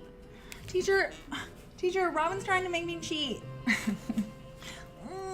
Remember the kids in class who, maybe it's you, I don't know, did I ever do it? I don't think so. Okay. Gotta do it myself. You're probably right, Robin. I think you are right. Okay. That I don't understand. Dee Marie, does anybody get this? 4-patch. Oh, 4-patch to HST. Oh, right. Right, you're right. Okay. Okay, girl. All right. Okay. Key to the pattern. Okay.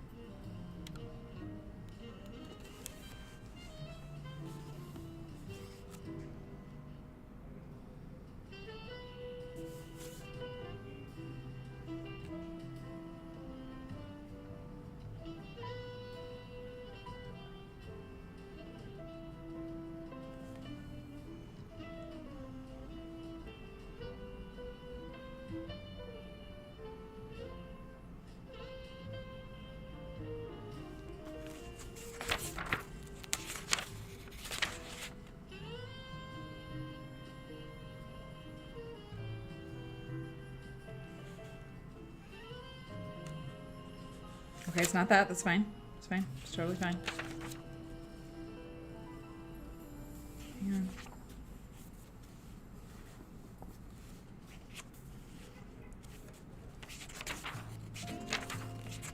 Where'd my 9 patch go? Okay. It's, I know. Jacob's ladder. I know. Hey, Spitzka.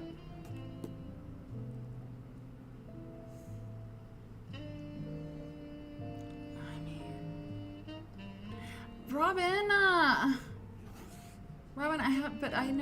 I know, but I have to, because even though it's a basic block, it's made up of, like, it follows the, I'm trying to learn the key, you know what I mean? And even if it's basic, I need to know how to look up a block in this book. So I'm just practicing. Yeah, it's totally Jacob's ladder. And I couldn't think of it before because I kept thinking Joseph's coat. And I was like, it's not Joseph's coat because Joseph's coat is a strip block or a strip quilt, essentially. So it's totally Jacob's ladder. It's totally Jacob's ladder. But why? I mean, but, you know,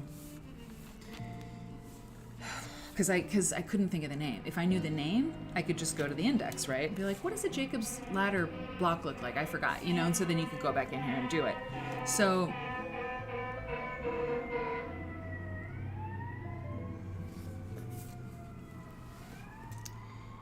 Okay. Eagle number. Okay.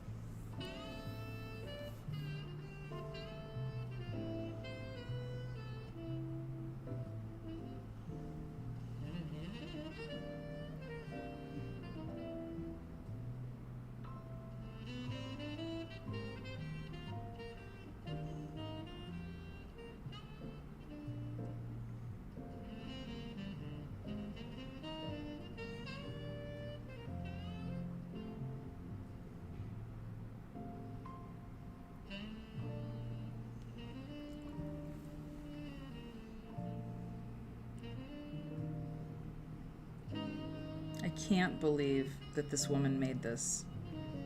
I can't believe it. It really is like a choose your own adventure kind of deal. If the pattern is a star composed of small triangles and or edged with small triangles, turn to page 276, feathered star. If the pattern is not a feathered star, continue with step 2. I mean,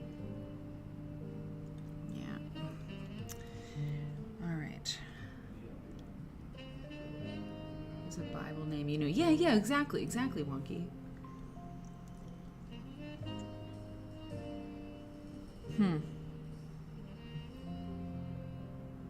Okay, so I'm gonna go to, what did you say, what page? And work backwards from that. So, I know, right? Yeah, right? A flowchart, yeah. I'm really into this song now. Let's see. Would you say page what? 141. Thank you. Okay, let me work backward. Oh, well, one block, pattern 6 is one block is a checker, or it's 2 block. Okay, so that's confusing. So a half square triangle is not a patchwork unit. In this book, it's a block. Very important, right?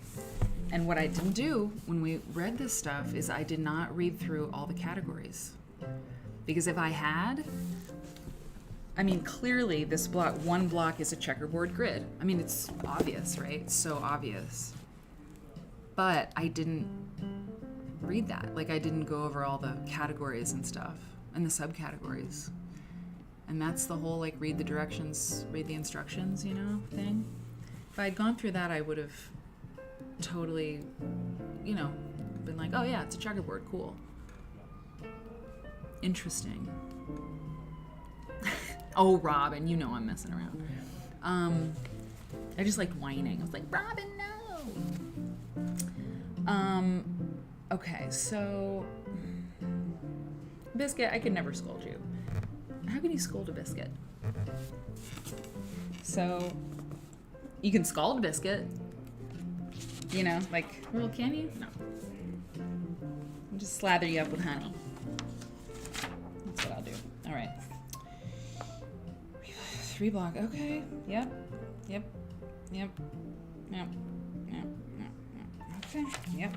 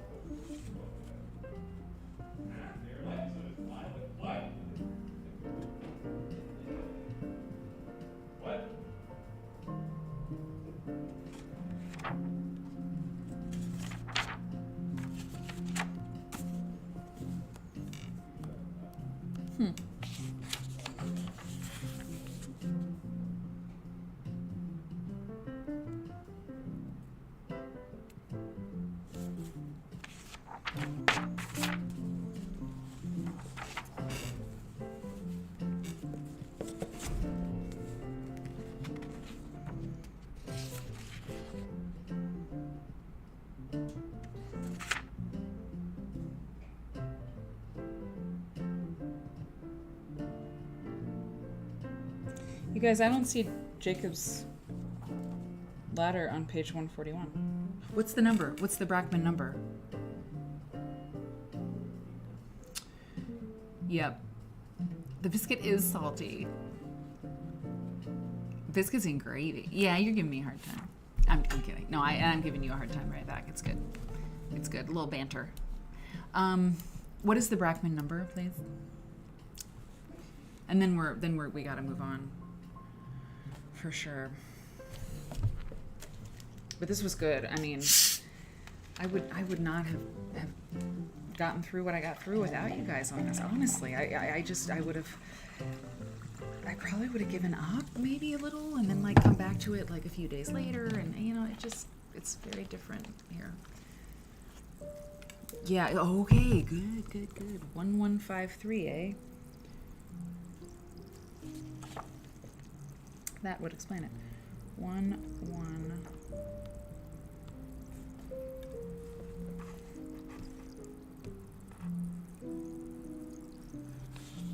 16 squares.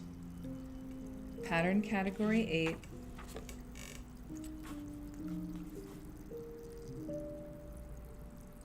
Jacob's ladder. And it does look a little different, right? They've got 36 squares there, but it's totally right.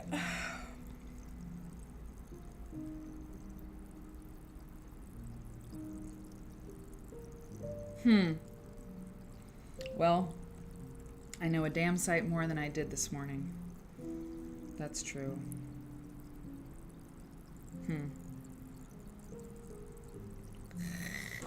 Okay, that's good. That's good.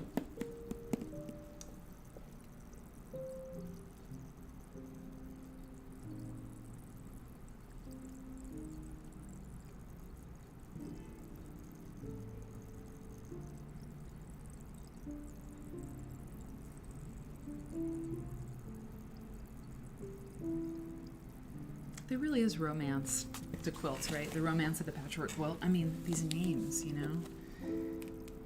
Endless chain, cats and mice, beggar's block, flowering snowball, Grecian cross, lover's coral, new wedding ring. Interesting. New wedding ring and lover's coral, same block. I need a new wedding ring.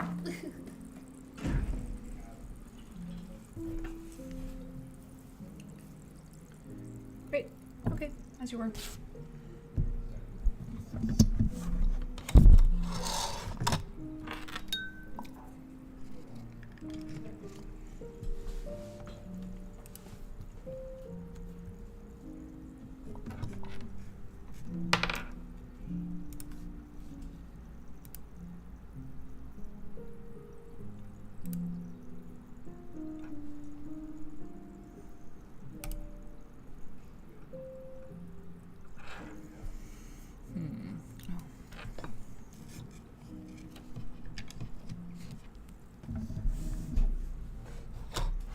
Okay. 1:30. Amazing. Okay. Oh, you can hear from over there? Look, the mic's over here. Wow. It is a really good microphone. That's why it's picking up the gentleman in the next room. Okay.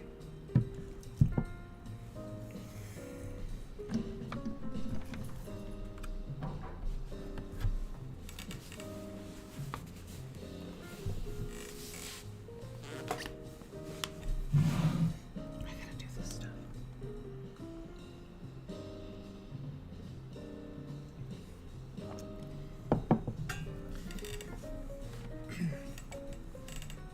Okay. King's crown. It's the dog. Get up, Star. It's me.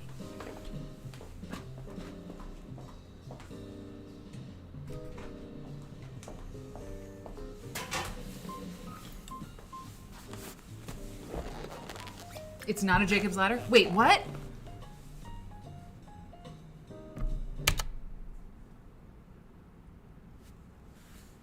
Oh my god. So it would be shenanigans. Really? What's the number?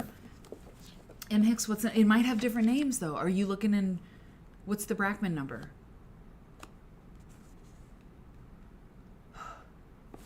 I cut the record.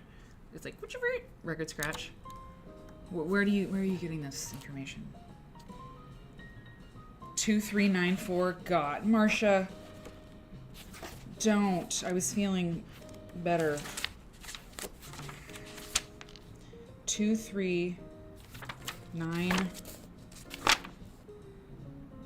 2394A. Wait, what is that? Oh God.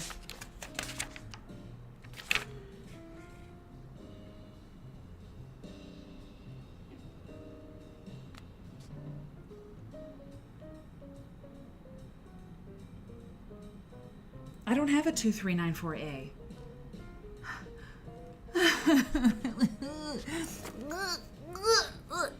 I don't have that.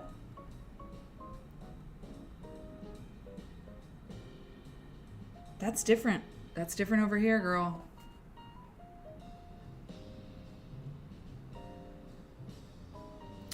The updated edition.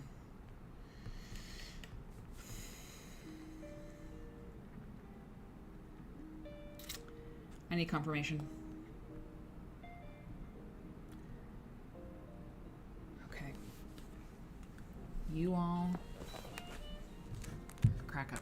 So yeah, if somebody... Okay. You very well may be right.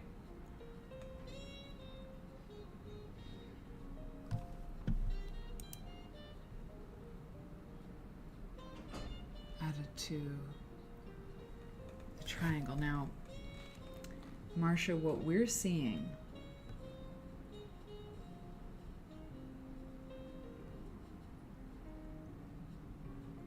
is that there's 3. The repeat is 3. Boom, boom, boom. And then boom, boom, to stitch the rows together. So the repeat is 3. And there's a checkerboard in the corners. I think it's a Jacob's ladder. A half square triangle added to outside triangle. Are you... I mean, half square triangle added... Oh, okay. See, I think... I know what you're... I think I understand, is that you're doing like flippy corners on the outside. Like you're putting it together like in rows diagonally, maybe.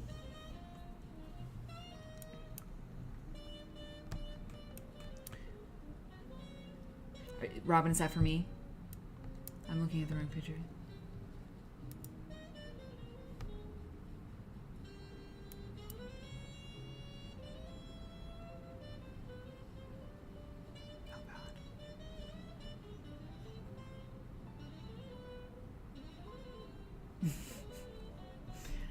Okay, hang on now. The main block is a square and a square. See now that M. Hicks is maybe where we are, maybe that just that our repeat is different. Oh, she's looking at the wrong, okay, all right. I'm gonna step back. I'm gonna let y'all discuss a little bit, because then I'll, before I get too messed up. I mean, just from, because there are different ways to put things together. And there's also a lot of pictures, so who knows? Okay. Now I can write this copy, right? Okay.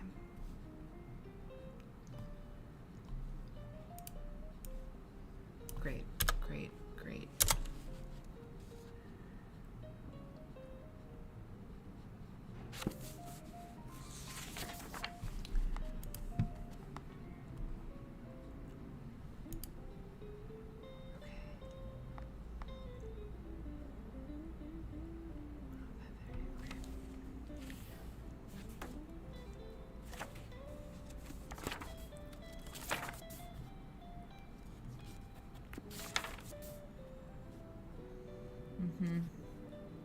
Also called stepping stones, right?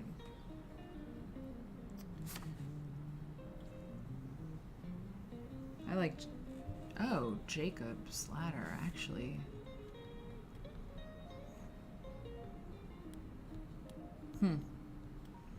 It's interesting. I might use the Road to California for this one.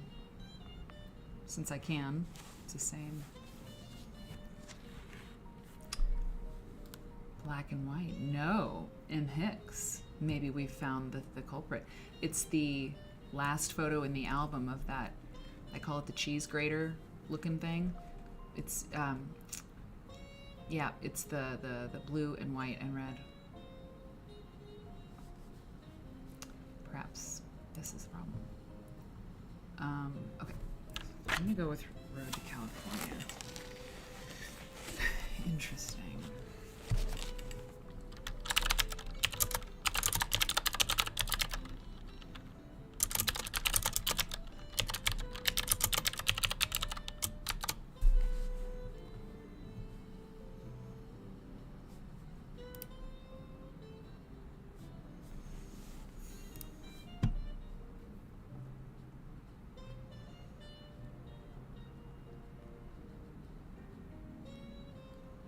I guess.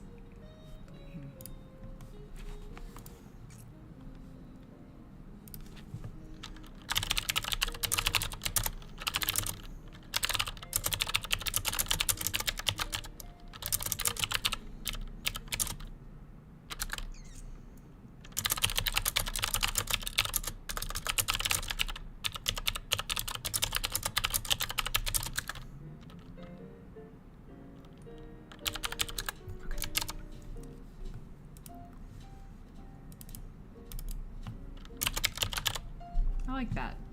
Jacob's Ladder it is. Okay. It's good. Because this quilt doesn't serve California to me, really. Cheese grater.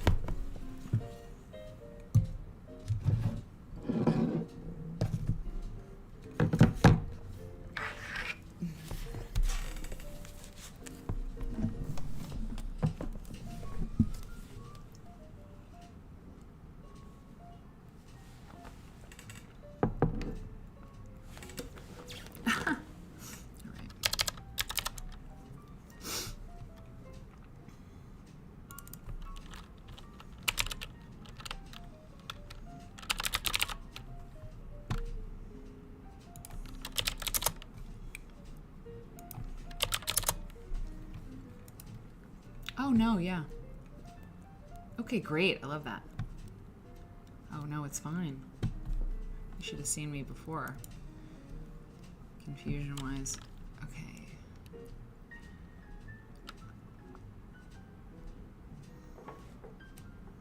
Date.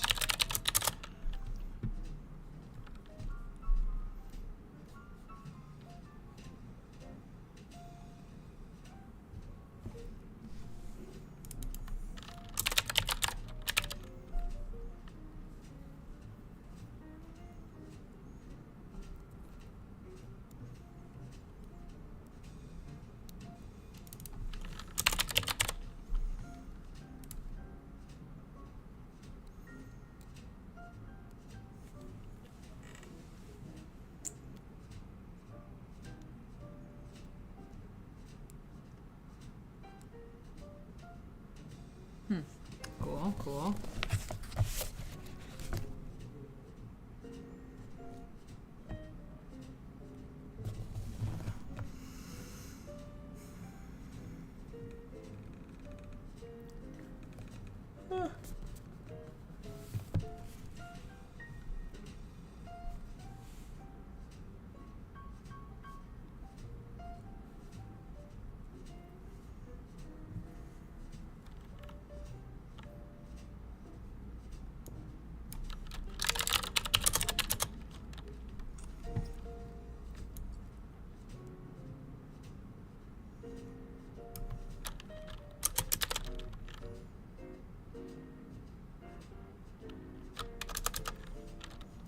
Blocks.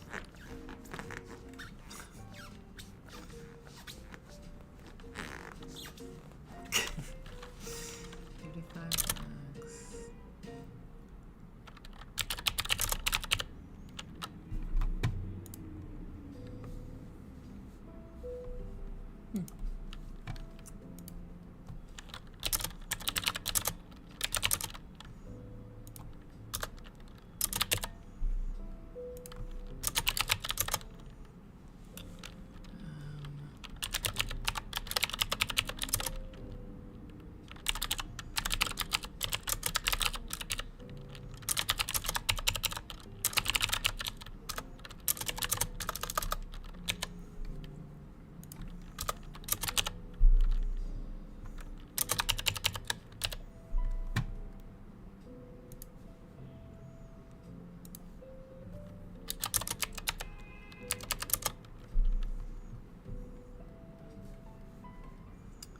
Oh, that's interesting.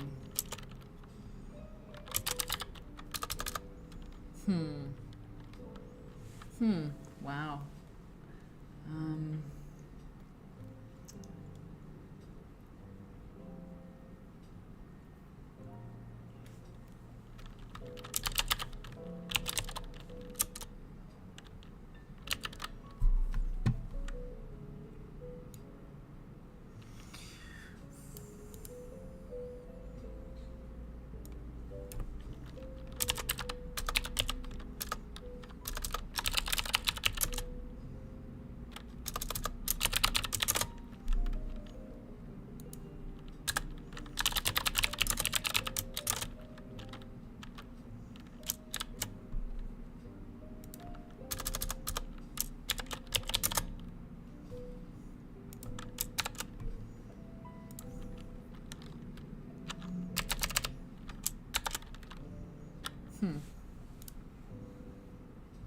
Yeah, good. Oh, I'm glad.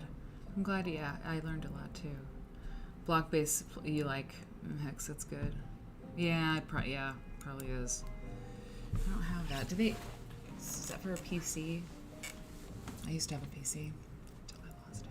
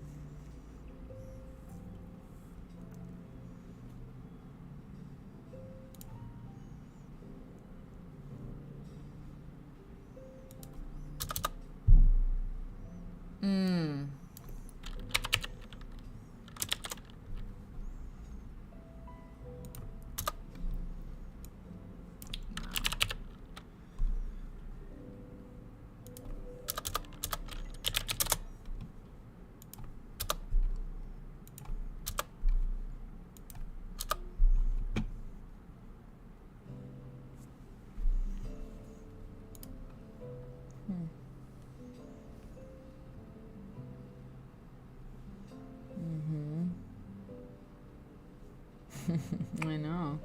Yeah.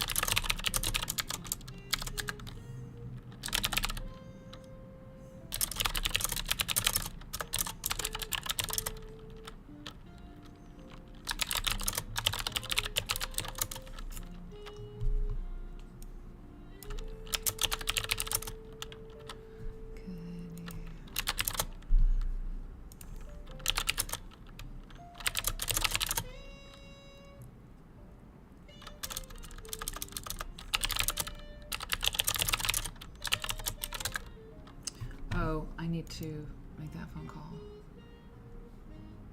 Okay. Oh, yeah. Yeah. Okay. I'll be right back.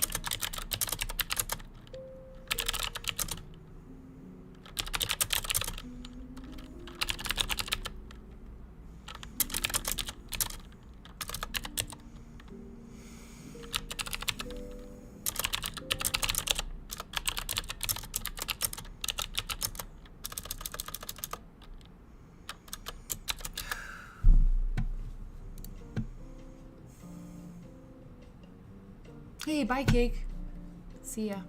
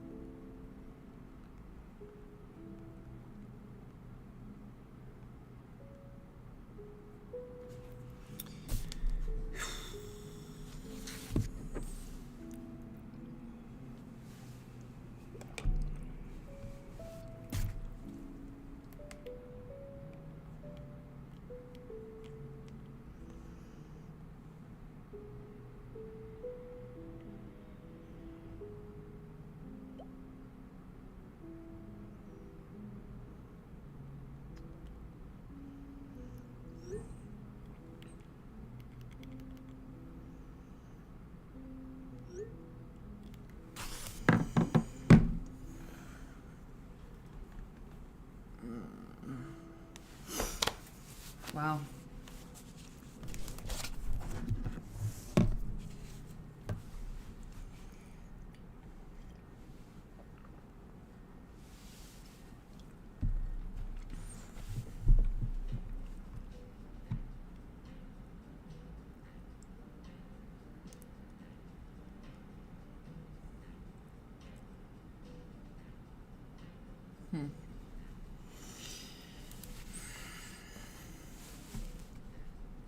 Okay. You know what we're going to do? We're going to do... Maybe everybody's really focused on what they're doing, and now I'm interrupting you, but... We are going to do a poll. I'm going to do a poll, because I need to... That was, you know... I had one of those calls today, you guys. Anyway. Yeah. I need to change the mode. I need to... get back into this. Okay.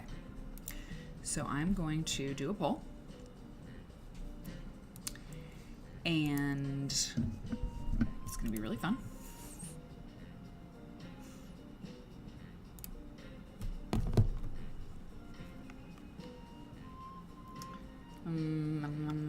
Yeah.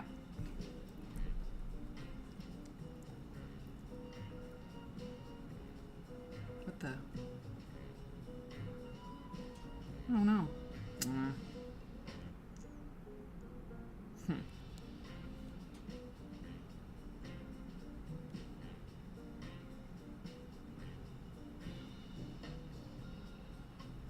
Interesting. Okay, so... You know, I don't know yet, Marianne. I haven't decided what this poll is going to be, but... if anybody has ideas for a really great one, let's see. We could do a Christmas one.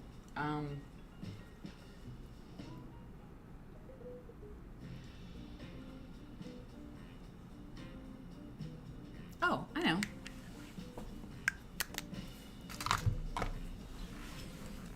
Best Christmas movie. Best classic Christmas movie. I mean... I can only have, I think, 5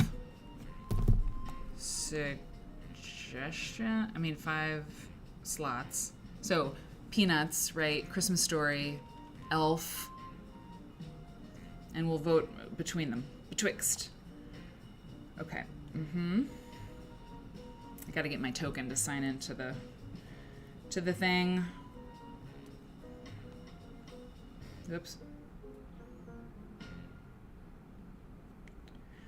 Okay.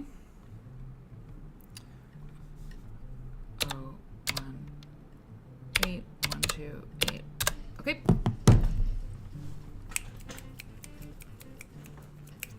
Whew.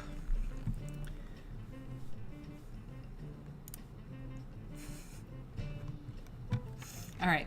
So manage poll. New poll. Question. Best Christmas movie.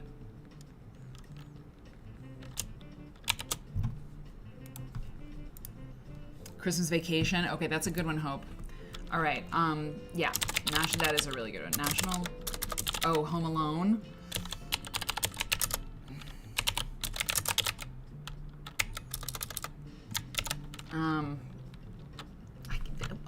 You know what? The character limit on the responses, annoying. Christmas Vacation. I mean, I have to put national.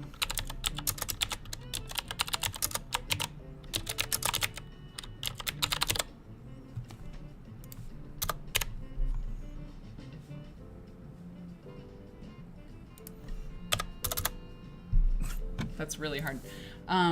Vintage, yes. Yes. Oh no, there's so many good movies. Okay. Okay, I don't know. National Lampoon Christmas Vacation is not going to get voted, I hope, because I can't put the whole title in and it looks like word salad. It's going to get bumped. We could do a second vote. Okay, Christmas Story. It's got to be on there.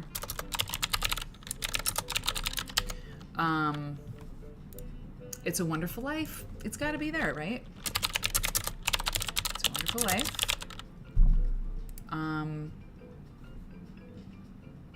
Peanuts Christmas Carol.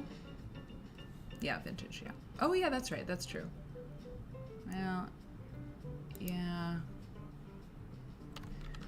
Miracle on 34th Street. I'm putting Home Alone in here. So I guess it's like, okay, I'm just picking the choices and we'll just see. Home Alone. Elf. It's got, yeah, I said vintage, but I guess I'm taking it back. Yeah. Miracle on 34th Street, is that the one?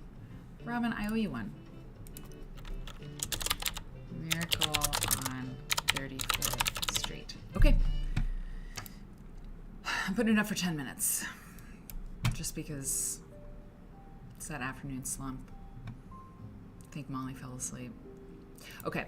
Start poll. There you go. It's up there. It's live.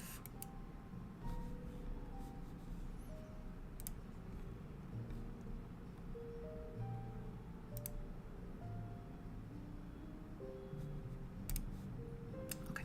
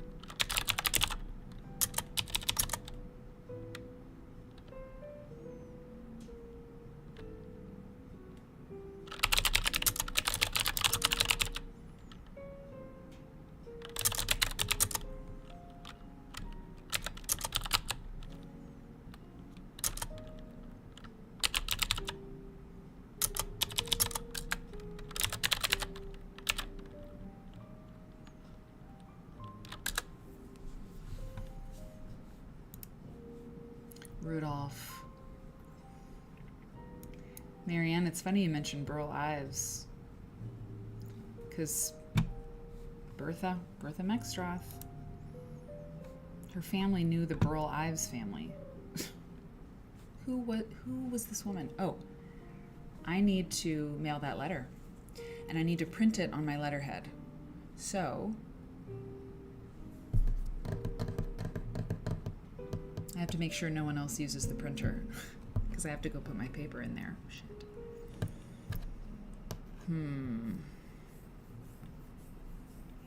Okay, I'll do that in a little bit. I'm tired of getting up and down. Yeah. I know the Rudolph movie is so good. Frosty the Snowman's so good. I love Elf. I do. My stepdad recently at Thanksgiving, he was like, "Oh, that movie's ridiculous, unwatchable." He's so great. He'll come into the kitchen and be like, "Marianne, we've got big problems. I can't find the checkbook," or something. It's just like, the checkbook, it's off. Marianne, it's off. And it's like, oh, okay. I mean, by a lot, $2.50. It's driving me crazy. He's so funny. God. Funny and also like, oh God, Mark. The 4 food groups: candy canes, candy corn, and syrup. That's right. I love it. Get the dog to guard the machine. That's a good idea. Muppets Christmas Carol.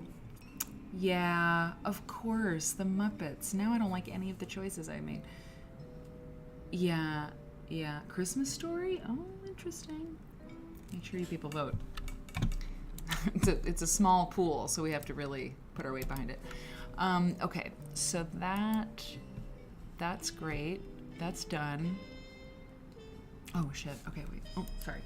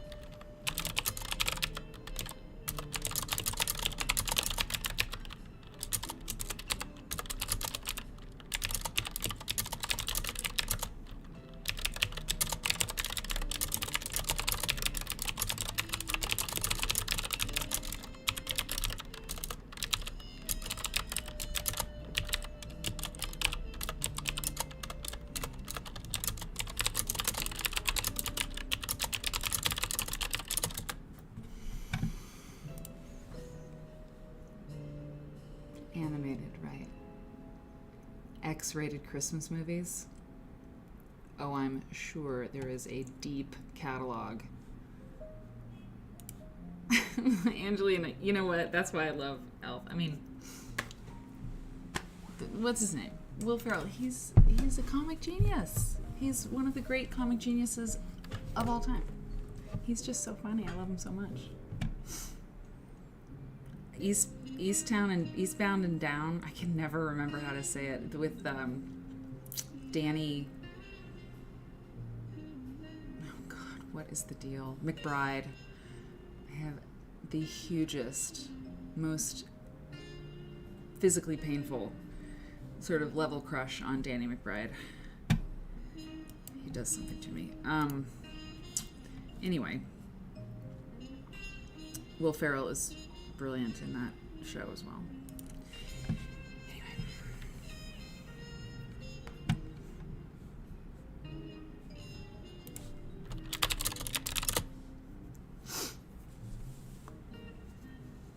Ow.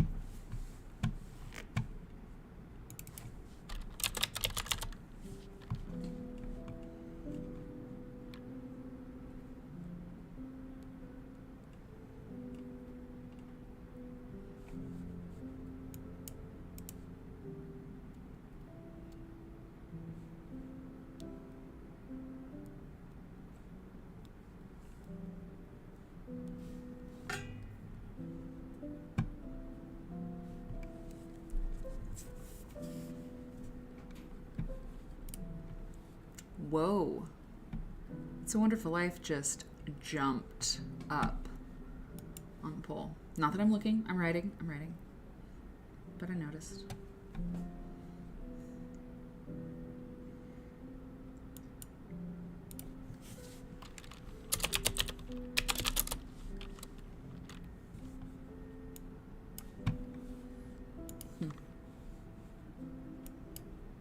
Thanks, Biscuit.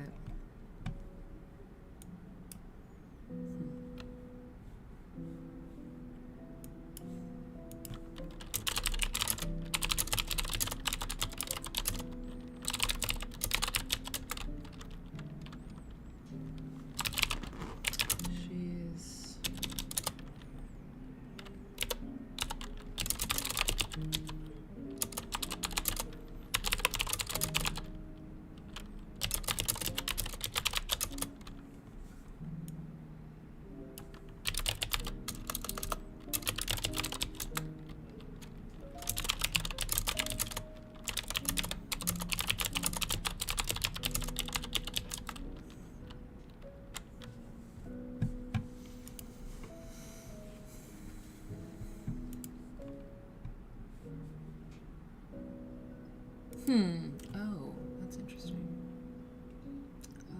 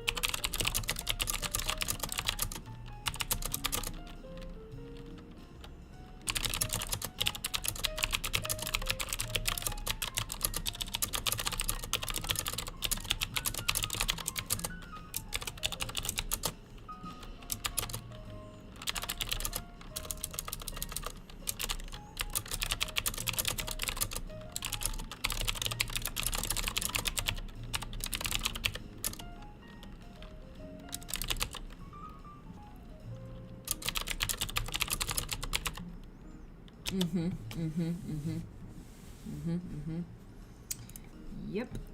Great call. Okay. Here's what we're going to do. We're going to change the music. We're going to get things a little bit different.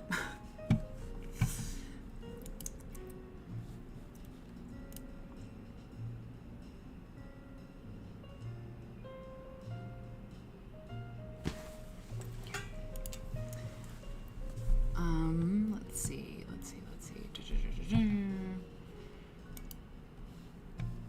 One of these days, I'm just gonna lean into Jingle Trap. And we're just gonna do it. Not today. Maybe Friday. Maybe that's when. Okay, so there is actually, euphoric. Okay, here are the categories. In moods, these are moods. Happy, epic. This is what we should have done the poll on, right? Dreamy, euphoric, laid back, quirky, running, relaxing, suspense, mysterious, sentimental, and sad. So not sad. I'm not going to do that. Sentimental. I feel like we're hearing that right now. Mysterious? What is this? We're not going to play mysterious. But the thing is, this epidemic sound thing, people buy a membership because they're making movies or they're making videos or, you know, all this stuff, different stuff. So here, I'm turning it up a little bit.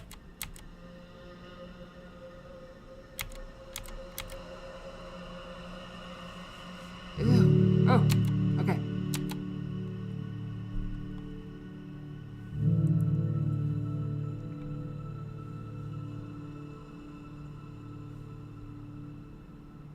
Okay. Whoa. Okay. How about this? We're sampling. We're just gonna...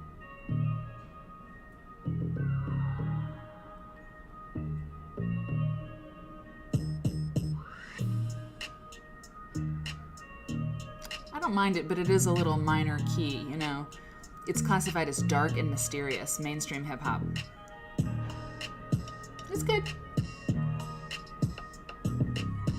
Actually, I think that beat's pretty good. But dark, no.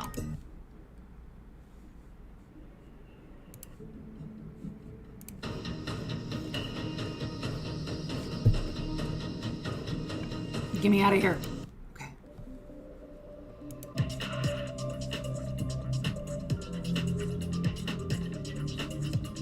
No.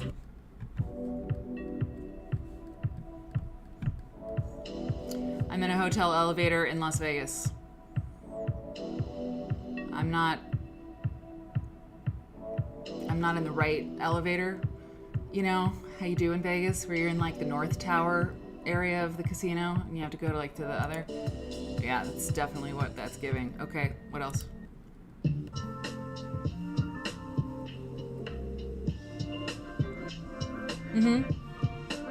It's good.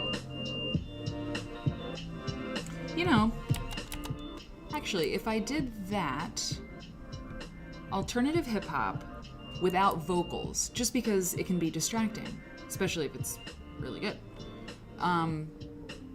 Vocals, no. Instrumentals, yes. Let's refresh and see what happens. We might hate it, we might love it. Oh, I can also choose the beats per minute. That's interesting. Interesting.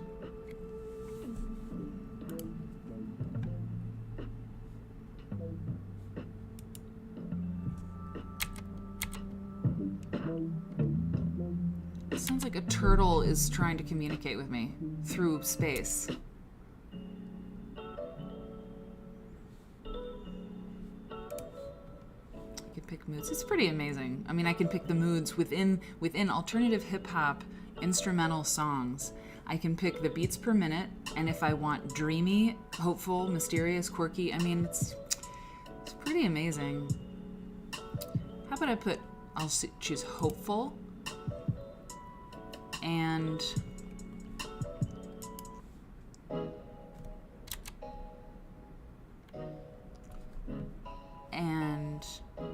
Yeah. Let's see what happens. And I believe Santana with a little mix of Chuck Mangione. Happy, epic, euphoric. Exactly. Okay, so that's what I chose. I chose, yeah, this is good. This is good. I chose happy. Happy. It's got a little something going on. Whoops.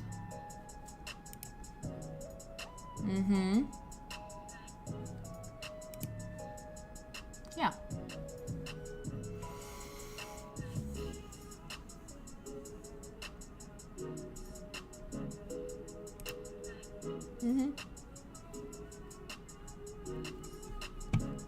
Let's make sure we kind of.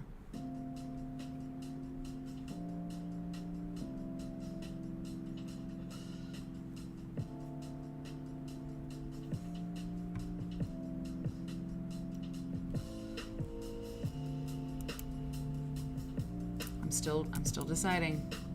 Yeah, the repetition. I know. I don't like it. It's not working. Okay, here's what we're gonna do. It was a little goofy the other day, but it might be right for today. We're gonna go with that camera. It's called like vintage camera. Yeah. It's called like just what they call the playlist or something. Vintage camera. And here it is. It's a little goofy sometimes, but it's okay. I think it's what we need. Oh yeah. Oh yeah. This is right. It's bossa nova.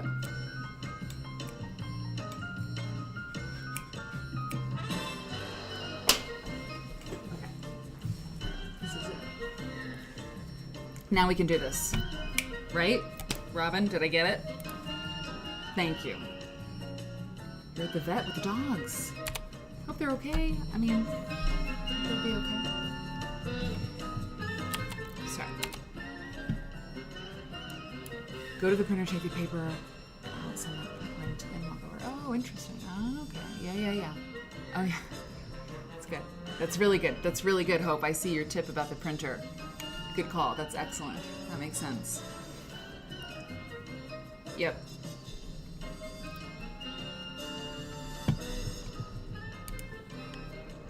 Very Austin Powers. I mean, this is bossa nova. I mean, kind of, right? Like, yeah. It's a little, yeah, a little groovy. Oh, the poll is done. Of those choices, the best Christmas movie was It's a Wonderful Life. Interesting. It was neck and neck there for a minute. Elf came in a little bit below. I don't know. That's fair. It's a Wonderful Life. Always. Mary. Okay.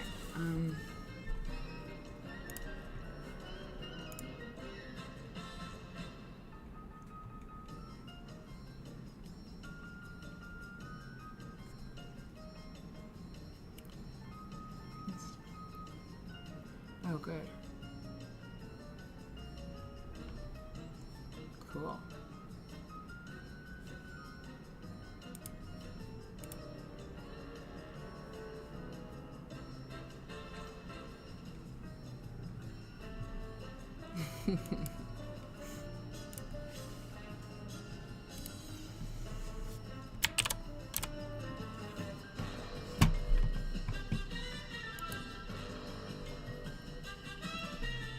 You guys want to see my Muppet? This will give me some energy. You want to see my best Muppet impression?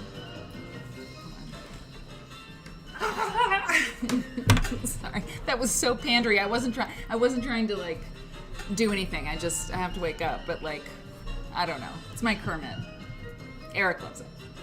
Yeah, this is very Austin Powers. Anyway, but then as soon as I started, I didn't really sell it because I decided it was silly to do that, so I gave up halfway through. Anyway, okay. That's fine. I can just... All right. Thank you. Susan. Peace Love Puppies. Hey, Peace Love Puppies. Peace Love Puppies loves puppies. So she's wondering, you know.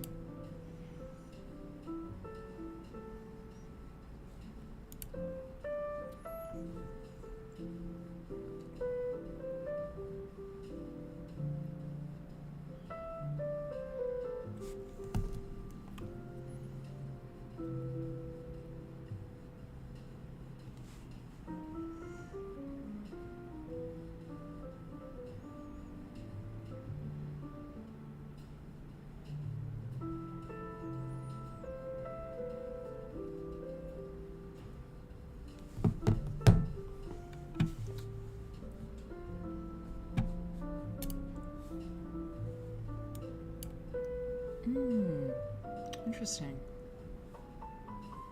Interesting. Good to know. Good to know.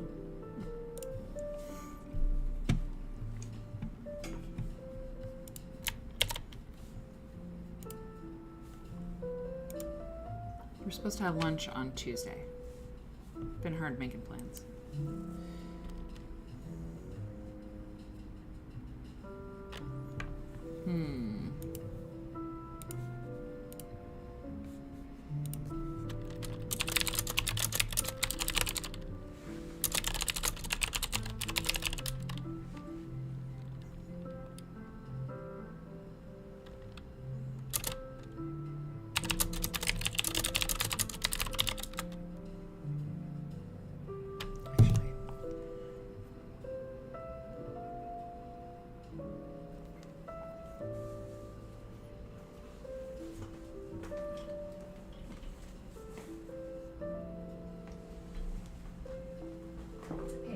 So, I was putting together a folder of images for like how she makes things. This is how I'm gonna write them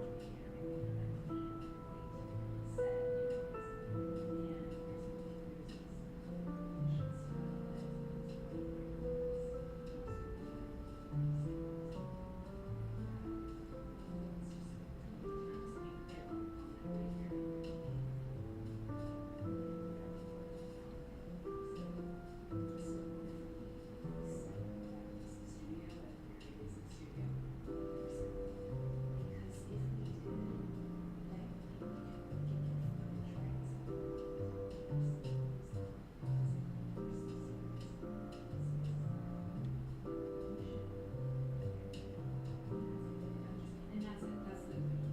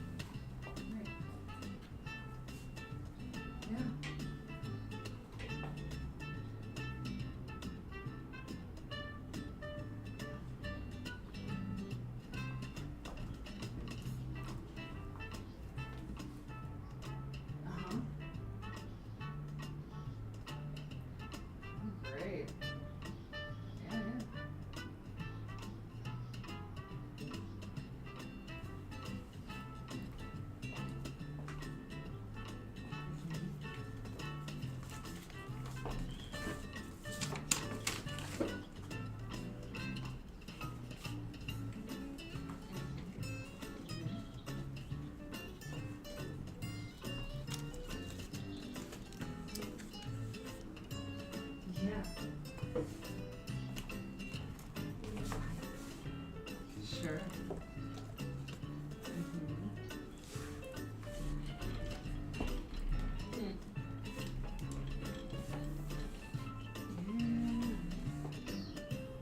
Mm-hmm. Yeah. Yeah. Mm-hmm.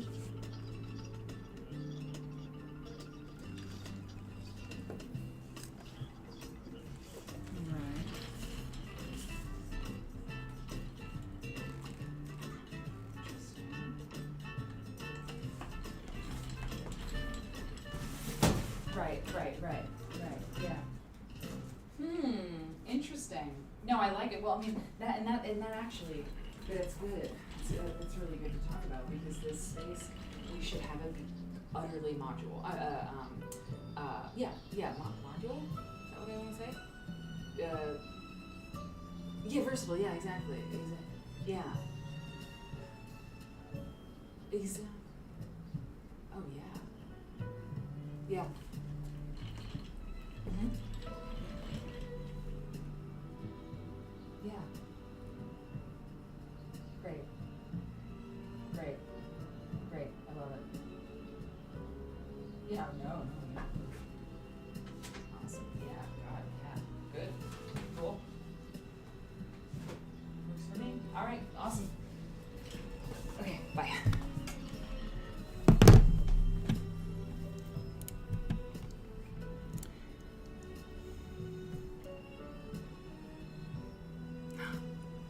Oh, what kind of dogs? Peace Love puppies?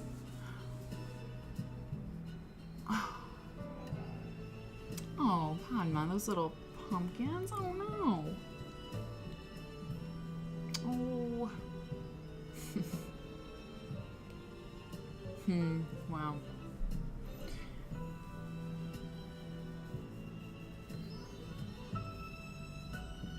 Interesting.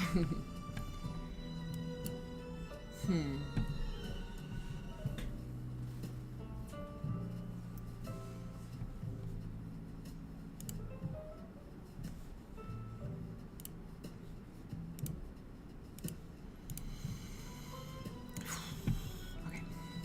Let's go over here.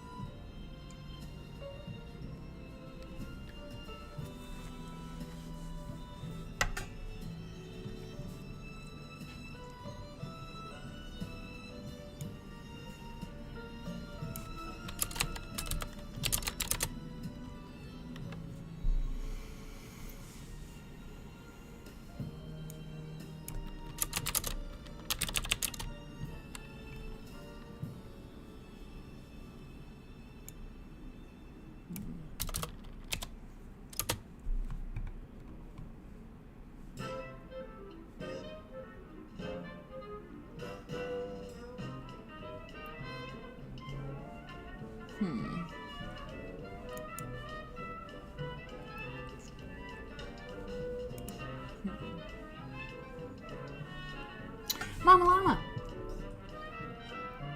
Llama Land. Checking in from Llama Land.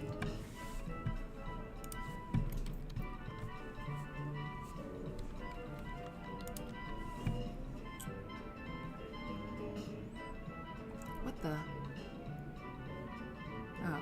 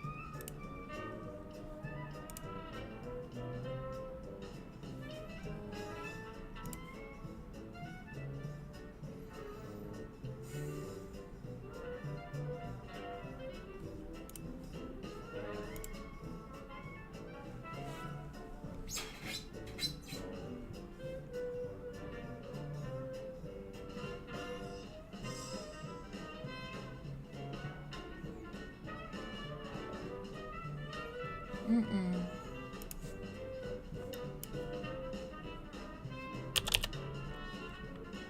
Oh.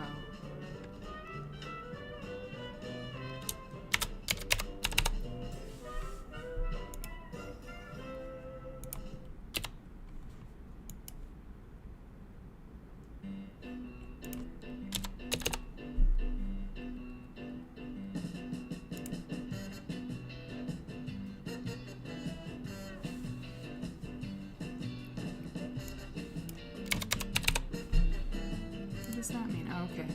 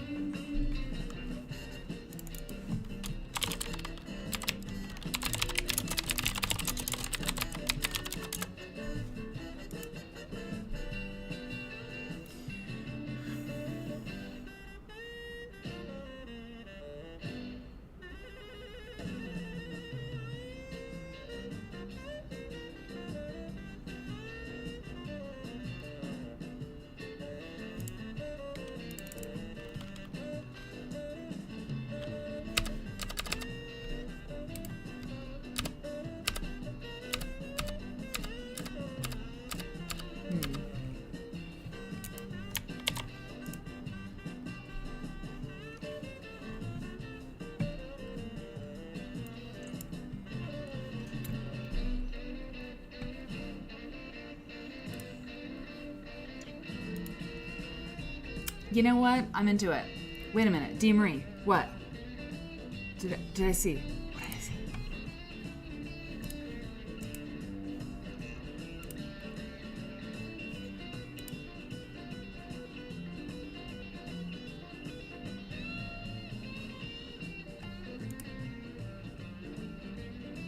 Oh, no, I didn't see it. I didn't see that. That's great. Huh. Interesting. It's very evocative. Crafts for others, hey!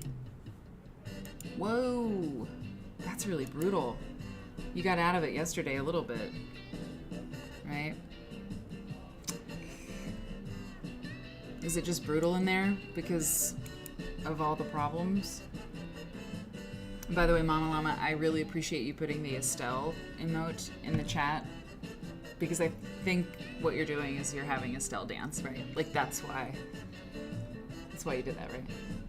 Because usually Estelle is like, you know, a harbinger of scolding or just like irritation or outrage. Not a harbinger, but yeah, we know Estelle contains multitudes, but it's like she's dancing. Right, okay, exactly. I didn't need to ask. Okay. I had several breakthroughs today on copy. Like, big time. That's good.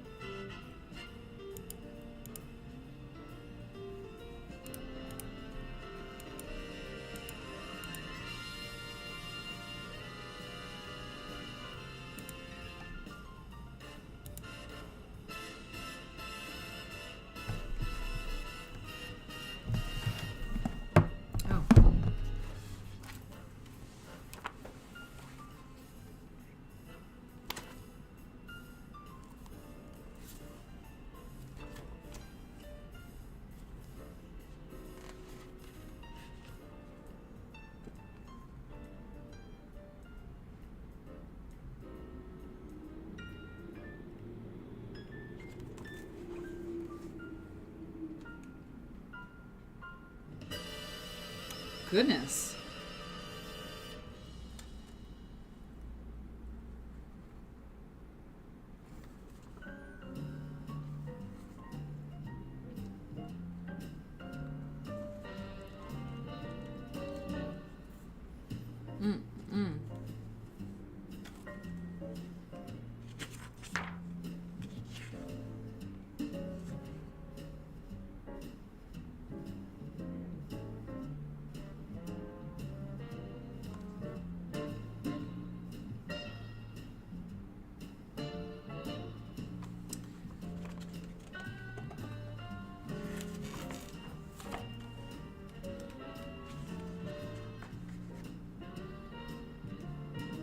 Whoa, whoa, whoa. See, I'm using this one now. And I know how to use it a little bit. Yeah. Hey, thank you, Angelina. Appreciate that. It was good. Yeah, it was good.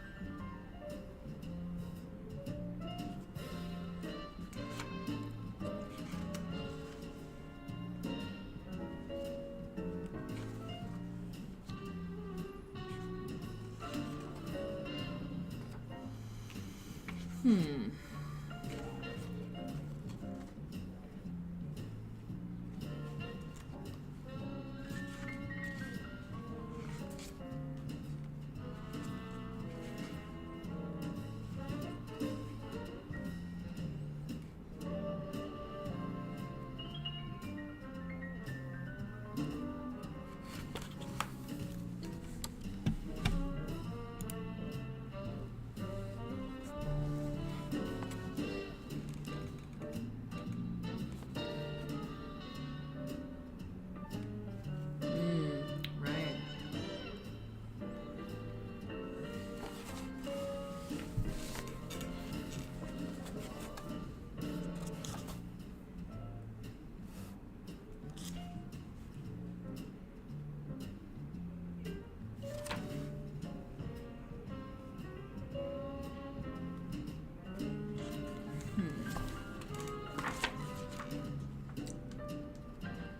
Got it.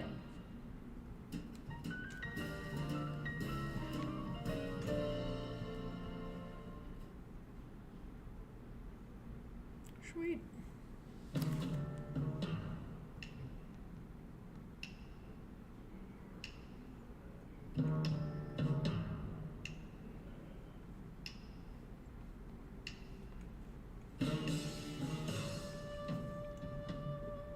Oh, God.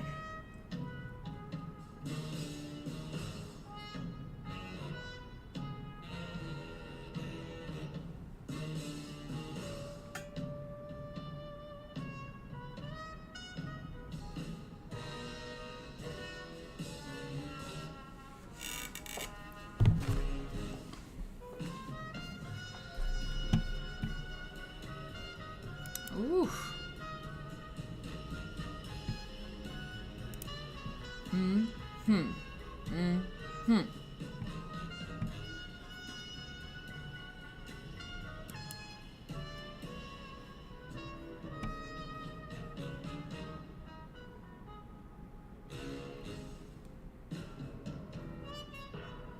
Ow.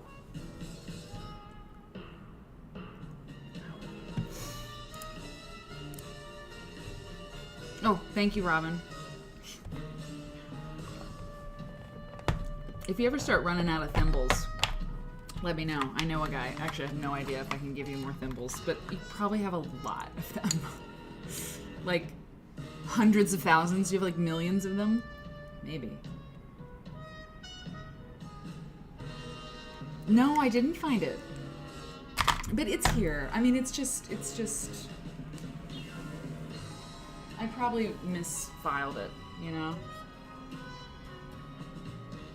Alright, gotta get something off the printer.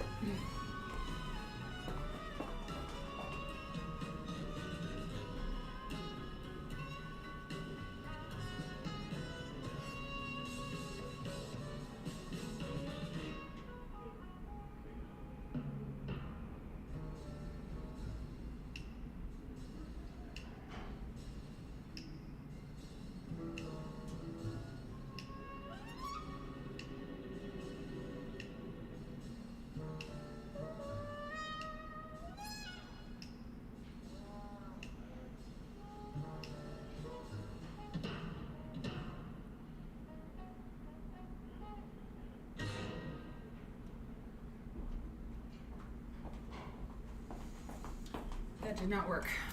It's happy hour in the common area.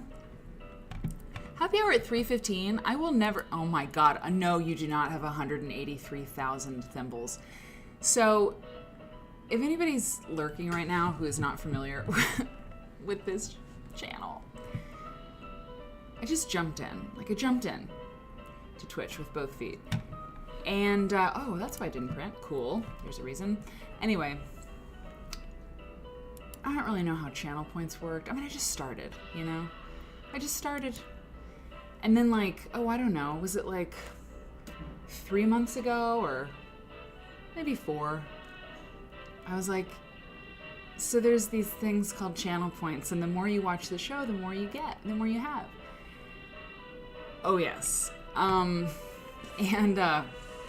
Susan, I mean, we're going to get into the 500,000. I mean, so viewers didn't, I mean, I didn't know what to tell them to do with them, and I didn't really understand them, and it wasn't my priority, and whatever. So when we finally talked about it, as a group, as a family, we had a family meeting, and since nobody, like, people really love the show, and they tune into the show, you know, like, there's regular people, and the more you watch a Twitch channel, the more points you earn. And so my core audience, like, they're all filthy rich with thimbles and channel points because they never used them, you know, until recently. I mean, some of them haven't used them now either, but, like, I mean, Robin has 183,000 channel points. And by the way, 97.5 thimbles. Yeah, never figure out how to redeem them. You can spend them on things. Robin, tell them how they can win. And you know, actually, when you spend channel points, I actually get, like, I mean, that's like revenue. It's not much, but like when I'm perched provocatively on my chair. When you spend channel points, like, I know that when I look at my Twitch, like, analytics or whatever, it shows me, like, you know, this amount of revenue came from tier 1 subscribers, this amount of revenue came from tier 2, and channel points is like a line item. And I never really care because it's like 5 cents. But that does mean that, like, if you spend channel points, I get money for it or something. It's so negligible. I've never mentioned it, but it is true. In order to use them, you have to click on the thimble number. Oh, and then the points are up. Yeah, 200. D. Marie, you only have 200. You have 244,000. That's what you mean. Oh, that's great, Angelina. Thank you. It's kind of funny you said I'm not a wealthy woman. My family, we have this thing. It's, I'm not a well woman. When we're from that feeling, well, I'm not a well woman. I'm not a wealthy woman. Yeah, D. Marie says I have 250,000 channel points. Amazing. Crafts Brothers, you, oh my God. You know, may the force be with you. I hope people aren't mean to you. Okay, Renee, yeah. No, they're virtual thimbles. And each, oh God, I have thimbles too.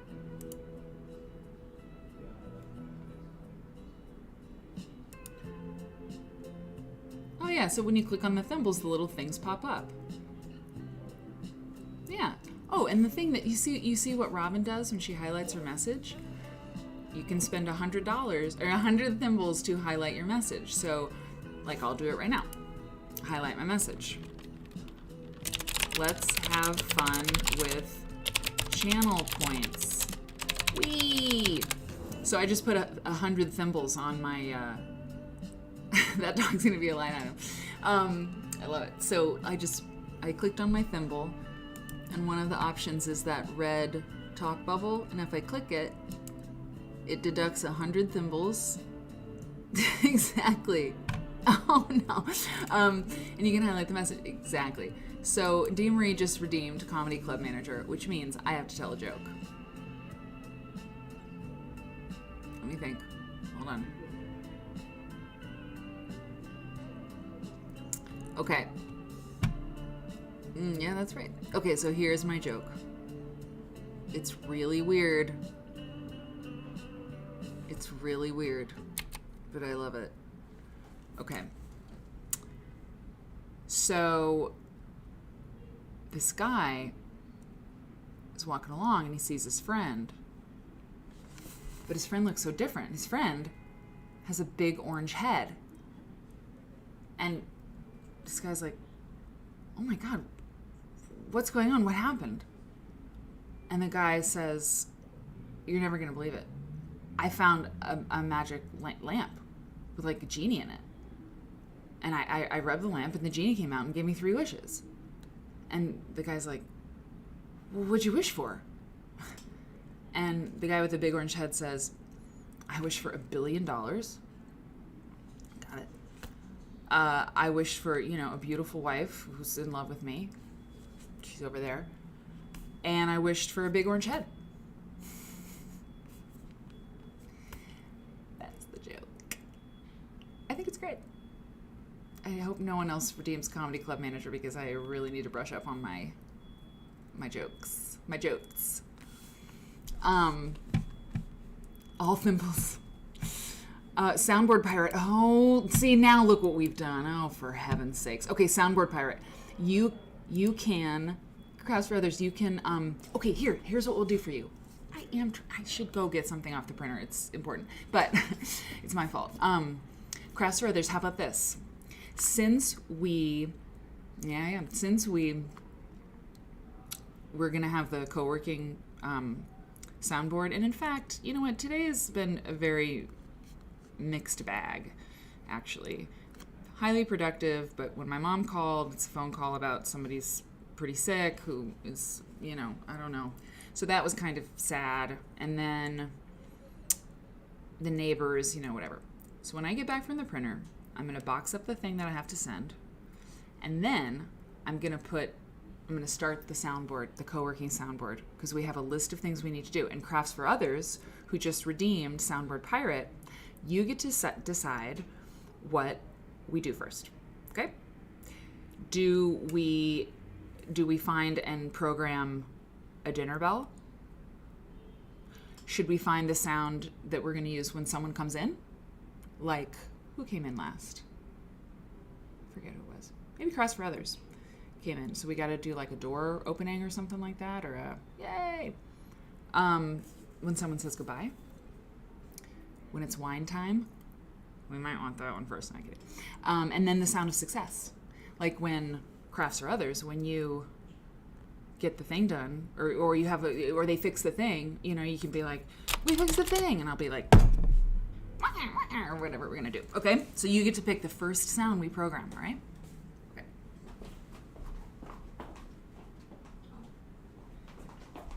Did I actually print it? No, I did not. Hang on. Where did it go?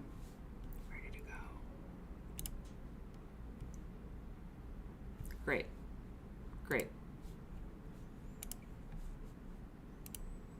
Is Padma still here? She's really good at sound cues. Great.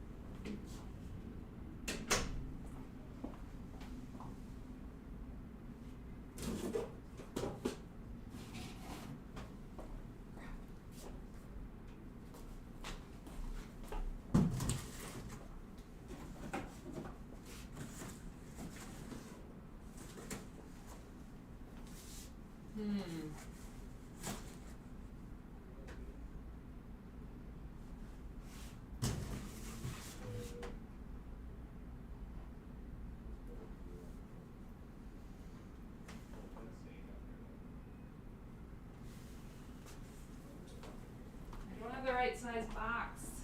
Sucks.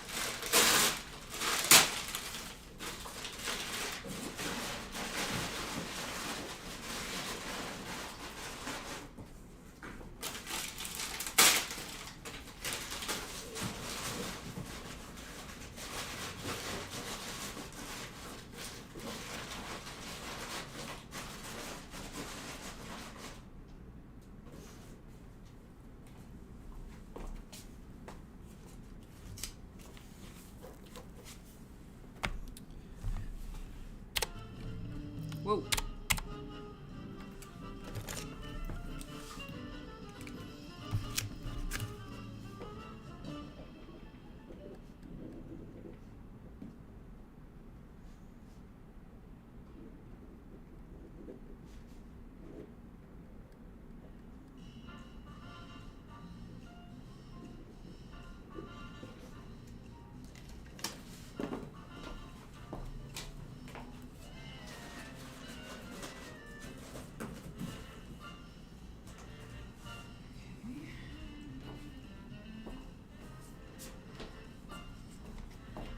Okay, I have a question. So if wine time? Oh, that's great. That's good. That's a good idea. So I can't believe happy hour starts at 3 o'clock. That seems really weird. Okay. If I sold something on eBay, this thing that Eric had that he never used and whatever. It's like a meditation headband, some electronic thing. He never took it out of the box. I was like, Eric, I was cleaning up. I found this. Should I just put it on eBay? He was like, yes. Anyway, the point is that the box, when I bought the shipping label, or when I just printed out the shipping label, I realized that the box that I'm shipping it in is actually a little bit larger than what I entered into eBay. So I've paid for it, but it's going to cost a little more than that. Do they just then charge my card? I mean, how does that work? Oh, do I have to? I should have used Pirate Ship. What was I thinking? I wasn't thinking at all. Can I cancel the shipping label? I don't know. But how does that work if you didn't pay enough to UPS? Yeah, I really think I should. I think I should get a refund on it. I think I should do it right now. And I should cancel this shipping label. Yes! This label does not need to be voided because we'll charge you only once the shipping label has been used. Wabam! Rip it up. Rip it up. Yep, that's it. Pirate Ship, here I come. Okay, great. So what is the wine time sound effect? I mean, we have a champagne cork sound on the regular board, so it can't be that. Obviously, it has to be different. I mean, uncorking a bottle, uncorking sounds different than a champagne cork. Champagne cork is, and a cork is, or whatever it is. So, what do you think? Champagne glass clinking. Oh, that's good. Okay, you know where I get sound cues? Epidemic Sound. I'm really getting my money's worth out of this website now that we do the music during the co-work. I feel better about paying for it now, actually. Okay, wine glugging in a glass. Mary Ann. That's funny. The wine. Yeah. What if it was like a kid, like, that'd be funny, the wine time. Let's see what kind of wine they have, actually. If they have a little kid whining and it's cute, that could be cute. Wine. Oh, sound effects, okay. Machine motor wine, no. Seahorse wine? Hold on.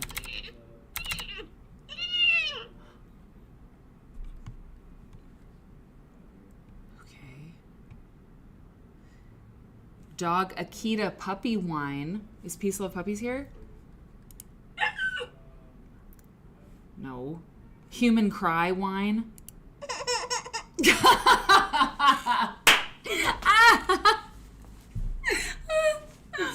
Ooh. I'm sorry. That's funny. Because that's about how I feel when it's wine time. Can we just appreciate that? Hilarious. Wait a minute. I want annoyed, not distressed. Yeah, the dog was not good at all. But I mean,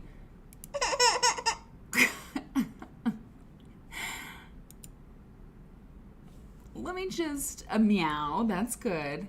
Yeah, a meow is good. We could find some meows. I do. Let me just hang on.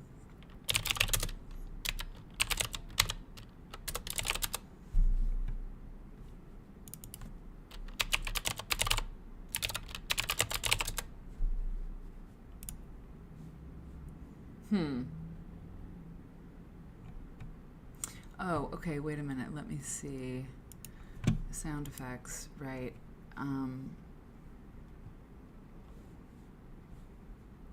strange. How totally bizarre. Oh, I see. Wine. Oh, hang on.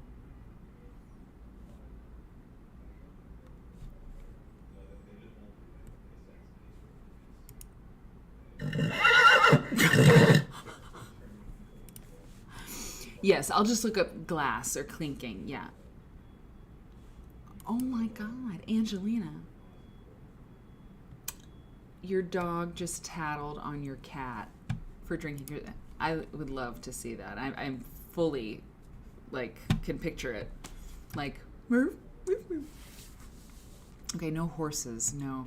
Okay, let me look for clinking glasses.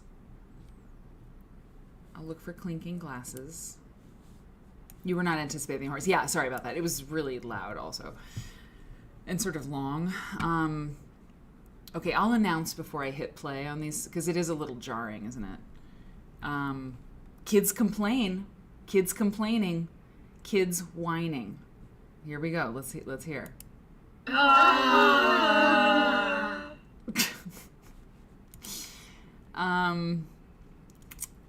Not quite what I had in mind. Okay. Hang on. Human cry whine. Okay, I am gonna mark that as like so I can find it again. Monster whine. Machine motor and buzzer. Dog bark, no.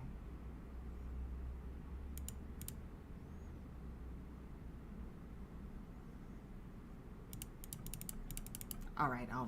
So, wine glasses. Let's just see what sound effects. Oh, there's 58 different sound effects. A party sound? Yeah, party sound. Okay, here's a wine glass. Let's just listen to some of these. That's good. It sounds a little like a bell, which is fine. Oh, here's a crash. Ooh, No. Wine glass fill. It sounds like pee. No, it sounds like pee. No, we're not doing that. I don't want anything breaking. Wine bottle down to. Oh, that's falling. Wine glass ringing. Oh, it's like that. Okay. Breaking. No. Bottles, wine movement. What's that? Yeah, these are funny. It's fun. It's fun to go through them with you. No.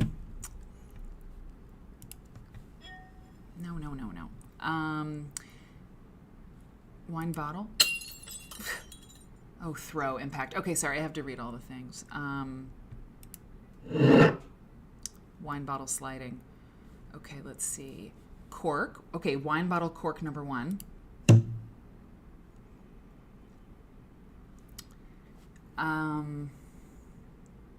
Wine bottle cork. Oh, it's like a jug. That sounds like a jug. Bottle of wine set down. Glass clinks. Hold on. That's nice. Oh. That's a long duration. Okay. That's 11 seconds. See, some of them are 2 seconds. Some of them are longer. So the clinking is good. Yeah. Let me get it. Let me get a glasses clinking. We get a lot. Yeah, wow, a lot. Glasses toast. I'm just gonna. No. They do start to sound the same. Glasses toast. Cheers. Sorry. Okay. You see the time it takes to do all of everything. Okay, hang on.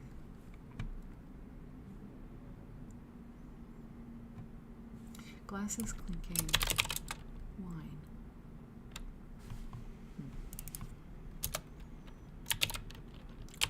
Glasses toasting. Try champagne glass? Yeah. Indeed. Okay, yep, that's a good idea. Hang on one second. Beer bottle toast.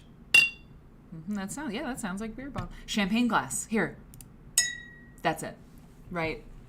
Champagne glass. Marcia got it. I think that's it. It sounds the most like what it is, right? Let's hear it again. Yeah. I love it. Don't you? Do you like it too? Let's listen one more time. I'll turn it up just a little bit. Ready? Yeah. That's it. We knew it. Whistle blowing into day. That's a good one, Dee Dee. But I think this works. Yeah, I'm fond of it too. I like it too. Okay, so now configure Stream Deck. And I can switch the user. Let's see. Oh yeah, okay. Stream Deck, default profile. New profile. Oh, excellent. Edit profile, and I will call this, rename, I will call it co-working. That's the profile for this. Okay. Make this my default profile. Great. Okay. Now we assign a button. Okay. This is great. I gotta download the sound. I got here just a little bit before 6 today, so it is almost wine time. If I want it to be. I don't know. Yeah, I do. All right, so here, and I gotta go there. Sorry.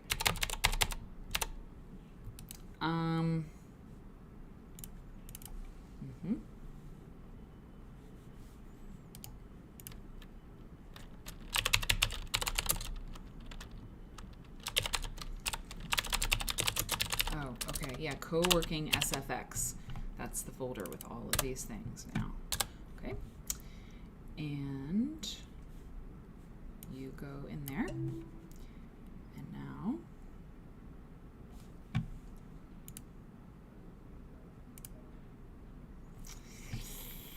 here we go. Sound.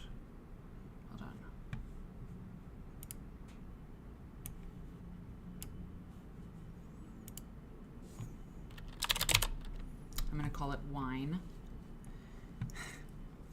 And now I gotta get this. It's exciting. We're gonna have to get a couple other ones on the board now. And then I'll cut out later. I mean, I'll have a glass of wine and then I'll cut out. Okay. Stream Deck would like to access files. Yes.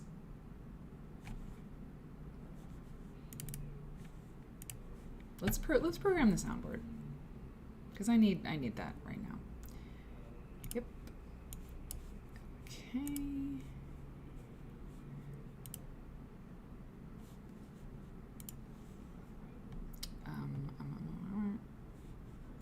Okay. Yep. There it is. And now I do this. 29 degrees in London. Dang, that's wild. Okay, have a good walk.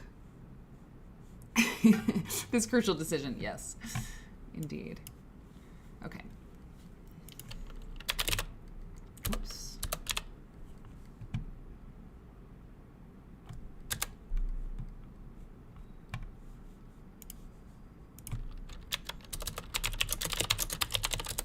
To get the full effect, I have to give it a little picture on the soundboard because I'm going to show you all just exactly what it is. And it's going to be cute. Really cute. Okay. Oh, look at that. Perfetto. All right.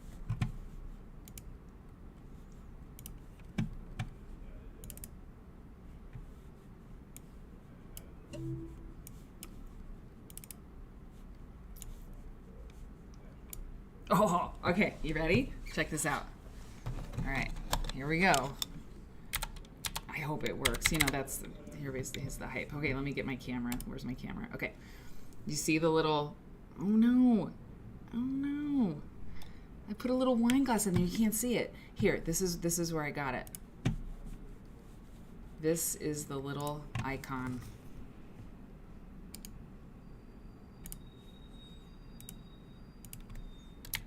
This is what the button has on it, and it's perfect. That's the little icon, okay? Ready? Yeah. It's wine o'clock. Yeah. It's good. I mean, it's not gonna be a long sound cue, right? Yes. I like it. I like it. It's cute. Yes. Okay, good. Now, let's do the most important ones. Let's do I think the success one, when we do something and we get it done. I think we got to do that. Okay, good. Everybody loves it. Hey, let's hear it again. Yeah. And then the success one, and then I want to do the greeting one. Like, oh, Dee Dee's here. Like, meh. So what should that be? Let me just, success. I'll just type in success into the sound effects finder. Who knows? Sound effects too?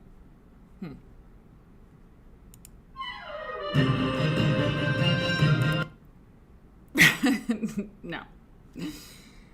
You know, the little kids, hooray, yay. That's good, but it's kind of sad too. Like, yay. Cheering. Let's see what we get with cheering.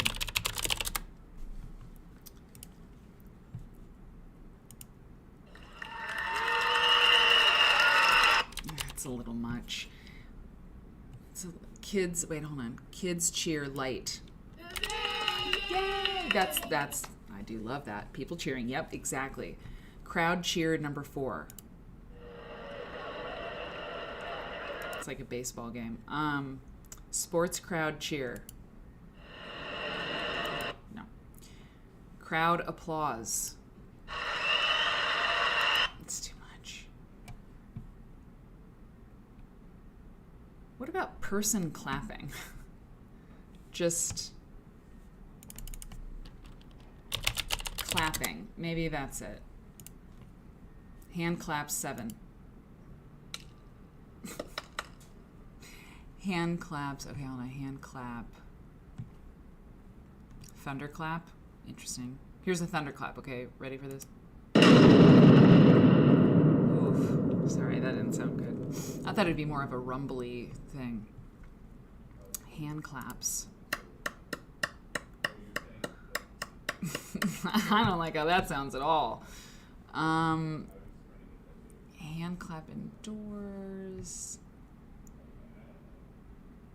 Human crowd. Reactions. Applause. Now, that's not bad.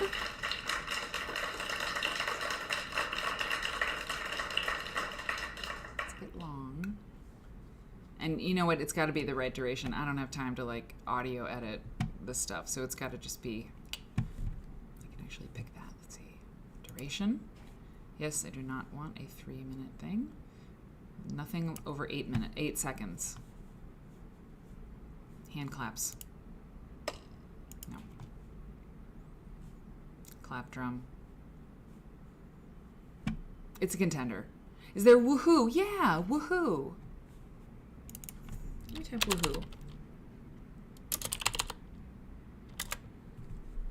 Voice clip male. Woohoo!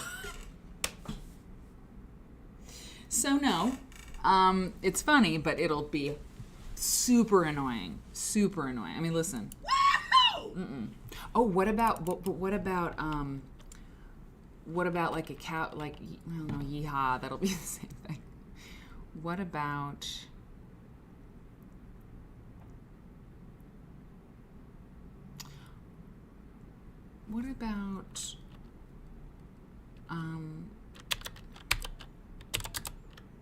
You know, win. I just put like win.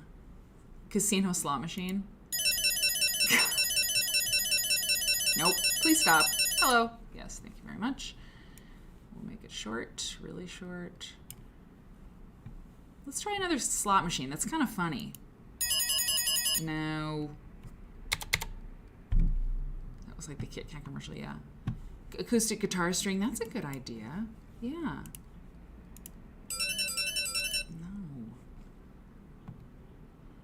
And also, casinos are terrible. Congratulations.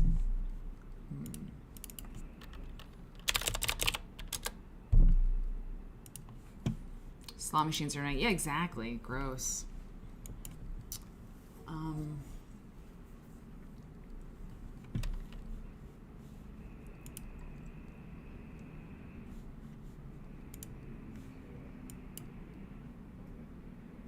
What about like Tinkerbell? I just want something like a fairy, something. Tinkerbell's dust. It's 10 seconds, but maybe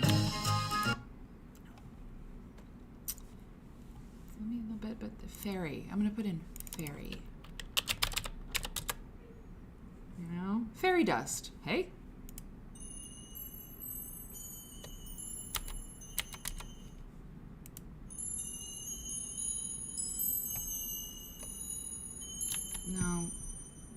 No, it's a little ominous. Okay, hold on.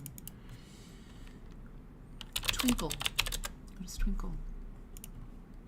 Magical twinkle. This could be, yeah, this could be cartoon. They're cartoon sounds. Magical twinkle. This may be the right avenue, right? Yes, the idea is good, Angelina says. Well, that's not bad. Musical accent twinkle strings. Chimes. I mean, I like that. I'm going to mark it that I like it because it's kind of like almost like the end of a 1950s, you know, like a Bewitched kind of thing, like starring blah, blah, blah, blah by Hanna-Barbera. You know? When someone enters the chat, yep. Yeah, that could be good. That's nice. Those are, I like both of those. I'm going to mark them just so I don't lose them. Hey, Druid Godmother, baby. We're working on it. That's what's happening right now. We're programming this. Baby toy twinkle. It's too long. Hold on, I gotta do this. We got the wine button, babe. Listen. Glasses clinking. Yeah. It sounds a little like a cowbell, but it's good. And it's good for now. Okay, but right now we're doing this magic twinkle. No. Okay, what about this? No. You know, there's something about this one. There's something really about this one. Or this one, which I think... I like... What do you think about... I mean... I think that's the success. I think it's the success one. Just think about it. It's like, you guys, I shipped all the packages.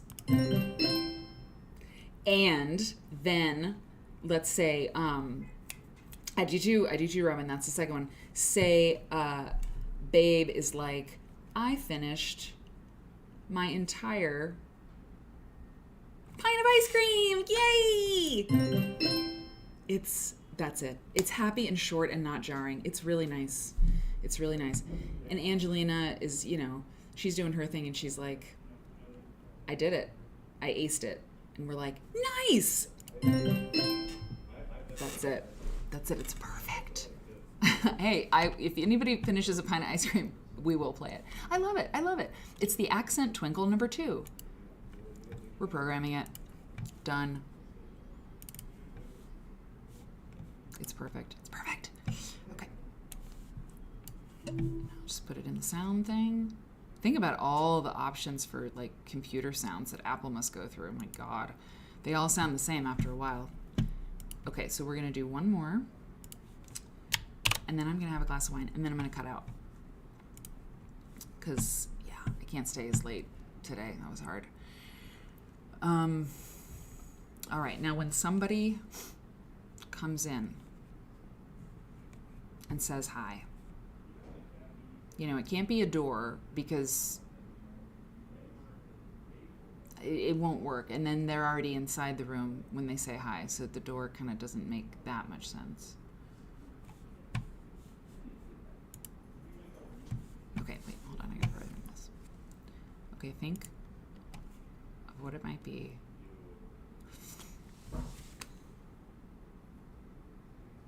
Okay, I'm having a glass of wine now. You know, when I laughed really hard with the baby cry, I think we are going to have a baby cry somewhere on the soundboard. It was really loud, and I could tell the guys were like, yeah.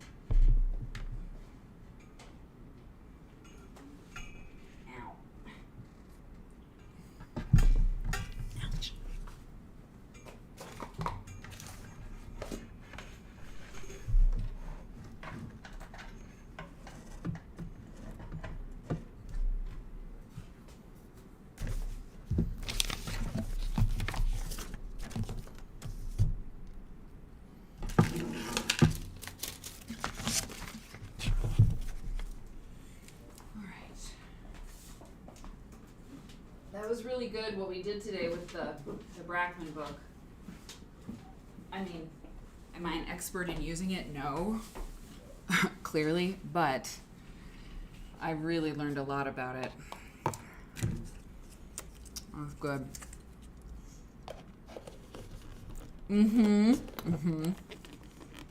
Oh. Bells tingled on the door. Of course, little bells on the door. That's a great idea. Oh, that's perfect. Oh, I hope it works. Okay.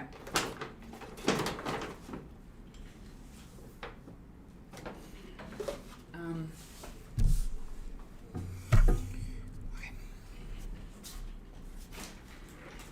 This place is a disaster. Again, I clean up every day, and every day it's wild. Hang on.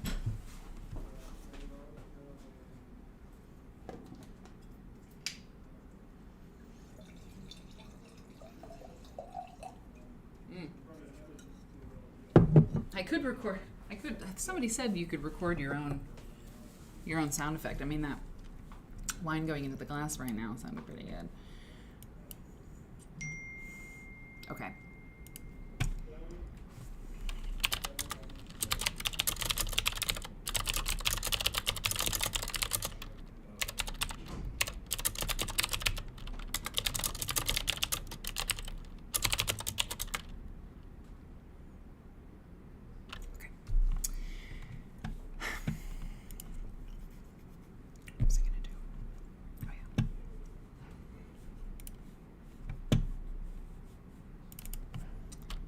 I'm going to put door chimes.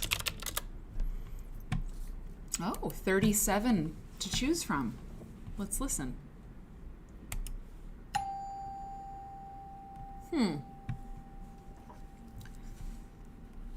Let me go back. Well, not doorbells, no. Yeah, door chimes.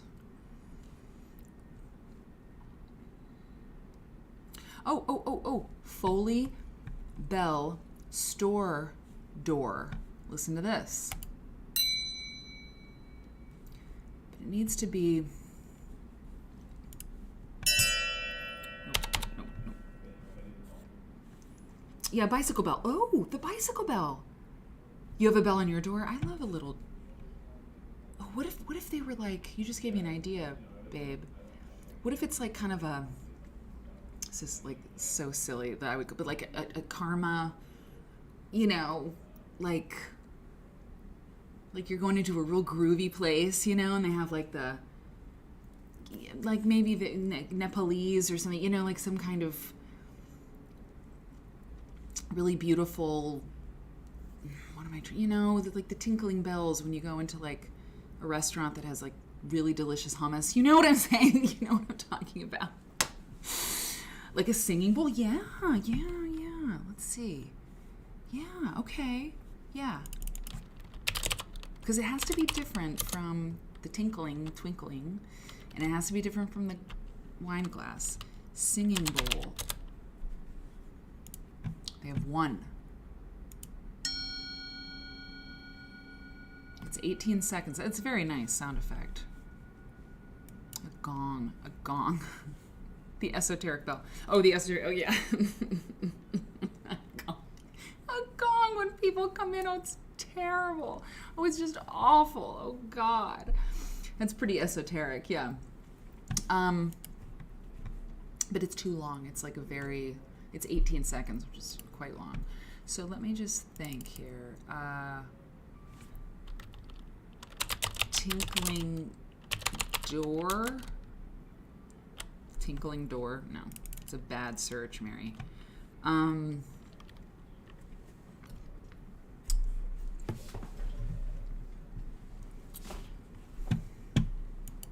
Just talk to... Oh, that is so sweet. I'll get peace sounds. Yeah, exactly. Oh, yeah, hello. Like, yeah, the hello from side. Actually, what kind of hellos do we have? I mean, I don't... Human voice clip. English voices. No. Hello. Ew, that's so creepy. Oh my God, listen, it's a child.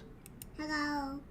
That's cute, but we'd start to murder if we heard that all the time. Can you imagine, listen, if like 3 people said hi at once, listen. Hello. Hello. Hello. No. What do we love? What do people love? We love chocolate, some of us, you know. We love popsicles. We love, you know, what about popcorn? I love popcorn. What if there's a popcorn sound effects? Popcorn. That's a popcorn kernel. Popcorn bag open. No. Popcorn popping. I want popcorn popping. Popping corn. Here we go. No. Hold on. Let me fix the duration. Like pop, pop, pop, pop, pop, pop, pop, pop. If it was the right thing, it could be good. Popping corn.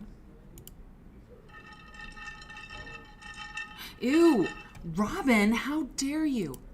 You're trolling me today. Okay, popping corn. No. Drum snare popcorn. No. It's not working. No, it's not working at all. All right, fine. This may not interest people. I understand. I know. We love chips on this show. We do love chips. We really, really love them. Let's see what kind of... I feel like I did that, though, long ago, and it was chips bag open. Poker chips. No. Hang on.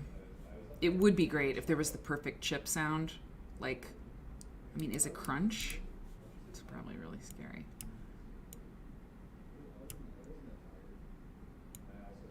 Okay. Let's see.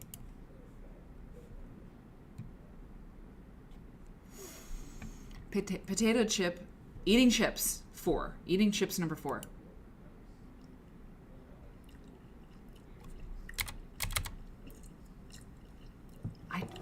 I tried corn popping. It didn't sound. It did. Oh yeah, cake does have a chip sound. Hang on. Okay. Bite chip.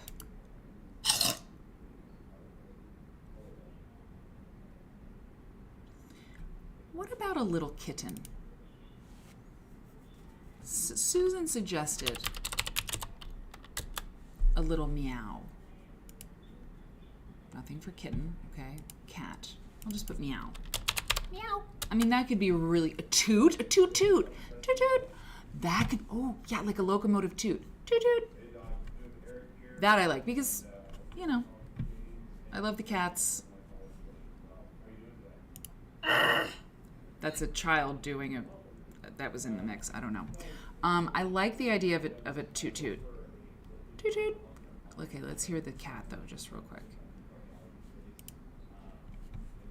Duration. Okay.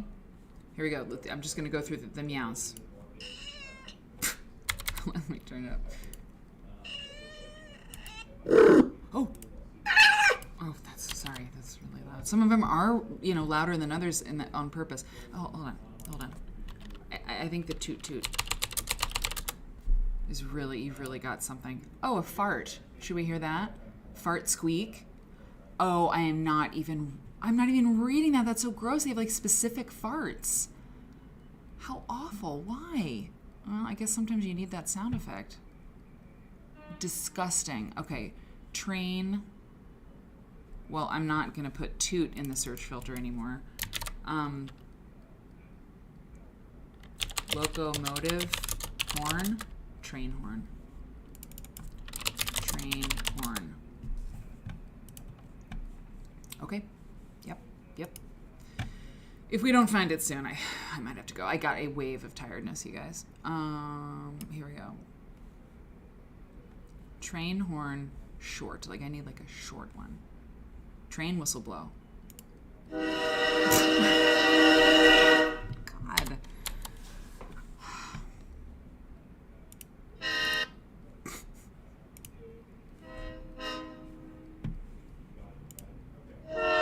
No, it's not working.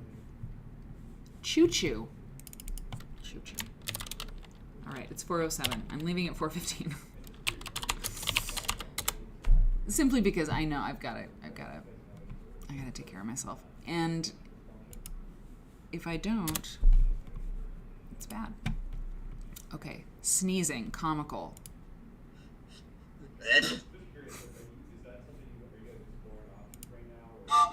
Oh, there it is. Oh, toy train. Hey, Ivy. This is a good one. That was their penis horn. Oh my God. Okay, listen to this. It's 1 second. That's what there's 2. There's train whistle 1. Sorry, train whistle 3 and train whistle 2. Here's train whistle 3. I think it's pretty cute. Yeah, M. Hicks, Angelina's into it. Toy train is a good one. I'll try that too, just in case. Here's the second one. It's exactly what we were talking about. Toot toot. Okay, can we tell the difference? Here's one. I mean, here's the first one. And here's the second one.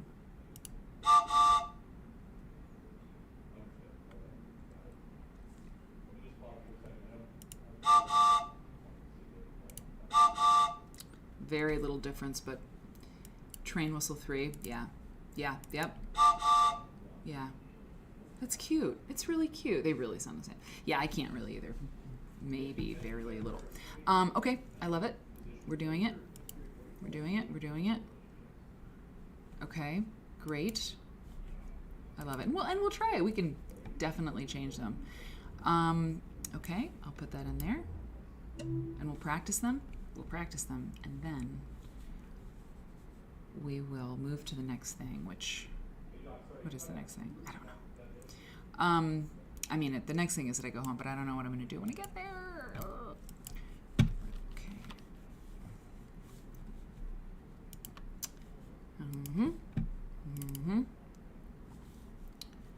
And here we go. And accent twinkle. Wait a minute. Hold on. We got to put that in.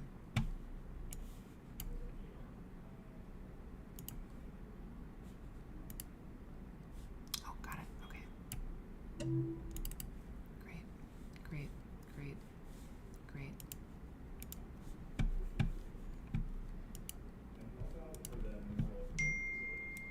Shh. Hush. Hush up. That's what my grandma used to say. Hush up. Okay, here's the sound of success. Okay. Okay. Oh! We nailed it. That's so good. That's so good. The sound of success on the Quilt Nerd co-working streams. One more time. Well done. Okay, and then the hey everybody. Oh hey, it's Robin. Robin is here. We play this.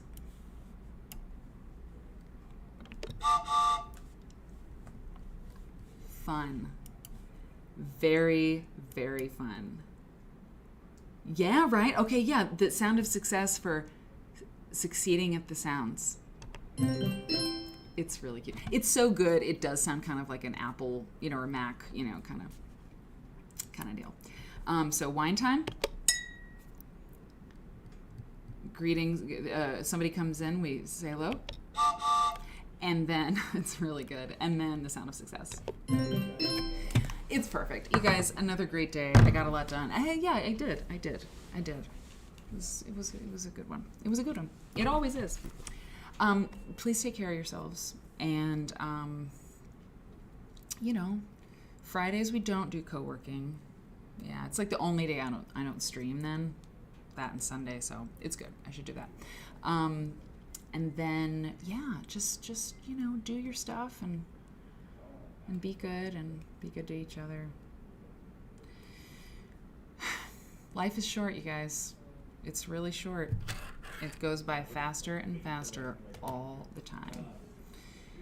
And, yeah, just take, every moment is like, it's just, really enjoy your company a lot. So, I will see you all, and it's my pleasure. Okay. Very bad at saying bye. Okay, I will see you. Bye, babe.